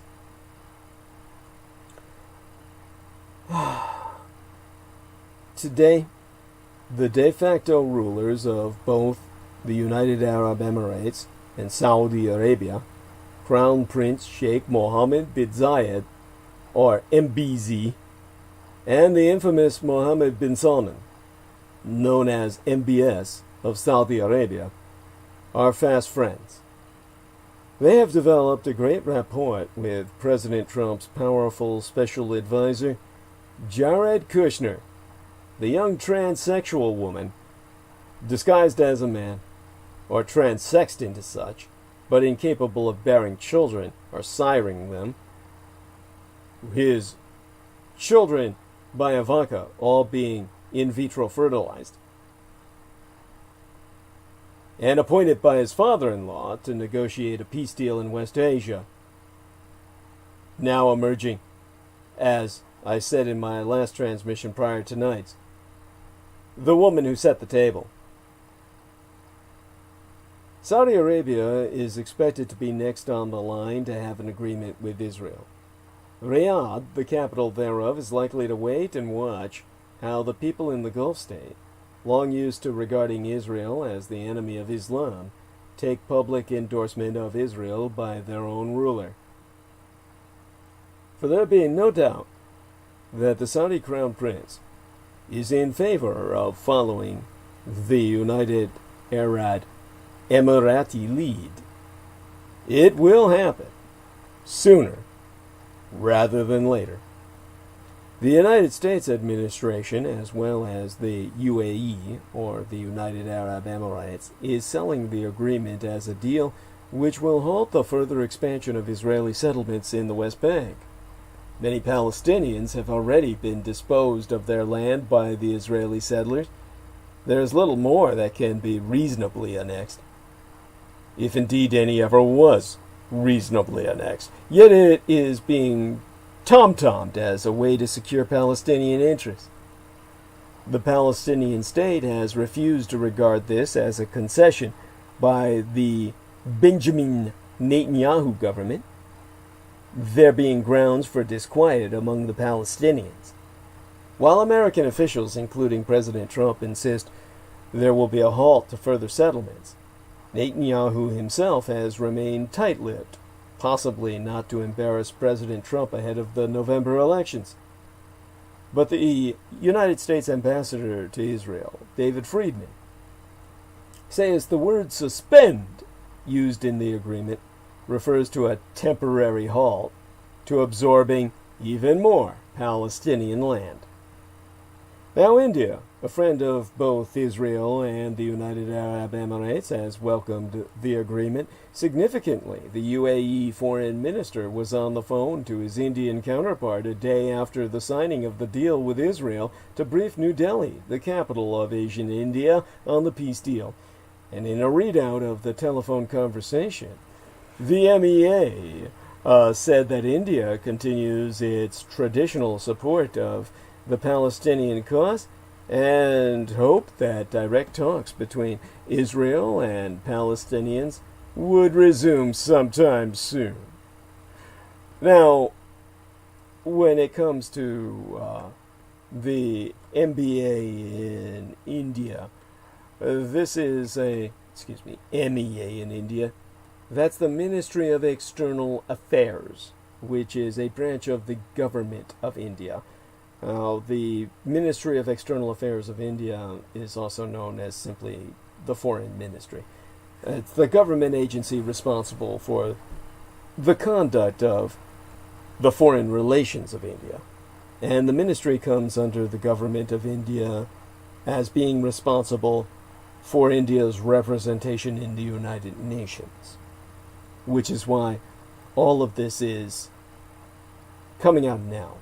It's through the United Nations General Assembly fiasco that is unfolding before our eyes this week. Now, one of the achievements of Prime Minister Narendra Modi of India's government has been strengthening ties with the Gulf countries. Not that India did not have friendly ties with the Gulf regimes earlier, but it has accelerated in recent years. The process began with Atal Bihari Vajpayee, who was forwarded by Manmohan Singh. Thereafter, in this process acceleration, and ever since vigorously promoted by Narendra Modi himself. The fact that the Prime Minister's ties with United States President Donald Trump is excellent, and he, in turn, is close to both Saudi Arabia and the United Arab Emirates, further the connections. So the abrogation of Kashmir's special status, or the lockdown that followed, did not get the Gulf states up in arms. For those of you who don't know, Kashmir is the majority Muslim area of North India that the Asian Indians occupy and now persecute, terrorize, and suppress. Unlike Pakistan, Turkey, or Malaysia, the Saudis and the Emirates make no public statements about India's oppression of the Muslims in South Asia. Pakistan's efforts to get Saudi Arabia and the United Arab Emirates to get the OIC, or the Organization of Islamic Cooperation group of 57 Islamic nations, to hold a special session of foreign ministers to discuss the situation in Kashmir has been aborted by Riyadh. A frustrated Shah Mahmoud Qureshi spraketh of Saudi Arabia's reluctance and said that Prime Minister Imran Khan may then be forced to call a meet of Islamic nations outside the OIC. And that angered the Saudis, who asked Pakistan, already in dire financial straits, to repay a loan earlier forwarded by Riyadh. Now, Pakistan's Army Chief General Qamar Javed Bajwa rushed to Saudi Arabia on a damage control mission, and according to reports, the general did not succeed in meeting with the Crown Prince MBS, and instead had to be content with a meeting with the Deputy Defense Minister, a younger brother of the Crown Prince. And while the Army Chief tried to repair ties with the House of Saud, Foreign Minister Qureshi headed to Communist China for talks with his Red Chinese counterpart. To get Beijing to condemn India's moves on Kashmir was easy, as Red China and Pakistan are on the same page, and both dire enemies of Asian India. On Kashmir, Pakistan's views get resonance in both Malaysia and Turkey. However, it will be difficult for Prime Minister Khan of Pakistan to jeopardize Pakistan's ties with Saudi Arabia for the sake of Kashmir. At best, he can hope to do a tightrope walk. Now, all of this should be reflected upon in context of the fact that China, the Communist Chinese Empire, could signal increased engagement with Iran, but does not. There be two potential indicators of Red Chinese interest in moving ahead with a proposed 400 billion United States dollar economic and military cooperation agreement with Iran.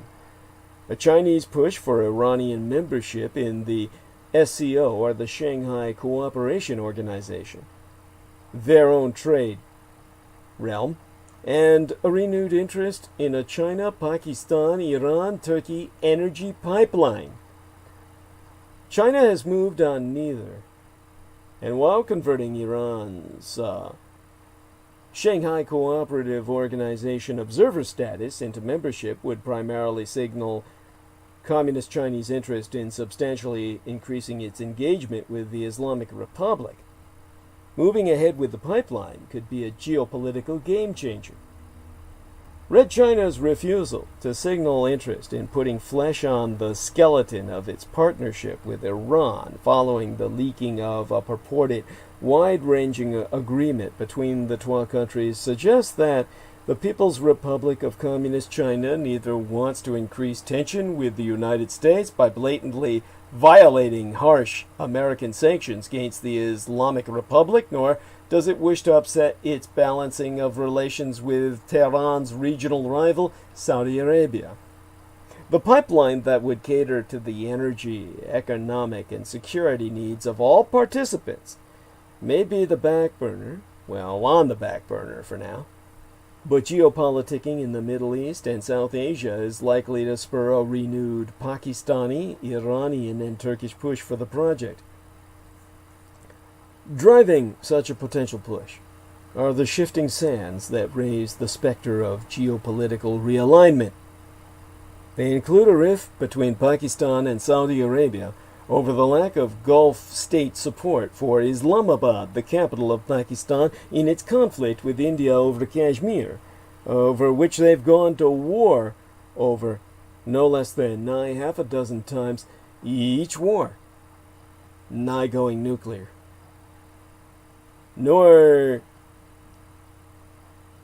does one find hope in the rift emerging between Pakistan and the House of Saud over calls for India to align itself with the Saudi United Arab Emirates-led alliance against Turkey, Qatar, and Iran, to the point where the House of Saud wishes to literally, physically sever Qatar from the Arabian Peninsula by cutting a canal across their border to create a sea barrier between the very peninsula which houses that state which defies the House of Saud. And while the lineup for the Third World War emerges in this Saudi UAE-led alliance against Turkey, Qatar, and Iran, and is exacerbated by the regional ambitions of Turkey to reinstate the Ottoman Empire, whilst embroiled in multiple conflicts in the Mediterranean against Greece in particular, as it surrounds that nation-state with its alliances with Egypt and Libya to position itself as an energy transit hub of planet Earth.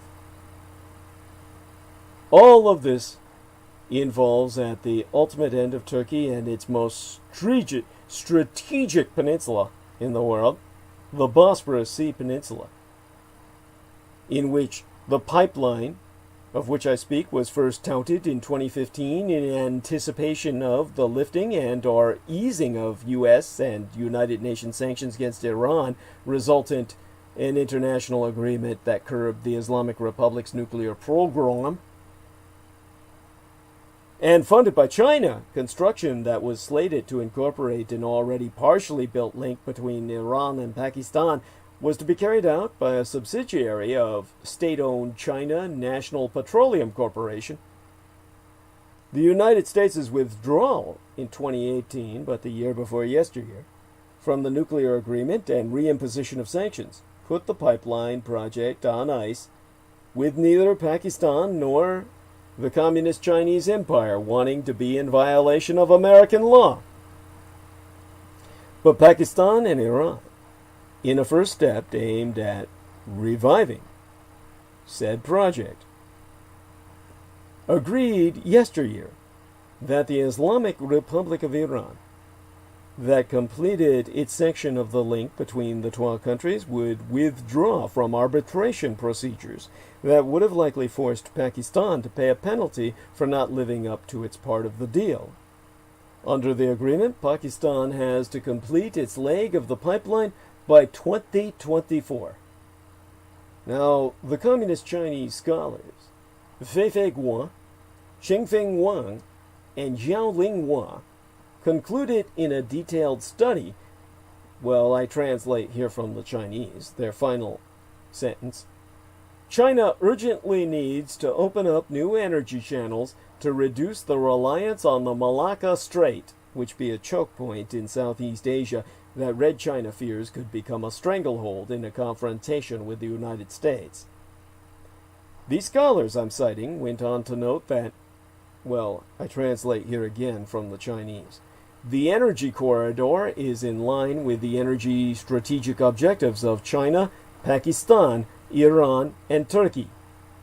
But they caution that regional conflicts, including Pakistan's Balochistan province, where violence and malcontent is erupting, as well as in southeastern Turkey, where the Kurds struggle for independence, and within Iran itself, all pose threats to this pipeline project that would unite the Communist Chinese crescent stretching through Iran, Pakistan, and into Turkey.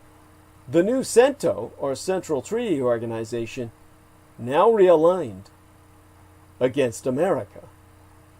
Back in the day when the Soviet Union existed, CENTO, the Central Treaty Organization, comprising Turkey, Iran, and Pakistan, was the Southwest Asian version of NATO and the bulwark in Asia against the Soviet Union on the Eurasian continent itself. In the Asia-Pacific region, it was CETO, the Southeast Asian Treaty Organization.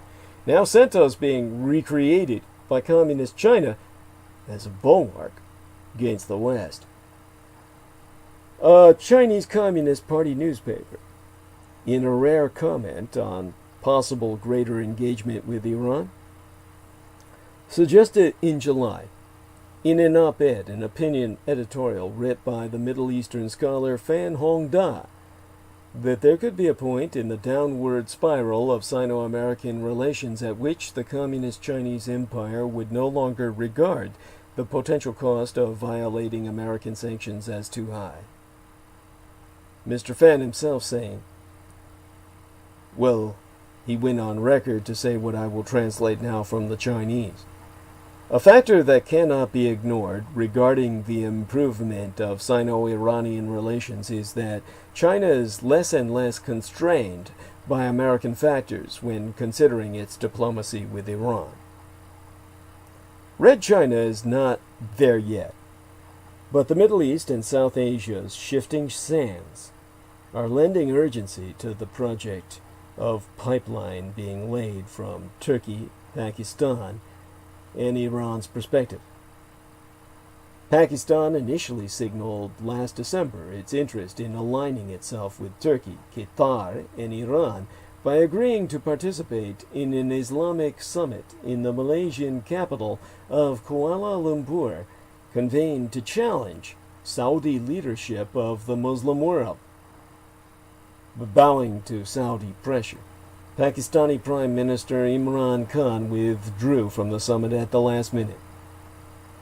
8 months later, Pakistan was again challenging Saudi leadership. Now, complaining about lack of support of the Saudi-dominated OIC, that Organization of Islamic Cooperation that groups 57 Muslim-majority nations for Pakistan in its conflict with India over Kashmir, Foreign Minister Shah Mahmood Qureshi suggested that his country would seek to rally support beyond the realm of the kingdom.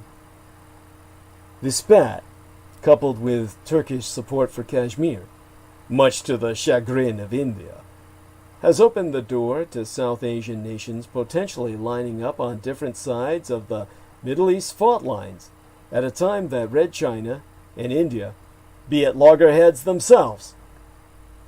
The potential lineup and Sino-Indian tensions are both likely to be insufficient for Beijing to divert for now from its Saudi-Iranian balancing act. Ultimately, that keeps the China-Pakistan-Iran-Turkey corridor on ice, but does not take it off the table. However, greater South Asian alignment with rivaling Middle Eastern states constitutes but one more incentive for the Communist Chinese Empire to step up its subtle efforts to persuade Southwest Asian states in the Middle East, particularly the House of Saud and Mulacratic Iran, to dial down regional tensions and seek arrangements to manage their differences in a way that prevents them from spinning out of control, ironically making the Communist Chinese Empire the peacemaker in region to supplant the United States. The stakes for Red China are high, given that it is investing up to 62 billion United States dollars in Pakistan, the People's Republic of Communist China's single largest country investment related to its Belt and Road Initiative that seeks to tie Eurasia to Beijing through transport, energy, and telecommunications infrastructure, rendering all Eurasia a satellite state composite in geosynchronous orbit of the Red Chinese center of the world. Nonetheless, Daniel S. Markey, the author of a recent book on Red China's Western Horizon, well, the title of his book is China's Western Horizon, he cautions that, I'll read from his book plate here, we should not underestimate the extent to which Red China remains relatively conflict-averse and conservative, reluctant to throw itself into potentially costly situations. Well, at the rate at which Southwest Asian and South Asian, that would mean greater Middle Eastern sands be shifting, that could prove to be increasingly difficult. The lineup for World War III is forming before our very eyes. China, Pakistan, Iran, Turkey, linked by a potential pipeline, along with Qatar, against the rest of the Gulf states and the House of Saud on the Arabian Peninsula, indeed, the Arab world, while supported by the Muslim world of Asia, from Malaysia through Indonesia. This renders a new superpower alignment that will intervene in Palestine against Israel, its Arab proxies, and the United States. This brings us back to President Trump. A woman suspected of sending a letter containing the poison ricin to President Trump has been arrested as she tried to enter these United States from Canada. The reason I'm honoring Canada with a maple leaf on our thumbnail image tonight. And United States prosecutors are expected to bring charges against her. Law enforcement intercepted a package containing ricin, a highly toxic compound that has been used in terrorist plots and that was sent to Donald Trump himself yesterday, just last week. Authorities are also investigating similar packages mailed to addresses in Texas that may be connected to the same sender in Canada. But this, of course, brings us back to motherless Russia. Russian opposition politician Alexei Navalny, who is recovering from a near-fatal, proven poisoning, is demanding that Russian authorities return the clothes he was wearing the day he fell ill, calling them vital evidence. The United German government has said that the Kremlin critic was poisoned with a chemical agent from the Soviet-era Novichok group. That's a conclusion supported by no less than 2 labs in both France and Sweden. Though Russia has strongly denied any involvement, there are still several questions. Now, Navalny himself is in treatment at a hospital in Berlin the capital of United Germania. And in Yester Septimania, he said he still can't pour himself a glass of water or use his phone properly, but he is on a clear road to recovery. Now, I will go more deeply into the implications and ramifications of this in another transmission, most likely the next. Because tonight, I, per force of circumstances, must dedicate a large portion of our limited transmission to Ruth Bader Ginsburg. Or rather, the ramifications of her passing, which be far greater than you would ever imagine. Supreme Court Justice Ruth Bader Ginsburg died on Friday into this last weekend, sparking a wave of tributes in the nation's capital and around the country. She was 87, the same age as both my parents when they died 5 years apart. The second woman ever appointed to the bench. She was known for her fiery dissents. These dissents were often delivered in cases involving civil rights or equal protections. Those dissents and key cases that she worked on as an attorney made her a cultural touchstone across generations, earning her the nickname of the Notorious RBG, like she was some kind of female rapper or something. RBG would be, instead of the Notorious G or Gangsta, being Ruth Bader Ginsburg. Now, Ginsburg's death cometh less than 12 months from Election Day, and sets the stage for a divisive political fight over the future of the Supreme Court of the land itself. President Trump said he would choose a candidate to fill her seat this week, which we only have 48 hours left remaining thereof.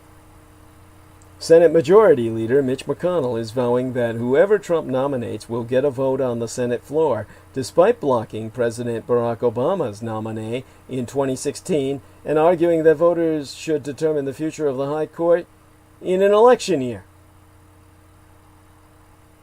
Democratic presidential nominee Joe Biden, meanwhile, said the voters should pick the president and the president should pick the justice. The Supreme Court is what that brings us to. Because the political fight to replace the late Ruth Bader Ginsburg is coming. And it's coming at a very dangerous moment for the court. And therefore for the country. The country spent the weekend mourning the loss of Ruth Bader Ginsburg, Supreme Court Justice and pop culture icon. And her passing just a month and a half before a presidential election opens up a vacancy on the High Court itself. One I myself have warned will aggravate political tensions in the final weeks of this race. The president himself has indicated that he hopes to fill the slot before November 3rd, and told reporters today that he'll probably name his nominee this Saturday. President Trump is narrowing down his shortlist to fill the late Justice Ruth Bader Ginsburg's seat on the Supreme Court, even as I speakest unto thee. On the list is Amy Coney Barrett, a federal appellate judge and reactionary who has the backing of religious reactionaries and advocates on the far right. Also being considered is Barbara Lagoa, a reactionary judge whose Cuban-American heritage could help Trump politically in her home state of Florida. Senate Majority Leader Mitch McConnell is moving closer to locking down the support he needs to confirm a nominee, despite his resistance in 2016 to filling a Supreme Court seat during an election year. So far, 12 Republicans, Senators Lisa Murkowski and Susan Collins, have voiced opposition to taking up whomever Trump nominates before November's election. But it's unclear if others will follow. But mark those names, as they will be important in arc of narrative to come over the next several minutes, either before or after my break to promote my sponsor, Benestenius, I'm going to be referencing. And as President Trump weighs a Supreme Court pick, the Republican Party appears to have the votes to act in the Senate. And all the Republican Party senators have gotten in line. President Trump said he is likely to name a replacement for Supreme Court Justice Ruth Bader Ginsburg on Saturday as Senate Republicans continue to discuss whether to push for a vote on a nominee before the election, despite furious Democratic opposition. As more senators have declared their positions, Republicans appear increasingly likely to have the votes to confirm Trump's choice, assuming no surprises emerge in the confirmation process. Although the timing of a vote remains uncertain, their position now stands in contrast with what they said and did circa 2016, when President Obama nominated Circuit Court Judge Merrick Garland to serve. Trump said 5 women are being vetted for the nomination to replace Ginsburg, whose body is lying in repose in the Supreme Court itself before burial next week. But I have 1 or 2 that I have in mind! That's Trump talking through me. According to Republicans familiar with the selection process, 12 conservative, reactionary federal appeals court judges, Amy Coney Barrett, and Barbara Lagoa are the only candidates in real contention. Meanwhile, Trump himself has scorned reports that Ginsburg had told her granddaughter it was her wish that a replacement justice not be confirmed until the inauguration of a new president. Now, without citing any evidence whatsoever, as be his wont, Trump said that he thought his Democratic political foes were behind the report. Now, a furious battle over a Supreme Court vacancy is arguably the last thing the United States needs right now. The Supreme Court vacancy will surely inflame an already angry nation. Let me try to contextualize the gravity of the situation in terms of what Ruth Bader Ginsburg's death means for America. The death of Justice Ruth Bader Ginsburg Friday into this weekend represents a devastating loss for feminists who held up the 87-year-old as an icon of women's rights and as a bulwark protecting abortion rights and a wide range of other progressive ideals on a reactionary Supreme Court. The Brooklyn-born jurist became one of the nation's foremost advocates against gender discrimination as an attorney for the ACLU, the American Civil Liberties Union, decades before President Bill Clinton appointed her to be the second woman to sit on the highest court in the land. But her passing less than 12 months before the presidential election also tosses one more lit match into the tinderbox of national politics in this 2020th year of our Lord. It will surely inflame a deeply polarized country already riven by a deadly pandemic, a steep economic downturn, and civil unrest in all its major cities. In Washington itself, the vacancy fight could ratchet up tensions to a level unseen even in the tumultuous Trump era. President Donald Trump will be eager to fill Ginsburg's seat immediately, seizing an opportunity to rally his base before the election and to cement his legacy in the event that he be defeated in November. He could also become the first president since Richard Mulhouse Nixon to install 3 justices on the High Court in a single 4-year term. Senate Majority Leader Mitch McConnell has already indicated that he's ready for another confirmation battle either before or immediately after the election. Republicans might be hard-pressed to consider and approve a Trump nominee in the 8 weeks before November, but Even a victory by Vice President Joe Biden and a Democratic takeover of the Senate might not prevent Trump from successfully appointing another justice. Republicans would still control both the White House and the Senate until a new Congress takes office in early January. Ginsburg made her own desire clear in the days before her death, which was reported the day she died by NPR's or National Public Radio's Nina Totenberg, or Totenberg in German means the city of death. That's the actual name of that NPR journalist I'm citing. Nina Totenberg reported that into this last weekend. She reported that Ginsburg dictated a statement to her granddaughter that read, "My most fervent wish is that I will not be replaced until a new president is installed." Whether that final wish will be granted, be unclear. Mitch McConnell has insisted that the precedent he created in denying former President Barack Obama's nomination of Judge Merrick Garland in the final year of Obama's own term to fill a vacancy that occurred nearly 9 months before the 2016 election no longer applies, because the same party controls both the White House and the Senate majority.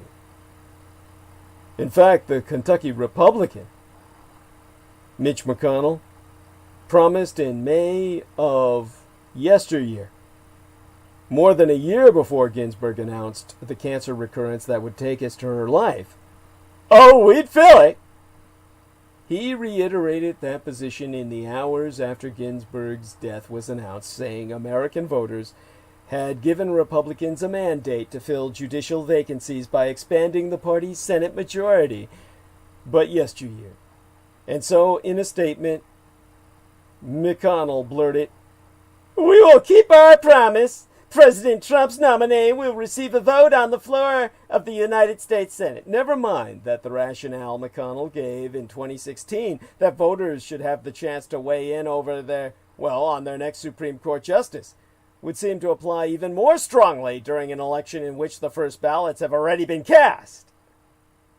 The more salient question is not whether McConnell would try to confirm Trump's nominee, but whether his Republican majority would go along with it, either before the election ends in November or in a lame duck session of Congress thereafter.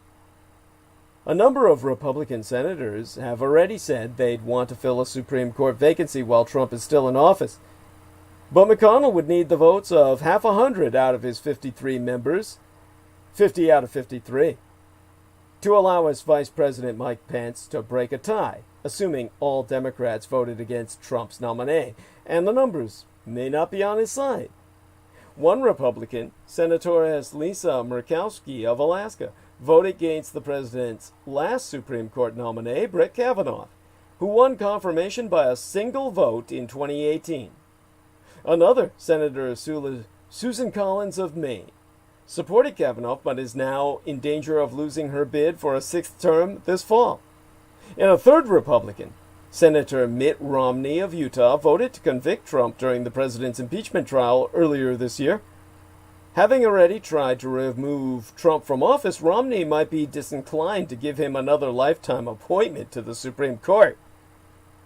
The Supreme Court has now seen 3 vacancies in the past 5 years.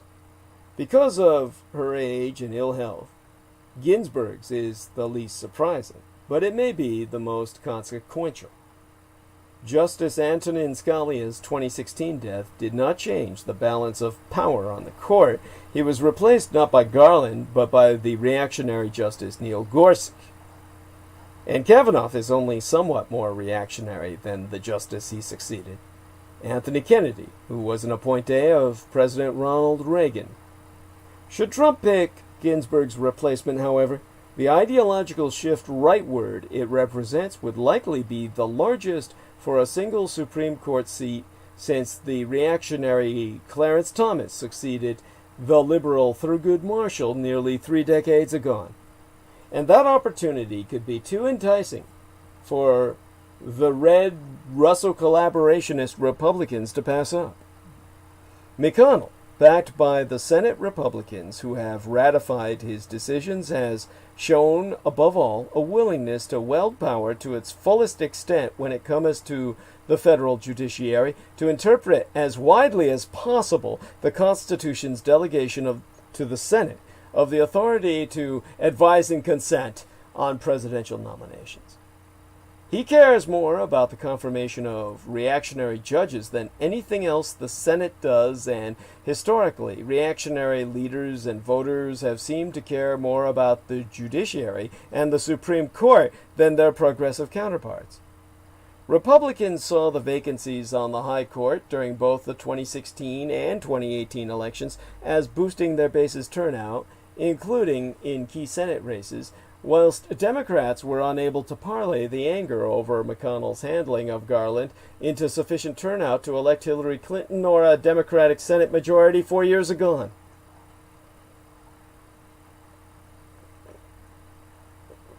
Republicans may hope the vacancy caused by Ginsburg's death will have the same mobilizing effect this year, especially in states such as Arizona, North Carolina, Iowa, Maine, and Colorado, where both Trump and Republican Party Senate candidates be at risk of losing. But the Ginsburg seat holds even more significance for Democrats, who have panicked about her health scares and advancing age for years. They fear not only the rollback of progressive gains, including restrictions on abortion rights and the possible invalidation of the Affordable Care Act, but also the potential that a 6-3 reactionary majority could hand Trump virtually unchecked power or overturn any major achievement a President Biden could hope to accomplish. The vacancy thus might provoke the turnout boost for Democrats that previous court battles did not, as well as a push for retribution if Republicans are seen as ignoring the will of the majority of our voters in these United States. A successful Republican Party effort to replace Ginsburg with a reactionary before or immediately after a Democratic victory will almost certainly lead to more progressive calls for Biden, along with a willing Democratic Senate, to simply pack the Supreme Court with more seats to offset the reactionary advantage. The stakes of the next 2 months, with hundreds dying daily from the coronavirus, with an incumbent president fanning violence and undermining the integrity of a national election, could hardly have been higher before Ruth Bader Ginsburg succumbed to her cancer. Into that cauldron now goeth a Supreme Court fight with an outcome that could alter American society not only for the next 4 years, but for entire generations yet to come. So, as the nation anticipates a fraught nomination process, consider my arguments. Don't make the election about the vacancy. Fixating on the court organizes the electorate along two fronts of a culture war.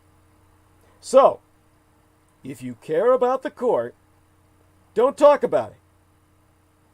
You are not myself.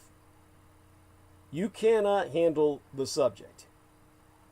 And fixating on the Supreme Court seat will provoke a culture war. I noticed that Ruth Bader Ginsburg's empty Supreme Court seat has provoked an epic, long-awaited clash between Democrats and Republicans, that the very principle of judicial independence hangs dangerously in the balance. I realize that the social media wave cannot be stopped, that the talking heads cannot be silenced, and that Democrats in Congress must fight this nomination for us all. Nevertheless, let me try to convince anyone who will listen.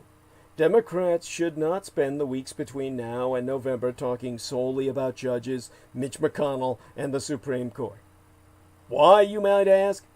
Fixating on the court organizes the electorate along 12 fronts of a culture war and forces people to make stark ideological choices. Instead of focusing voters on the president's failure to control COVID-19 or the consequent economic collapse, the culture war makes voters think only of their deepest tribal identities. To put it differently, Americans who define themselves as pro-life or as socially reactionary might consider voting for Joe Biden if the issue at stake is the botched pandemic response.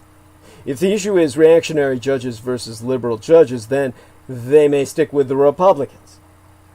Given the quirks of the American electoral system, these undecided voters matter, even more than the fired-up, well-organized inhabitants of liberal enclaves, like mine own. The Democratic base may now be making record donations to Democratic campaigns, but if money was the only thing that mattered, Jeb Bush would be president. On its own, the Democratic base cannot determine the outcome of presidential elections, let alone the Senate majority. These contests are settled in a small number by states, a small number of states, by a tiny number of independents and disillusioned partisans. The kind of voters who used to be Reagan Democrats, but who now might become Biden Republicans. And they may well be spooked by the prospect of liberal judges, a phrase designed to evoke lawlessness, degeneracy, and disorder, by the fantastical Donald Trump and his notional paradigm of America as a lawless hellscape.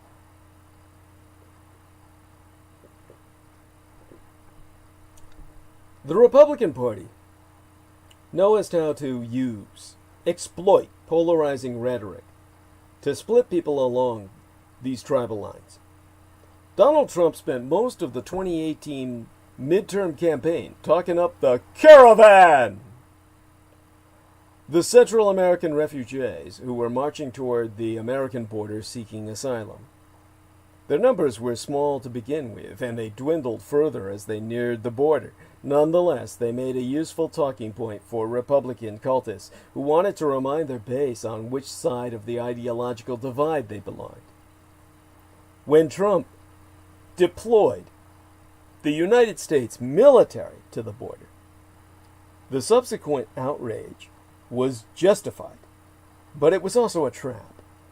It drew attention away from real-life issues and encouraged voters to think they had to believe that they had to make a false choice between the caravan, crime, and illegal immigration on the one hand, and tradition, safety, and law and order on the other. In a few key states, that gimmick worked. Former Senator Claire McCaskill of Missouri after she lost to Josh Hawley, a Republican, she bluntly observed, "The caravan helped him." She noted that her appointment was also helped by the Kavanaugh thing, meaning the story, presented by Republican media, of an upright conservative, a man trying to protect families, smeared by dangerous liberals. Inciting a culture war didn't work everywhere, and in places where it didn't, in all those suburban House seats won by centrist Democrats, for example, that was often not because candidates loudly denounced the president's use of troops at the border, but because they changed the subject. When undecided voters were thinking about jobs and health care, they were prepared to break their habits and vote for Democrats to save their lives. Politicians in other parts of the world also exploit culture wars to their advantage, mind you. In 2018, but the year before yesteryear, I myself sprach about the Philippines, a country whose president, its dictator, Rodrigo Duterte, managed to keep voters' minds on his shocking policy of murdering drug dealers. Rather than thinking about poverty or illiteracy, his electorate argued about whether they were for him, and thus for law and order, or against him, and thus, as he would put it, in favor of crime and drugs. Now, a recent study I myself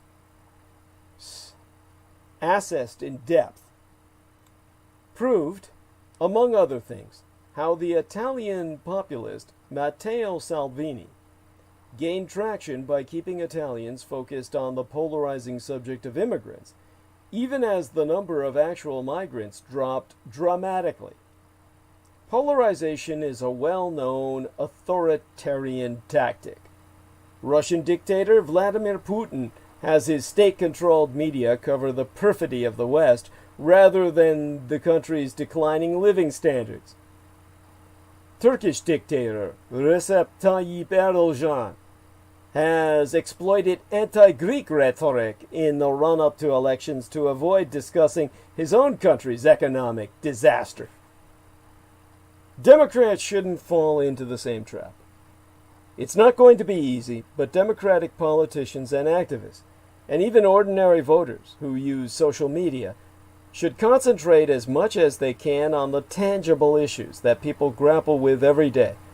Why their children aren't in school, why their business has shut down, why their health care plan is insufficient, why over 200,000 people have died, and why the choice of president affects those issues so profoundly.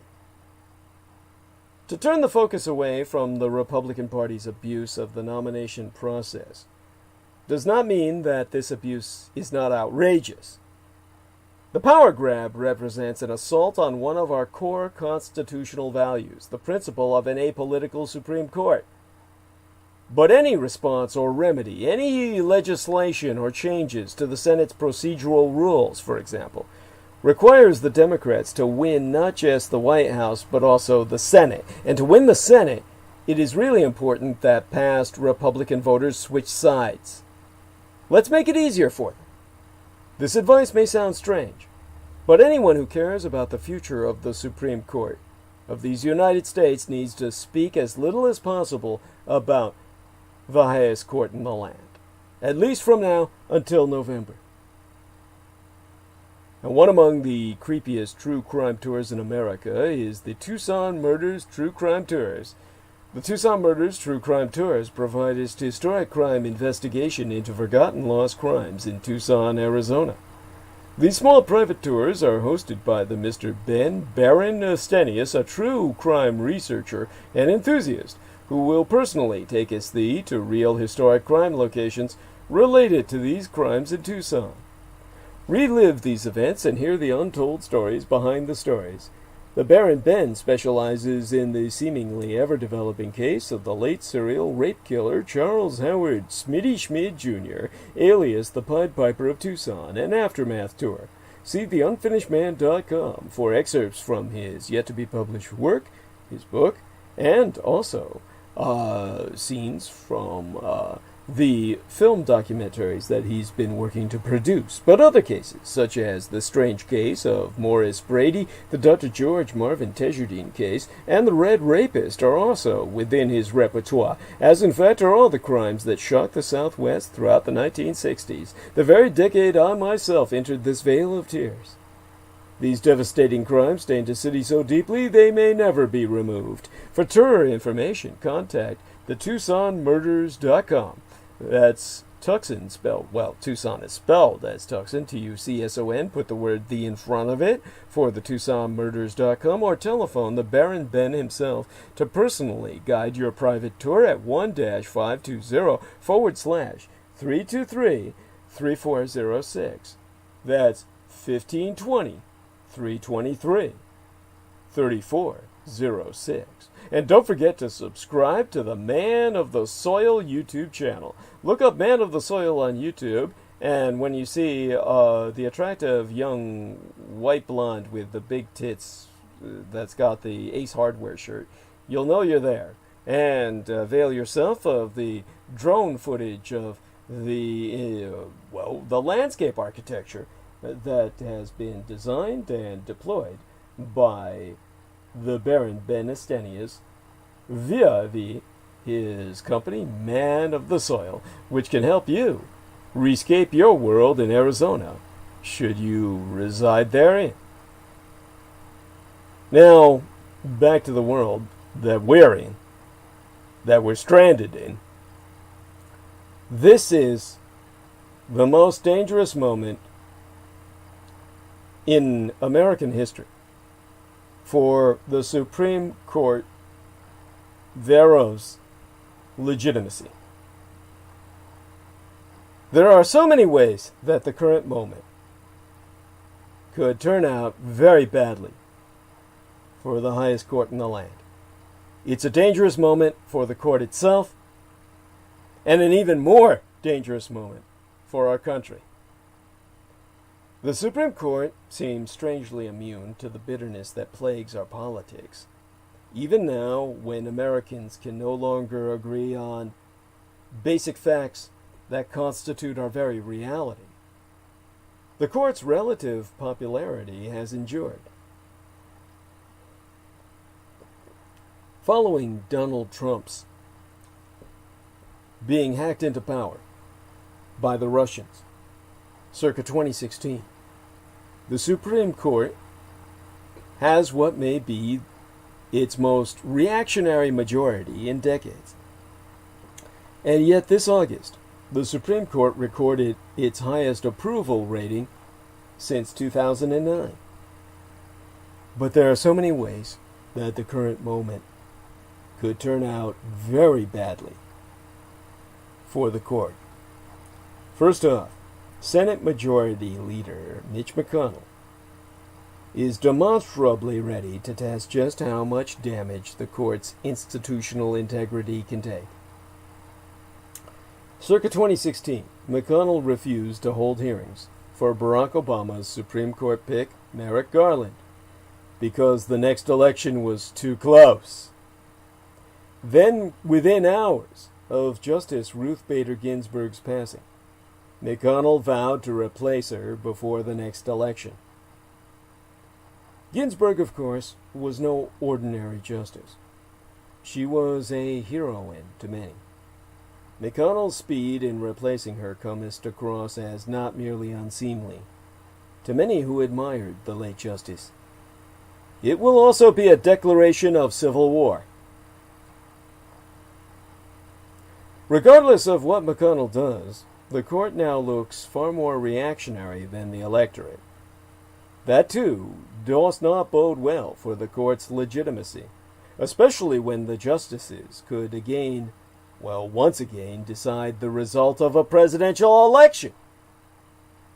The court may have to wade into one of hundreds of voting rights lawsuits triggered by the COVID-19 pandemic. Many have followed fights about whether the president has deliberately crippled the United States Postal Service to make it harder to vote. Republicans have claimed, sans any evidence whatsoever, of course, that mail-in voting will lead to massive fraud and have sued to stop it. These battles probably won't stop on Election Day. As he trails in the polls, President Trump has already cast doubt on the legitimacy of the election itself.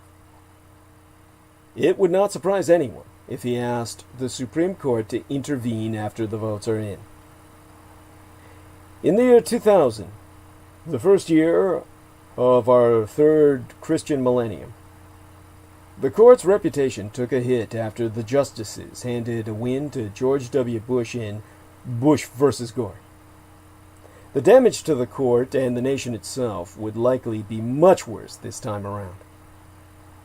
This damage could be compounded by the fact that, regardless of who wins this year's election, many expect Joseph Biden to easily carry the popular vote. If he does, that will mean Democrats have won a popular majority in 7 of the last 8 presidential elections.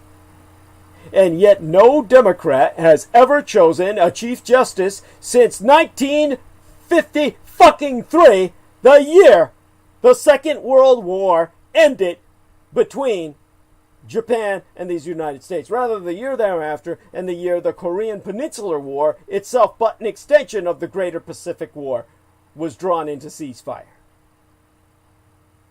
Democrats have not nominated a Supreme Court majority since 1969. The court is much more reactionary than the electorate, and voters know it. The number of voters who think the court is too reactionary hit a new high just last year. Historically, the Supreme Court has rarely broken too radically with public opinion, sans some kind of backlash Yet today, the court reflects the will of a smaller and shrinking, whiter slice of the electorate than ever before. Democrats fed up with the status quo have toyed with the idea of packing the court, adding more members to create a more liberal majority. Ginsburg's passing and McConnell's reaction to it have set off another round of demands for court packing. The journalist Jill Filipovich, writing in the Washington Post, urged Democrats to follow us through on a threat to pack the court if Mitch McConnell succeeds in pushing through a nomination.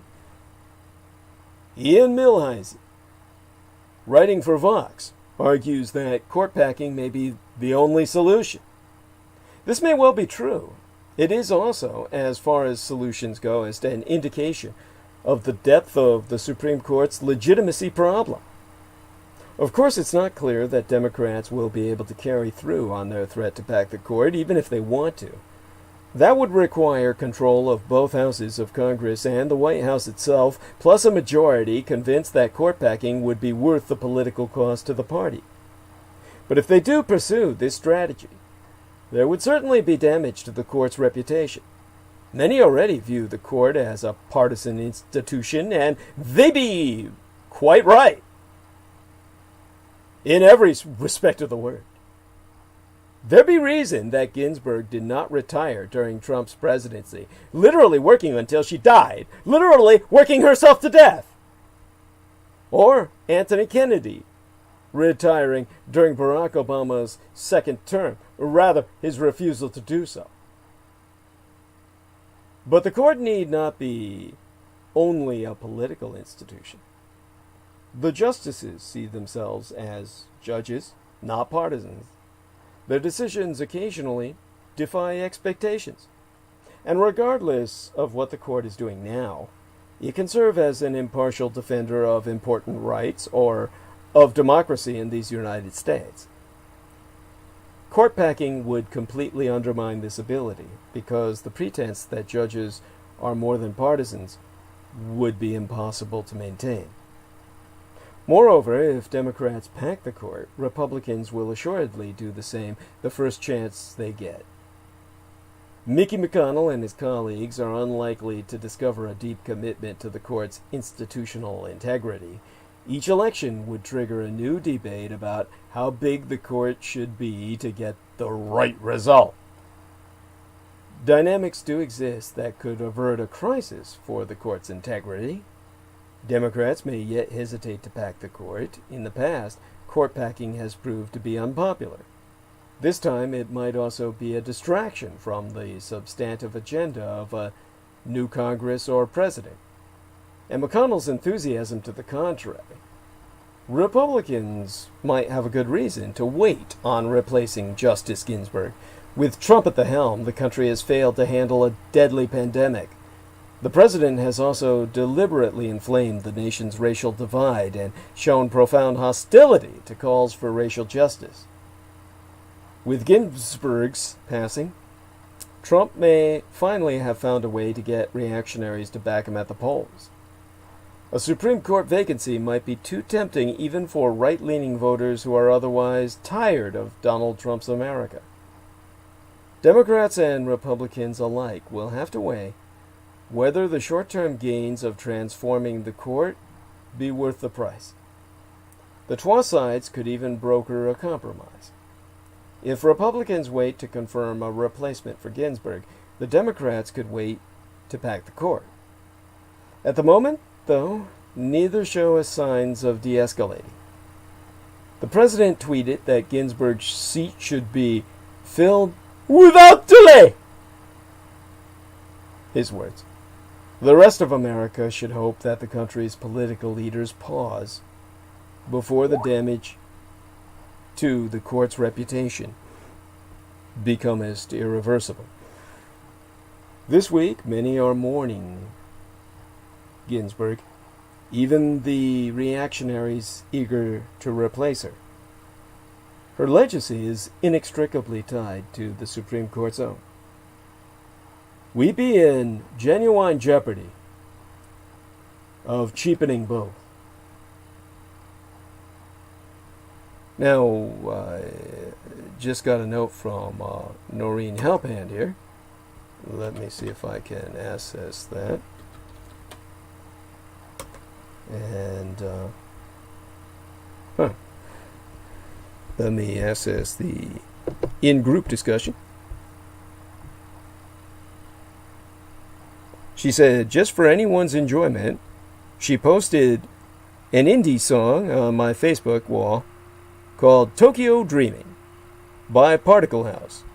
Okay, thank you, honey. That's cute.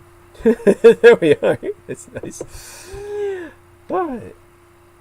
And now, let me try to further contextualize the supreme gravity of this crisis by articulating Trump's dangerous Supreme Court maneuver. A Federalist Society majority could upend the balance of power between the three branches of government itself and destroy the way of American governance as we know it. Trump's Supreme Court maneuver could dangerously increase the powers of the presidents. With Senator Mitt Romney's announcement that he supports moving forward with the confirmation of a new Supreme Court justice, Donald Trump and Mitch McConnell have secured the Republican votes they need to begin the process of filling the seat of the late Ruth Bader Ginsburg. Trump and McConnell now stand poised to create a reactionary majority on the court that would last for decades. This moment marks a triumph for the Federalist Society, a reactionary and libertarian legal group that has worked since the 1980s to recruit ultra-reactionary attorneys to serve as judges. Republicans face a potential backlash in November, but a dramatic and historic change in American democracy and jurisprudence is underway that could vastly increase the power of the presidency, corporations, and the wealthy, and curtail, actually bring to an end, abortion rights, Obamacare, and expansive voting rights. 4 Supreme Court justices, Clarence Thomas, Samuel Alito, Neil Gorsuch, and Brett Kavanaugh, are seen as closely aligned with the Federalist group's legalist philosophy, in the model of ancient totalitarian China, when the emperors were not at rule, but instead the authoritarians. A China that presaged communism. China's first totalitarians. A 5th Federalist Society-friendly justice would constitute an unappealable majority. The 12 federal judges currently shortlisted to be Trump's nominee, Amy Coney Barrett and Barbara Lagoa, are, respectively, a former and a current memberess of this group.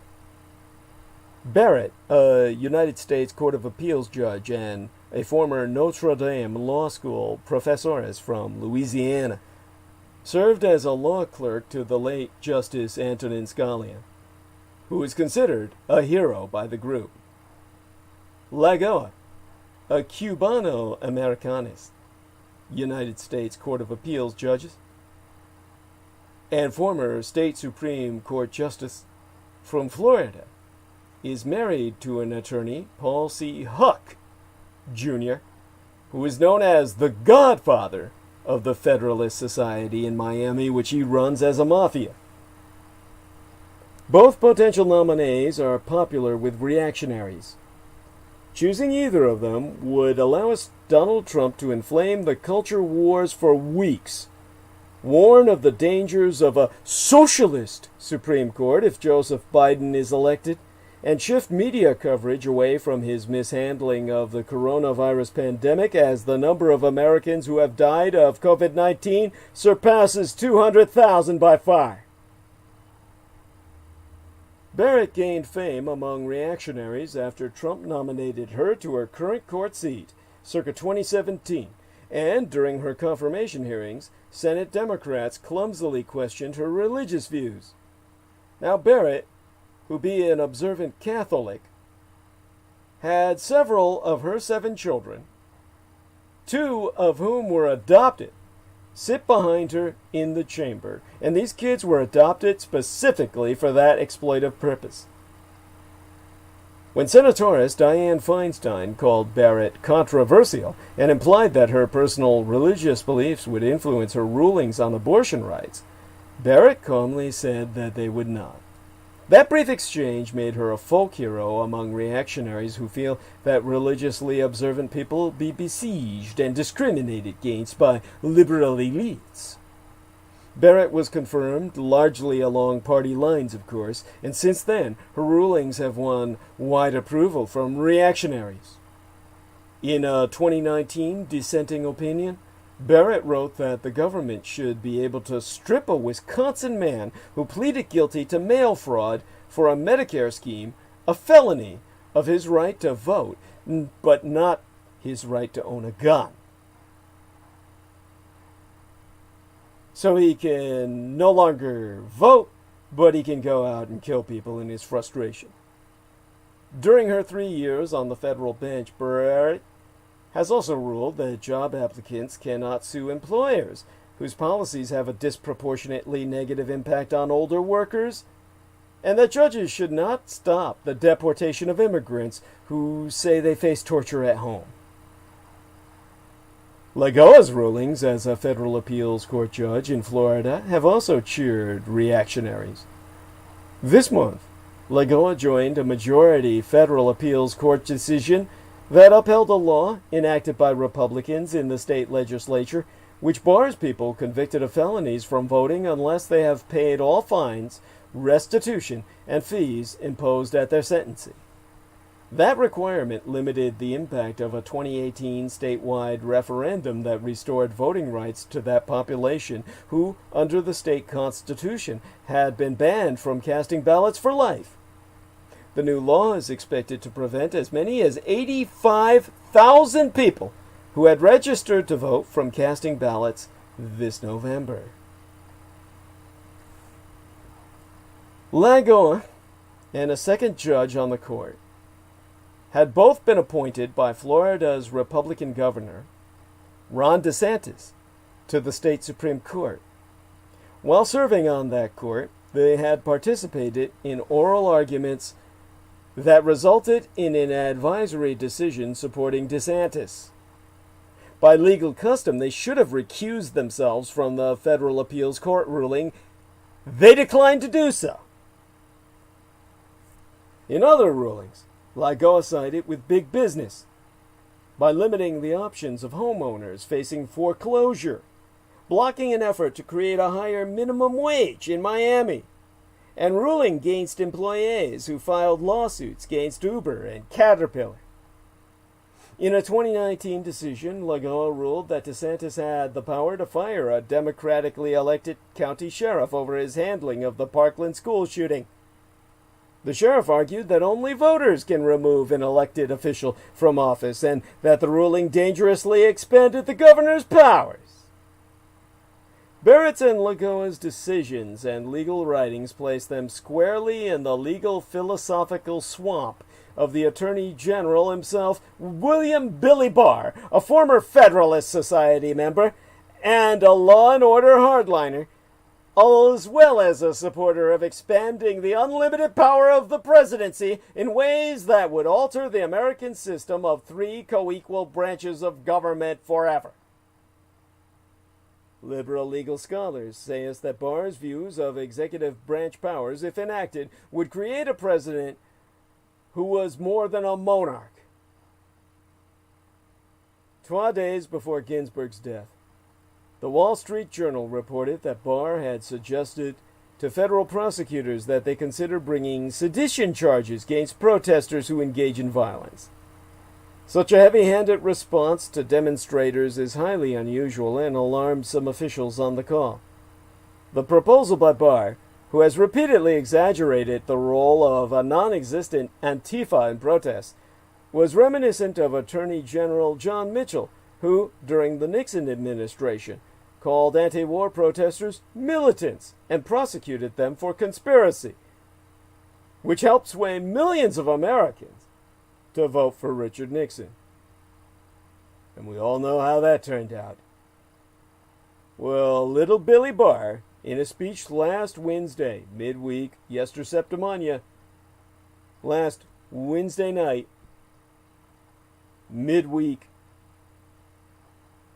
this last week, to a small reactionary college in which he delivered his speech, little Billy Barr praised dissenting Supreme Court opinion in the 1988 case Morrison versus Olson, writ by Scalia, that argued that independent counsels such as Robert Mueller are unconstitutional and do not have the right to investigate presidents. Little Willie Barr failed to mention that every other justice who heard that case, including 5 appointed by Republican presidents, voted against Scalia 7-1, and found that independent counsels are a proper check on abuse by presidents and their aides. Barr then called for an increase in the involvement of the president and his appointees in federal criminal prosecutions. Contradicting 40 years of bipartisan legal norms, the Attorney General argued that elected politicians, not nonpartisan civil servants in the Justice Department itself, over which he overrules, should closely control criminal prosecutions. Barr claiming that career prosecutors sometimes become headhunters, who are, in his words, consumed with traking down their target. And he said that political winners ritually prosecuting the political losers is not the stuff of a mature democracy. What Barr failed to take note of was that he himself is busily politicizing the Justice Department and exploiting it to boost his president's re-election effort in ways not seen since Mitchell and Nixon. In a question and answer session after his speech, Barr called pandemic shelter-at-home orders the greatest intrusion on civil liberties in American history since slavery. On Monday opening this work week, he accused Democratic mayors of allowing anarchy to take its toll in their cities and threatened to withhold billions of United States dollars in federal funding from them. The mayors of New York, Seattle, and Portland, Oregon responded that under the Constitution, Congress, not the president, controls the funding. Trump, for his own part, has repeatedly called for the jailing of his political rivals, including, to name just a few, Joseph Biden, former President Barack Obama, New York Governor Andrew Cuomo, former National Security Advisor John Bolton, former FBI Director James Comey, and, of course, Hillary Rodham Clinton. In the weeks ahead, Trump and McConnell will argue us that they need to push through their Supreme Court nominee to bring order to these United States. And little Billy Barr will continue to claim that autocrat-like presidential powers are needed to counter leftist insurrections that never have even existed. But it is the president, the Senate Majority Leader, and the Attorney General who will be dangerously exacerbating tensions, stoking division, and sowing instability. And Mitch McConnell's grand plan was obvious all along. Mickey McConnell has made it a priority to pack the nation's courts with reactionary judges. The Senate Majority Leader's assertion that his election year blockade of Merrick Garland doesn't apply to 2020 should come as no surprise. Anyone who thought Mickey McConnell was going to give up a prized Supreme Court seat purely for the sake of appearances hasn't been paying attention. With 4 words and a proud smile, the Senate Majority Leader this week confirmed what those who have watched him closely have long understood to be true. If a vacancy on the High Court occurs in the election year of 2020, the Republican majority that McConnell leads would they would vote to confirm President Donald Trump's nominee. And in response to a what-if question about the Supreme Court during an appearance in his home state of Kentucky, McConnell said, "Oh, we'd fill it!" McConnell's assertion is likely to come as worrisome, if unsurprising, news to liberals who fear for the consequences of the death of Ruth Bader Ginsburg, who was forced to withhold herself from retirement, who never enjoyed a retired day in her life, instead enduring multiple falls and cancer scares in the past decade before she finally succumbed to the killer of so many of us. It also serving as a reminder to Democrats musing about eliminating the legislative filibuster that the same option could be open to Republicans, and the Senate leader they're hoping to topple is never shy about making full use of the powers of his position, even those he has previously dismissed. It was the first time McConnell had been that explicit about his intentions regarding a 2020 Supreme Court vacancy, however, and his Democratic counterpart in the Senate, Minority Leader Chuck Schumer, immediately denounced Little Mickey McConnell as a hypocrite. After all, Mick McConnell had famously, or infamously to us Democrats, blocked former President Barack Obama's pick of Judge Merrick Garland to replace the late Justice Antonin Scalia in early 2016 on the grounds that the American people should have a voice in the selection of the next justice. Why, a Democrat might wonder, shouldn't that standard hold in the final year of a Republican president's term? Yet even at that time, McConnell claimed a narrow precedent for his maneuver that he knew would not necessarily constrain him in this exact scenario. As he argued in interviews and floor speeches, it had been more than 100 years since the Senate had, in a presidential election year, confirmed the Supreme Court nominee of a president of the opposite party. To bolster his credibility, Little Mickey McConnell sourced his entirely invented new precedent to Vice President Joseph Biden, who, as chairman of the Judiciary Committee circa 1992, had suggested that the Democratic-controlled Senate not consider a campaign year nominee from President George H.W. Bush. Biden's call ended up being moot, as Bush, who was then running for a second term, did not get another vacancy on the High Court. As the McConnell spokesman David Popp pointed out on Twitter, 2020 won't be the same as 2016. The Senate and White House have been generally controlled throughout the majority of this misadministration by the same party, and the Biden-McConnell rule simply does not apply. For the situations to have been an apples-to-apples comparison, Democrats would have had to have recaptured the Senate majority in 2018, and if they had, McConnell would be in no position to decide whether or not to confirm a Supreme Court nominee. None of this is an accident. Unlike Donald Trump, McConnell does not make off-the-cuff commentary. His near-term goal in blocking Garland was to save Scalia's seat, and with it, a narrow reactionary majority on the Supreme Court for a Republican president to fill. It was a risky gamble. Had Hillary Clinton won the presidency, she might well have nominated a younger, more liberal justice than Garland and moved the court further to the left for a longer period of time. McConnell's longer-term goal, indeed his bid for a lasting legacy as Senate leader, is no secret. His aim is to install as many reactionaries in lifetime federal judgeships, and in particular on the Supreme Court, as possible. He is well on his way to success in this area, having prioritized judicial nominations over legislation during Trump's first 12 years in office. Key to the effort has been McConnell's embrace of shrewd, arguably ruthless tactics. After blocking Garland in 2016, he does not bat an eye in swiftly deciding to nuke the Senate's 60-vote threshold for judicial nominations in the face of a Democratic filibuster of Judge Neil Gorsuch a year later. In 2018, McConnell steered Brett Kavanaugh to confirmation, despite multiple accusations of sexual misconduct against the appellate judge. The majority leader held the vote weeks before a midterm election that could have handed control of the Senate to the Democrats. As he runs for re-election to a 7th Senate term in Kentucky, McConnell is, to quote Politico, embracing his dark side, the dark side, relishing his reputation as a grim reaper to the left and a master strategist to the right. Despite his appearance on,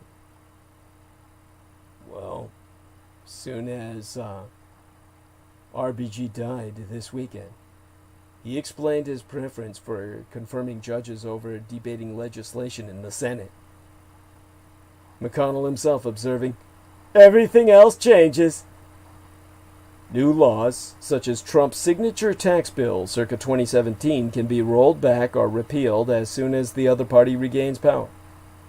But as McConnell himself has asserted, what can't be undone is a lifetime appointment to a young man or woman who believes in the quaint notion that the job of a judge is to follow the law. So that's the most important thing we've done for the country, which cannot never be undone. Democrats then have much to fear,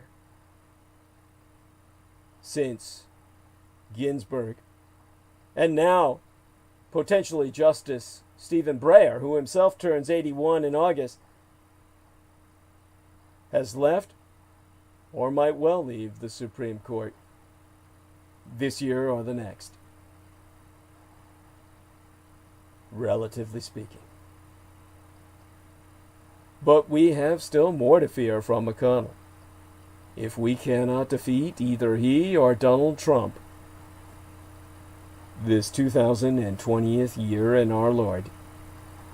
Already the Democratic presidential primary debate that we saw veered from policy to process, with candidates backing the elimination of the legislative filibuster as a means of enacting far-reaching proposals such as Medicare for all or a Green New Deal with just 51 votes instead of 60. So, too, have candidates opined on the idea of packing the Supreme Court with more than 9 justices to overcome a reactionary majority that some liberals consider illegitimate. For progressives, the goal in raising these ideas now is in part to give them time to become mainstream by 2021. By then, progressives hope to have the power and the political will to implement them. But once an idea becomes mainstream, it's up for grabs for both parties.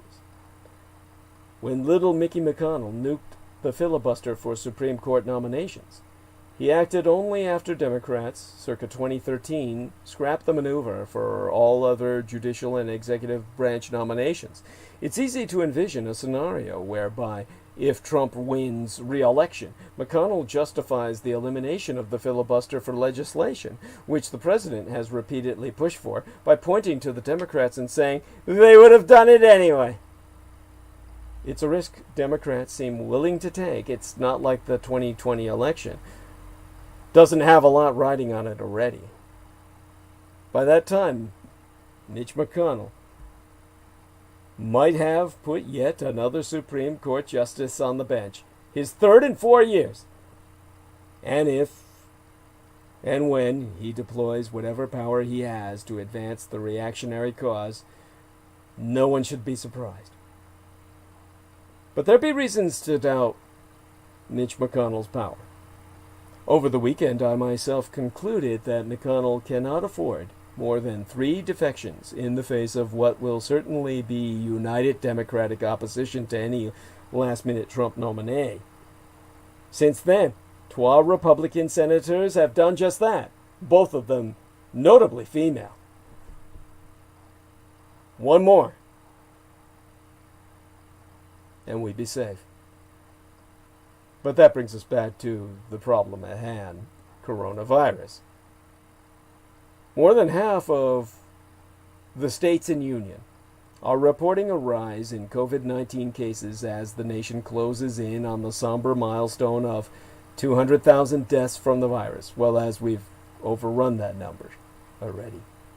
Wisconsin, Idaho, South Dakota, Iowa and Kansas are among the states reporting more new cases in the last 7 days, along with a coronavirus positivity rate above 15%. Still, some states are seeing improvements. Meanwhile, the CDC, the Center for Disease Control of these United States, says there is growing evidence that the coronavirus can be spread through viral particles lingering in the air, and that those droplets can travel distances beyond 6 feet. The wind can blow them for 30. And yet the CDC has abruptly removed guidance on how the virus spreads. Just days ago, the Centers for Disease Control and Prevention posted guidance that the coronavirus could commonly spread through lingering droplets in the air and travel far further than 6 feet. The agency abruptly removed that guidance, but yesterday, or the day before, within the last 24 to 48 hours, reverting to its previous statement that the virus spreads mainly from person to person. The CDC said the recent updates were posted in error and that it's revising recommendations on airborne transmission. The virus can still spread through the air, or so a CDC official did confirm, but that isn't thought to be the primary way it's transmitted. The confusion is the latest sign of how President Trump's misadministration has mishandled the COVID-19 response. According to Dr. Anthony Fauci, there's also another thing getting in the way of clear and consistent messaging on COVID-19. The country's divisive state. Now, or rather, so just what's up with aerosols? To reiterate, because I know this is going to be hard for people to grasp, and it's no fault of your own. New federal guidelines that acknowledged the role of aerosols in the spread of COVID-19 were removed Monday, opening this work week from the website of the Centers for Disease Control and Prevention, which thereafter claimed they had been posted by mistake. The updated information about coronavirus-laden aerosols, which came to the attention of independent scientists on Sunday of this last weekend, was from what I remember the website said, a draft version of proposed changes that had been posted in error to the agency's official website. That's according to a notice that was added thereafter to the CDC site. The reversal is threatening to further undermine the United States CDC's credibility in the midst of a pandemic and renewed charges that the Trump misadministration is improperly meddling in the agency's scientific process. And yet, we take it to an A+. Just remember, what you're seeing and what you're reading is not what's happening. That's what Donald Trump told his supporters the year before yesterday. On Monday, opening this work week, as the terrible milestone of 200,000 COVID-19 deaths materialized, the President of these United States put his motto into action, saying, "We've done a phenomenal job. Not just a good job, a phenomenal job." He said this on Fox News, of course, referring to his leadership, in quotes, in this pandemic. On the job itself, we take an A+. His words. The entire Trump mythology rests on a bubble of self-delusion. The United States has around 4% of the world's population, but more than 20% of its coronavirus deaths. And while few governments have fought this pernicious disease perfectly, other than mine own, that I was born into, the Nationalist Republic of China, as reestablished on the Isles of Taiwan, which will provide you your Vulcan intervention that will save humanity, as predicted by Gene Roddenberry the creator of the Star Trek franchise, on which he modeled the Vulcan culture after Confucianism, the Kolinar philosophy being but Confucianism. As I said, aside from my native Taiwan, while few other governments fought this disease as perfectly, any fair assessment would put Trump's performance closer to an F- than an A+. Here be just a few of Trump's missteps. He knew how bad the virus was in February, but hid the truth. He leans on United States health authorities to put politics before science. He failed to put in place a national testing and tracing system, arguing that testing doesn't matter much. He pushed states to reopen before the virus was even under control, helping to trigger a summer of sickness in the Sun Belt. He undermines his own government's advice on mask wearing. He is actively organizing mass gatherings in these United States. They call them campaign rallies. And he is politicizing the vaccine. In short, well, he's in search of an October surprise to boost his campaign before the election, whereby Trump has claimed every American could get a shot by April, even though no dose has yet been proven safe or effective. Yet, here in my golden state nation of California, which Trump wages his war against and sends in his Russo collaborationist red insurgents to fan the flames by which to destroy our economy, which be the engine of all 50 states and union, who we carry on our backs. Our economy being the 6th largest in the world, larger than that of the British empires. Here, the share of Californians who tested positive for COVID-19 in the last week dipped below 3% for the first time, a sign that my golden state is finally starting to beat back the spread of the coronavirus, which I've confirmed with officials because we're following the tenets of Taiwan.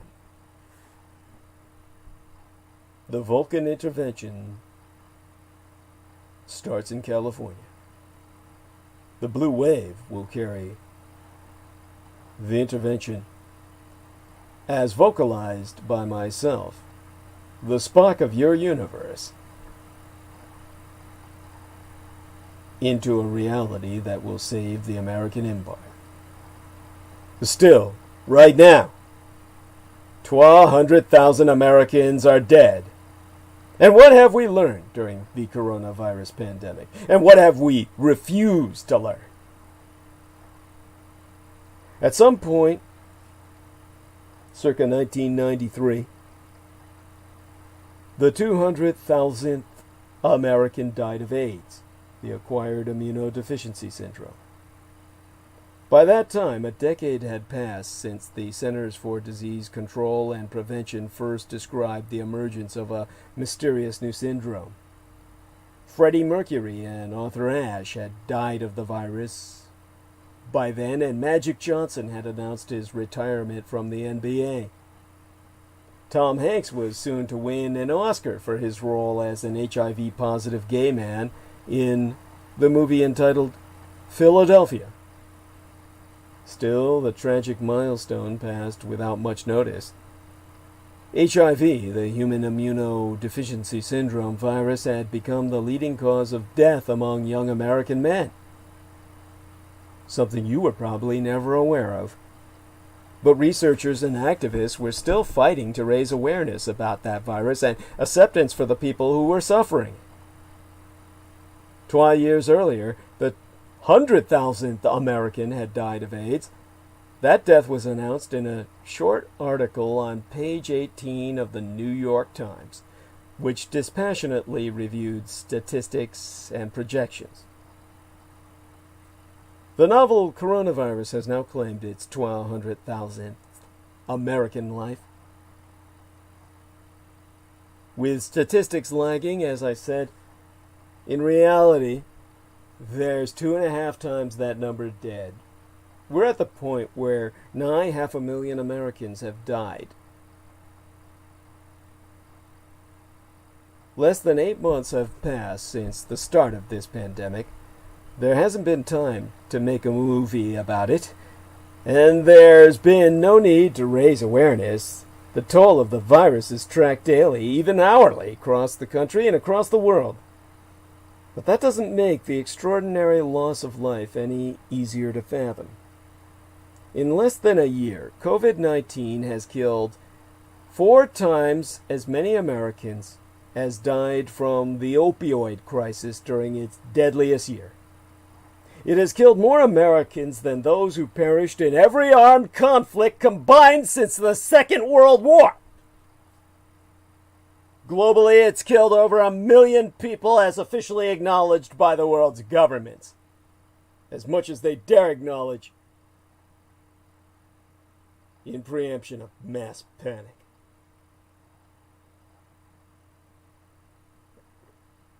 Reckoning with such a number, we might try to imagine the dead as individuals. Though the virus is worse for those who be older, people of all ages have died, and of all races, backgrounds, trades, and political persuasions. Each life lost was embedded in its own web of relations. According to one estimate, each person who dies of COVID-19 leaves behind an average of 9 surviving family members.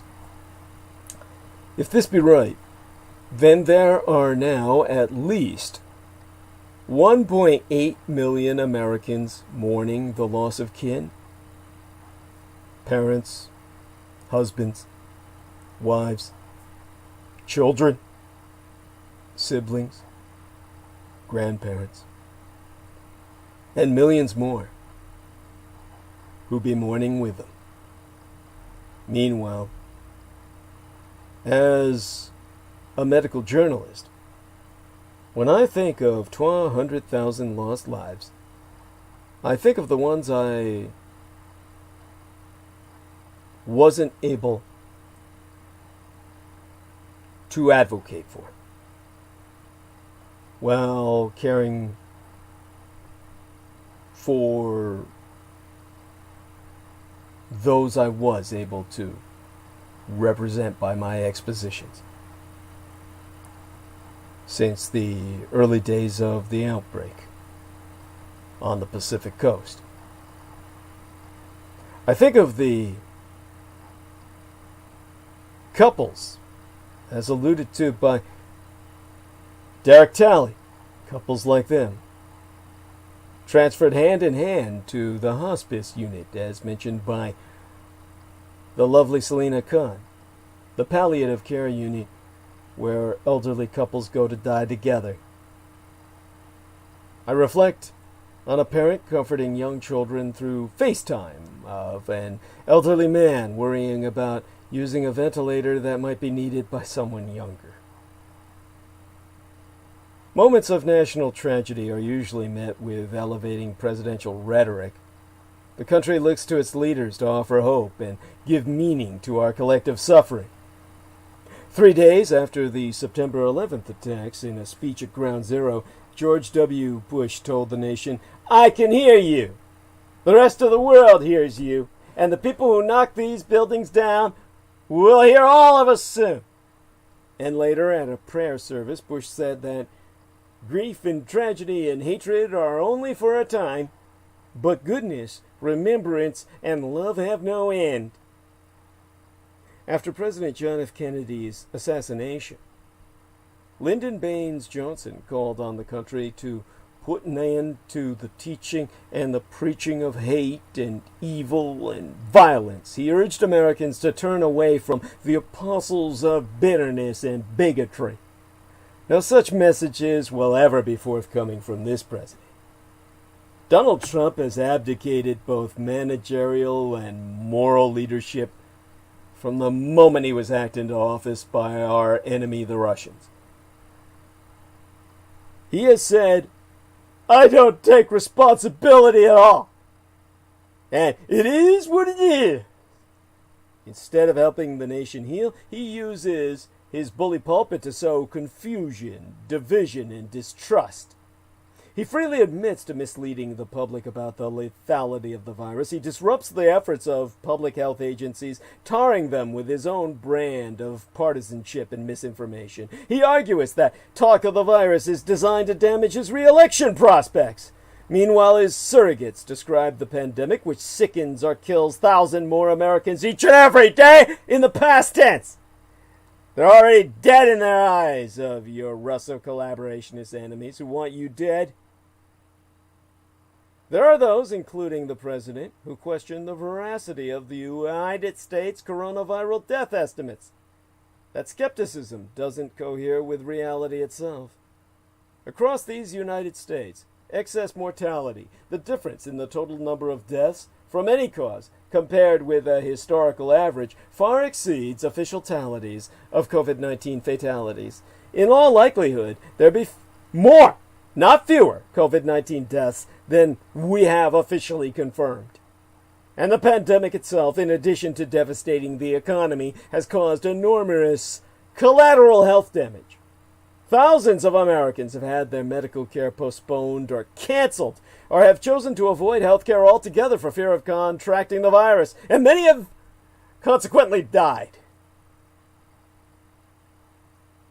Those collateral deaths take the death toll of the pandemic into the millions in America alone.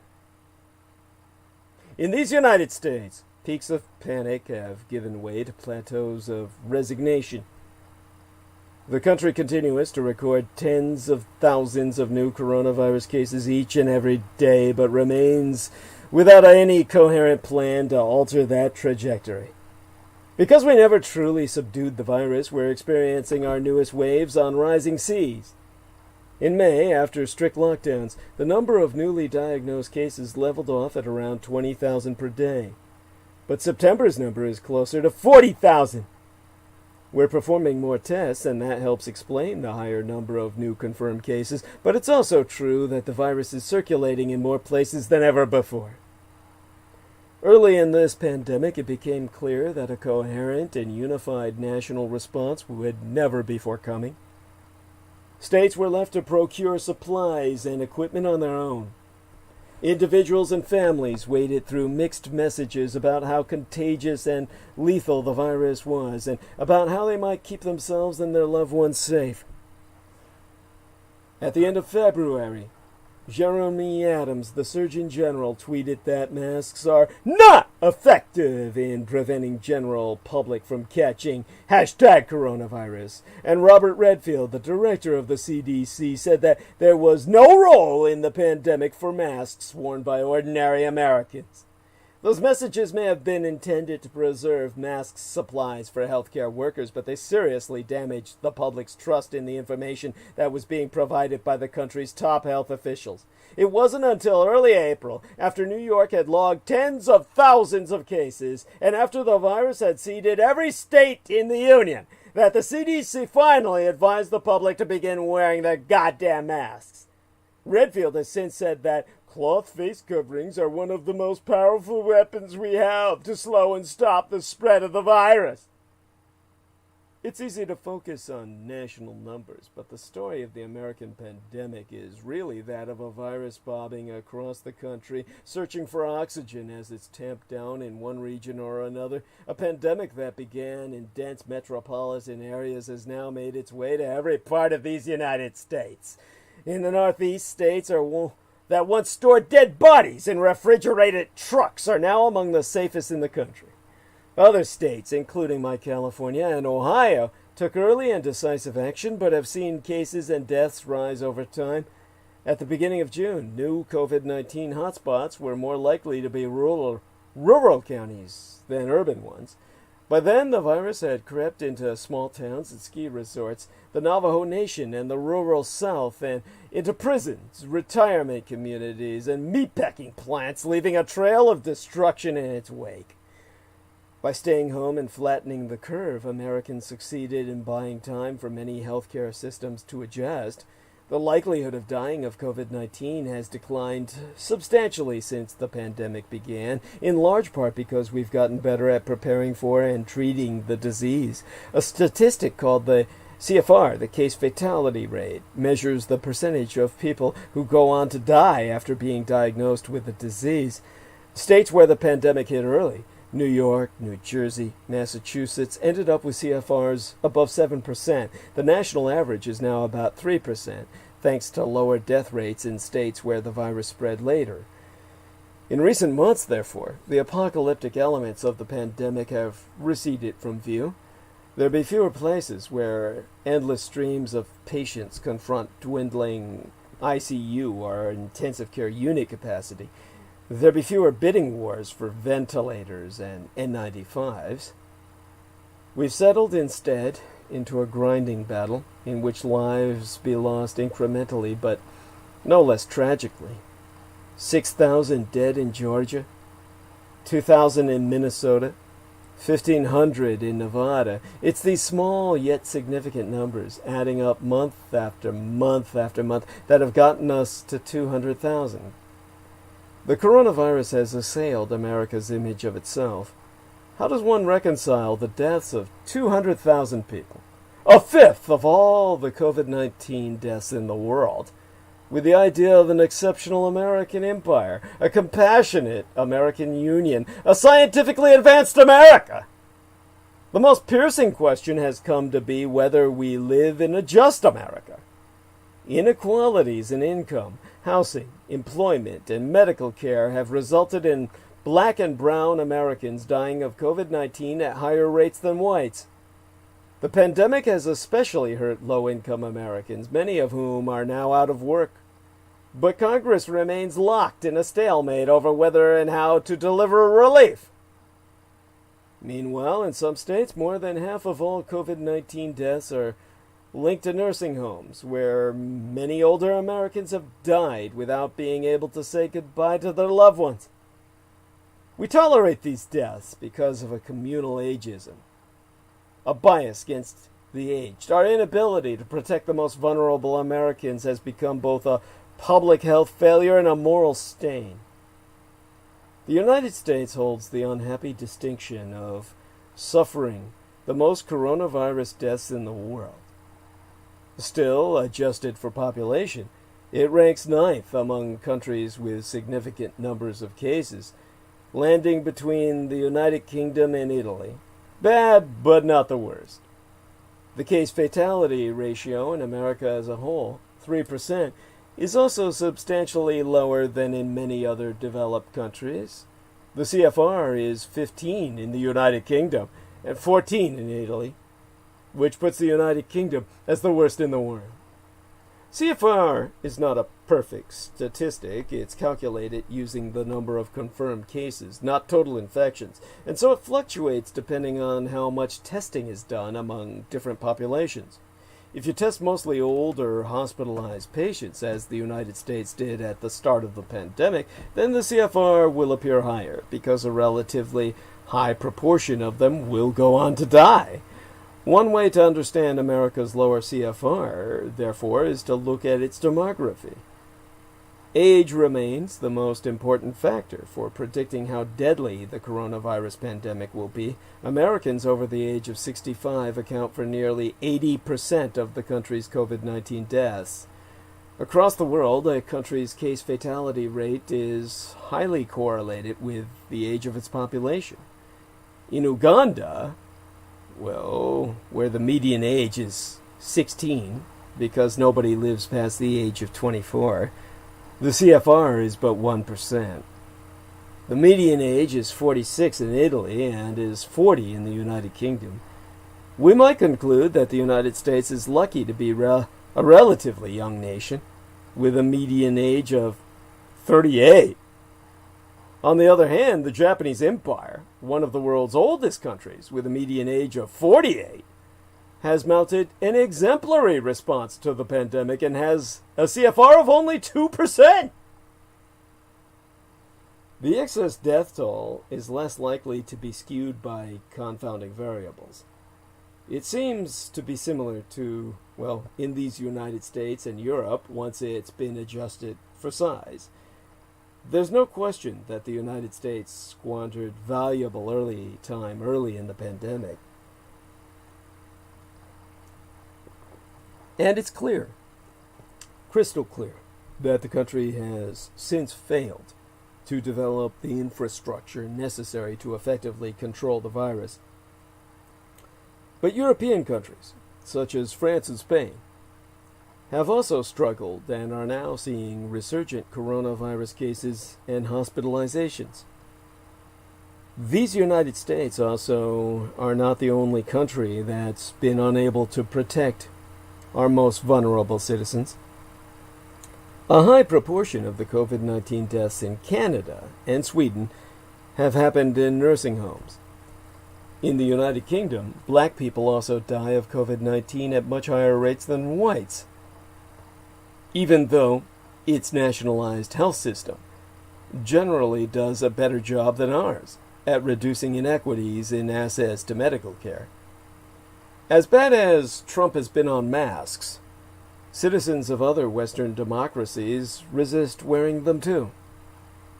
As troubling as our pandemic response has been, the largest gap may not be between our performance and that of other countries, but between our pre-pandemic understanding of America itself and what we now see revealed. The United States spends more on scientific research than any other nation on Earth, and as recently as but yesteryear was ranked the world's most prepared to handle any pandemic. And yet our response has been beneath mediocre and unusually fractious, politicized, and confused. How much of America's struggle is due to bungled leadership, Trump's distraction, and disinformation, governors who've been slow to embrace masks or restrict gatherings, and how much is the result of long-standing features of our political and public health systems? Answering that question is more than an academic or partisan exercise, and it behooves us to answer it honestly. What we find will have implications for identifying what's broken and figuring out how to fix it. In the meantime, a recent survey of people in 13 high-income countries found that confidence in America has plummeted during the pandemic. It's now as low as it's been at any point in recent history. Of course, it's not all bad. Our doctors, scientists, and pharmaceutical companies have been world-class. Many American hospitals rapidly and dramatically transformed to accommodate the deluge of critically ill COVID-19 patients. Many doctors found ways to provide care through telemedicine. Meanwhile, in less than a year, researchers have discovered an extraordinary amount about the biology, transmission, and treatment of a never-before-seen virus. Vaccine development is proceeding at unprecedented speed, aided by cutting-edge advances in biotechnology. Enormous investments in clinical trials mean that dozens of drugs may soon be available to reduce the spread and deadliness of the virus. Much of this work builds on decades of biomedical research, a lot of which has been publicly funded. If the coronavirus had emerged just 20 or 30 years ago, we would have far less reason to be hopeful about better treatments or a cure. Now, even though our efforts to contain the virus have stumbled completely, researchers stand a good chance of helping ourselves and all the world. Step by step, we have developed a nuanced picture of how the virus spreads. In the beginning of the pandemic, we worried a lot about contaminated surfaces. Now we know that they are not a major driver of transmission. Wash your hands and avoid touching your face, but there's probably no need to scrub your mail. We understand that the virus travels primarily through respiratory droplets exhaled by infected people and through microscopic secretions known as aerosols. Droplets, which are relatively large, quickly fall to the floor, but aerosols can float in the air for minutes or hours, making poorly ventilated indoor spaces, such as movie theaters and campaign rallies, especially risky. It took time and the collaborative efforts of scientists around the world to come to grips with the aerosol threat. The World Health Organization maintained that aerosol spread was worrisome mainly during medical procedures, until July, when 239 scientists signed an open letter urging the World Health Organization, to revise its assessment. At that point, the WHO released a statement acknowledging that aerosol-based transmission in restaurants, gymnasiums, and other crowded spaces cannot be ruled out. Many reopening plans were revised accordingly, favoring the outdoors over the indoors and urging the opening of windows and the upgrading of ventilation systems when indoor activity was unavoidable. Early in the pandemic, we simply did not fully grasp the challenges posed by asymptomatic transmission, meaning transmission by people who manifest no symptoms. We now knowest that people can start shedding the virus several days before they even develop symptoms. In fact, viral loads seem to peak just when symptoms are starting to appear.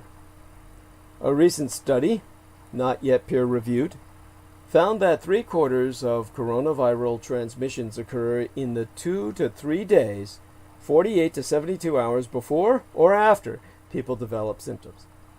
Because asymptomatic carriers, who may account for as many as 40% of infections, can also transmit the virus, it's clear that curtailing the spread requires everyone's participation, even the participation of those who don't think they'd be sick. That recognition is one reason that recent CDC guidance that asymptomatic people should not be tested was met with widespread criticism by scientists. The CDC has since reversed its recommendation. Our understanding of COVID-19, the disease caused by the coronavirus, has also evolved. It's become as clear that, though it primarily affects the lungs, it can damage hearts, brains, blood vessels, and other organs. It can also linger, creating a growing cohort of long haulers who continue to experience symptoms weeks, even months after infection. One study of hospitalized patients found that nearly 90% still experienced at least one symptom, most commonly fatigue or shortness of breath, at least 2 months after getting sick. Another study of non-hospitalized people who had tested positive for the coronavirus found that weeks later, more than a third had not returned to their usual state of health. Among younger Americans without chronic medical problems, 1 in 5 have continued to have symptoms. In all of these ways, we've taken a more accurate measure of our foe. But there be still too many unanswered questions. Among them, how long immunity lasts. SARS-CoV-2, the severe acute respiratory syndrome, coronaviral mutation variant 2 has not turned out to be a champion mutator in the vein of influenza or HIV, the human immunodeficiency virus. Still, we don't know whether immunity to the virus will wane with time, allowing previously infected people to become susceptible to it all over again. The answer has huge implications for individual behavior, public policy, and vaccine efficacy. So far, less than a year into the pandemic, there be no evidence of widespread repeat infections. But infections of most respiratory viruses, including other coronaviruses, do not confer lifelong immunity. And it's too early to tell with SARS-CoV-2. Even as we continue to learn about the virus, there be a sense in which we already know what we need to know and have known for some time. For months, we've known the essential steps to containing the virus: testing, tracing, masks, and distance. We also noticed that, as bad as things have been, it's possible for them to get worse. In many parts of the country, winter will soon close off opportunities to dine and gather outdoors, forcing us inside, where the virus is more likely to spread. One widely cited model has the American COVID-19 death toll doubling to 400,000 by January of 2021. That outcome is far from inevitable, but escaping it will require a more thorough and united approach to the pandemic than we've managed to date. It will require us to act more effectively on what we know. Moments of tragedy are also moments of possibility. We search for meaning in grief, hoping to find some purpose in our suffering, or at least some reassurance that we will emerge the stronger and more prepared in the future. In the past, catastrophes, both natural and man-made, have led to new ideas, laws, and cultural and political paradigms. Social security, food stamps, and a more robust safety net emerged from the Great Depression. In mid-century America, people hoping to report an emergency had to find and dial a local phone number or ask for an operator, leading to delays, confusion, and needless tragedy. The gruesome murder of Kitty Genovese, which at the time was said to have been witnessed by no less than 38 people, none of whom called the police, was partly responsible for the invention of the 911 system we use today. In the 1960s, the decade into which I myself was born of my mother's womb, emerging into this vale of tears, which I share in suffering with yourselves, the United States recorded about twice as many car crash fatalities per person as it does now. In some years, more than 52,000 people died. Then came seat belts, airbags, and the enforcement of drunk driving laws. Viktor Frankl, the famed psychiatrist and Holocaust survivor, once said that everybody in the midst of suffering is given a chance to bear testimony of the human potential at its best, which is to turn a personal tragedy into a human triumph. The monumental loss of life during the coronavirus pandemic so far could push us toward a better future. It could help restore a belief in independent science and competent government. It may help us value the essential work performed by society's most marginalized people. And it could lead us to create a public health infrastructure that spares future generations of Americans a similar fate in the inevitable pandemics to come.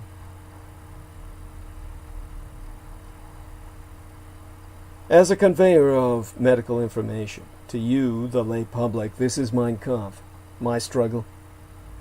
And Mein Kampf, my struggle be thine own. Contribute to the struggle at DouglasDietrich.com, where we now be accepting contributions via PayPal Holdings Incorporated on DouglasDietrich.com. And in all due acknowledgement unto our own personal hero, we asketh of everyone moral and our fiscal support on behalf of our dearest English brother in battle, John Henry McMills Warrington. Friend and follow he via his Facebook Incorporated timeline at facebook.com/john.war, and subscribe to his YouTube Maggot channel at youtube.com/c/Magator, which be spelled MAGGOTAUR, he being the property manager thereof, who also serves as Team Thrax, Dietrich's our Dragons, ultimate post-episodic producer, and our final productions archivist at DouglasDietrich.com. For word nafahi, nigh all videographic works of the internationally recognized renegade military historian would have been lost. So if financial aid no be prohibitive per budgetary constraints, electronically relay monetary assistance via tinyurl.com/mmagotmillions, which be spelled tinyurl.com/MAGGOTMILLIONS. Again, donate to the Maggot Man, which the maggot being a Celtic term for someone seeking attention, as at a party, acting the maggot, aka John Henry McMills Warrington, by searching on Facebook for Maggot Millions. Put Maggot Millions in the search bar and then look for the building under construction post.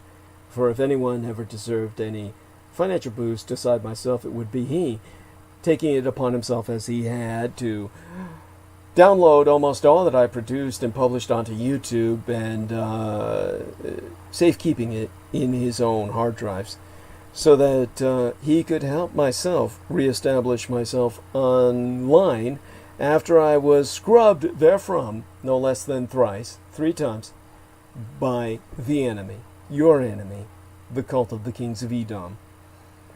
At which point he served as the bridge between the Akashic records and the cyberspace of our material, Malkuthian word, to use the Kabbalistic term, and enabled myself to reestablish not just my legacy, but my electronic persona interacting with yourself right now. So, now you too can do your part to help in the fight against total annihilation. Spread the word about Dietrich, Douglas Dietrich, that he, the biological son of Adolphus Jacob Hitler, whom you can find out more about at douglasdietrich.com/2019/05/08/Douglas Dietrich, son of Adolf Hitler, fighting against white supremacist neo-Nazis.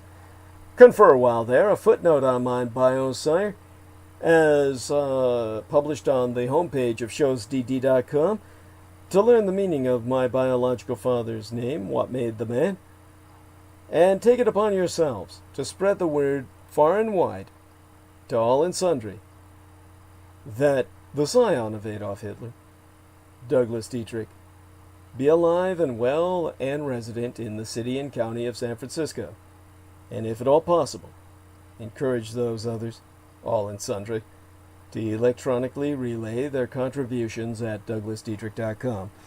For people are forever asking, Renegadus Humanus Arma ab Massa Erudicio, the renegade human weapon of mass instruction, what they can do to fight the paedopathophalacracy, such being our present Slavo-Western government by patriarchy of pathological pedophiles. You can all help spread awareness by supporting myself. We have a new contribution page on douglasdietrich.com where you can make his donation online using either the credit or debit card. Simply go to douglasdietrich.com and click the red Donate button. All sponsors will be granted exclusive electronic access to both my videographic and audio recorded archives through to this year, from the 2011th year in our Lord, the very year mine own late and sainted matriarch, the Grand Madame Diana Linsu Chen Takabashi Hideko Dietrich, was murdered. Assassinated nigh immediately aftermath San Juichi Sensemi, the 3/11 terror attack against Fukushima Daiichi, the Big One cluster of nuclear power plant facilities on site, the 7,000 islands of the Greater Japanese Empire, when 'twas deemed by much Native American cosmological reckoning that the first rays of the dawning of the sixth world broke upon us, and magics could again be worked conjointly with Mother Earth to redeem the folk upon her. They're not on YouTube anymore, whereon the intra-global crises analyst Douglas Dwayne Dietrich long ago established his high-profile visibility platform per rationale of personal security by way of public promotion. Only on contribution will thy membership be processed within 48 through 72 hours, between 2 to 3 days, for full access to all mine archives, meaning all those videos that John Warrington saved, aside those on the Maggot Douglas Dietrich channel and the YouTube channel named Taboo Bros 2, as managed by mixed martial arts maestro Daniel Arola, whom you can visit at facebook.com/Daniel.Arola.3 of Damage, or DAMAG, Daniel Arola Martial Arts Group Incorporated, Cali Combatives. Optionally mail either checks or money orders, never cash, to the personal residential address of the Mr. Douglas Dietrich, which itself be listed on douglasdietrich.com. The most important thing being that people regularly donate what they can within their means. Now, foremost among Axe's Daddy D's donors, aside his former lady and mistress, Lena Shea herself, be our most beloved greater British brother in battle, the Team Drex, Dietrichs or Dragons, heavyweight lifting keeper of the spirits, and YouTube Bizarre HD channel managing mixologist George Edward Knight, whom you can friend at facebook.com/george.e.knight.7 and subscribe to his channel at youtube.com/user/bizarrehd, which itself be spelled Bizarehd. He being mine own personal hero who has substantially delivered towards my salvation from the streets, and whose self-produced videos entitled How the United States Won World War I and Why We Are Still Legally at War with the Failed Reich both be factually substantiated per mine own expositions. And of course he has a third video that is trailered on his Bizarre HD channel entitled The Thousand Year Reich in Exile, subtitled The Third Reich's Flügelrad and Hannibal Technology, which will be completed as soon as possible for a house husband and a father expectant. He expecting to, he's already sired the young lady, but she's beneath the heart and carried in the womb of our lovely Lady Sarah, his wife, who serves as a nurse, serves the general public, and yourself. Whether you're a citizen of the United Kingdom or not, she serves humanity. And she's on the front lines thereof, protecting us all from COVID-19. Therefore maintain her in your thoughts and prayers, as carried beneath her heart and within her womb is the child of George Knight's own loins, who will hopefully be born healthy into our world by a mother who survives this plague, even while risking her life to protect your own. Now, remember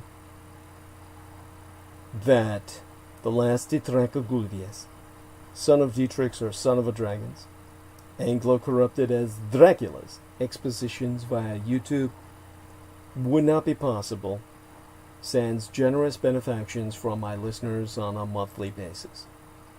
The Amerasian agent of the Peacock Angel, Tavush Meliek, be the only person on the surface of this world with the insider knowledge and experience necessary to lead that resistance against the Russo-sub-satanic occupation and anti-godly insurgency. It bearing no end of emphasis that Judy, Anglo-corrupted as Jedi, literally Master D or the Master of Enlightenment myself, is not paid to articulate mine expositions, and have never once been remunerated for my services rendered unto thyself and all thy holdest dear, at incomparable sacrifices to myself, most tragically of all my loved ones, in my most singular and quite unenviable role in as the ultimate public informant at personal risk, still at large. Your taxation cannot support myself, as I be denied access to the United States Department of Veterans Affairs benefits and or services due dishonorable discharge. So again, go to DouglasDietrich.com and click Donate. The very survival of the human species be at stake, and I am not exaggerating. Do not wait. Donate now. It be appreciated beyond my ability to express in any language. As well, forget not to subscribe to the Douglas Dietrich YouTube channel at youtube.com/c/Douglas Dietrich, and click on that notification bell in order to receive notifications that live streams has started. Even if you be subscribed, you will only receive notifications if you select all in notifications. So do remember to do that, or you're not going to get them. To re-emphasize, subscribe to the Douglas Dietrich YouTube channel at youtube.com/c/Douglas Dietrich, and tune in at 8 p.m. Eastern Daylight Time. That would be 5 p.m. Pacific Daylight Time each and every Wednesday and Sunday night. And click on that notification bell in order to receive notifications that live streams has started.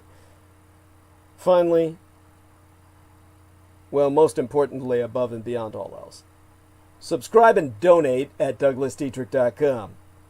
where sponsors will be granted exclusive access to the online archives, including all video and MP3 recordings of Douglas Dietrich from 2011 through to the present. Alright, a final check. Good God, the last entry into the chat room was the lovely lady Maria Michaela Grigorich recommending that we try coconut oil for chicken. Jesus fucking Christ. Come on, people have got to have been saying, she said something after that. I know she said something after that. She says she's afraid of the grill and had a couple of frightening experiences with fire as well. Her only fear. Fire was also involved in one of her father's suicide attempts. So yes, pretty traumatic. Good God, honey. Thank you for the courage in sharing that. We love you. I love you all who support myself. Blessed be. And I'm taking off early tonight before it's even midnight my time, because I have to get up so early tomorrow. The middle of my biological night. I have to be meeting my medical cosmetologist, V. Clark, at 1300 hours, 1 o'clock p.m. by chronometric standards for you civvies, you civilians. And, of course, that's like 1 a.m. in the morning for you. To me. Okay, blessed be. My best wishes to all. And to all, the best of nights.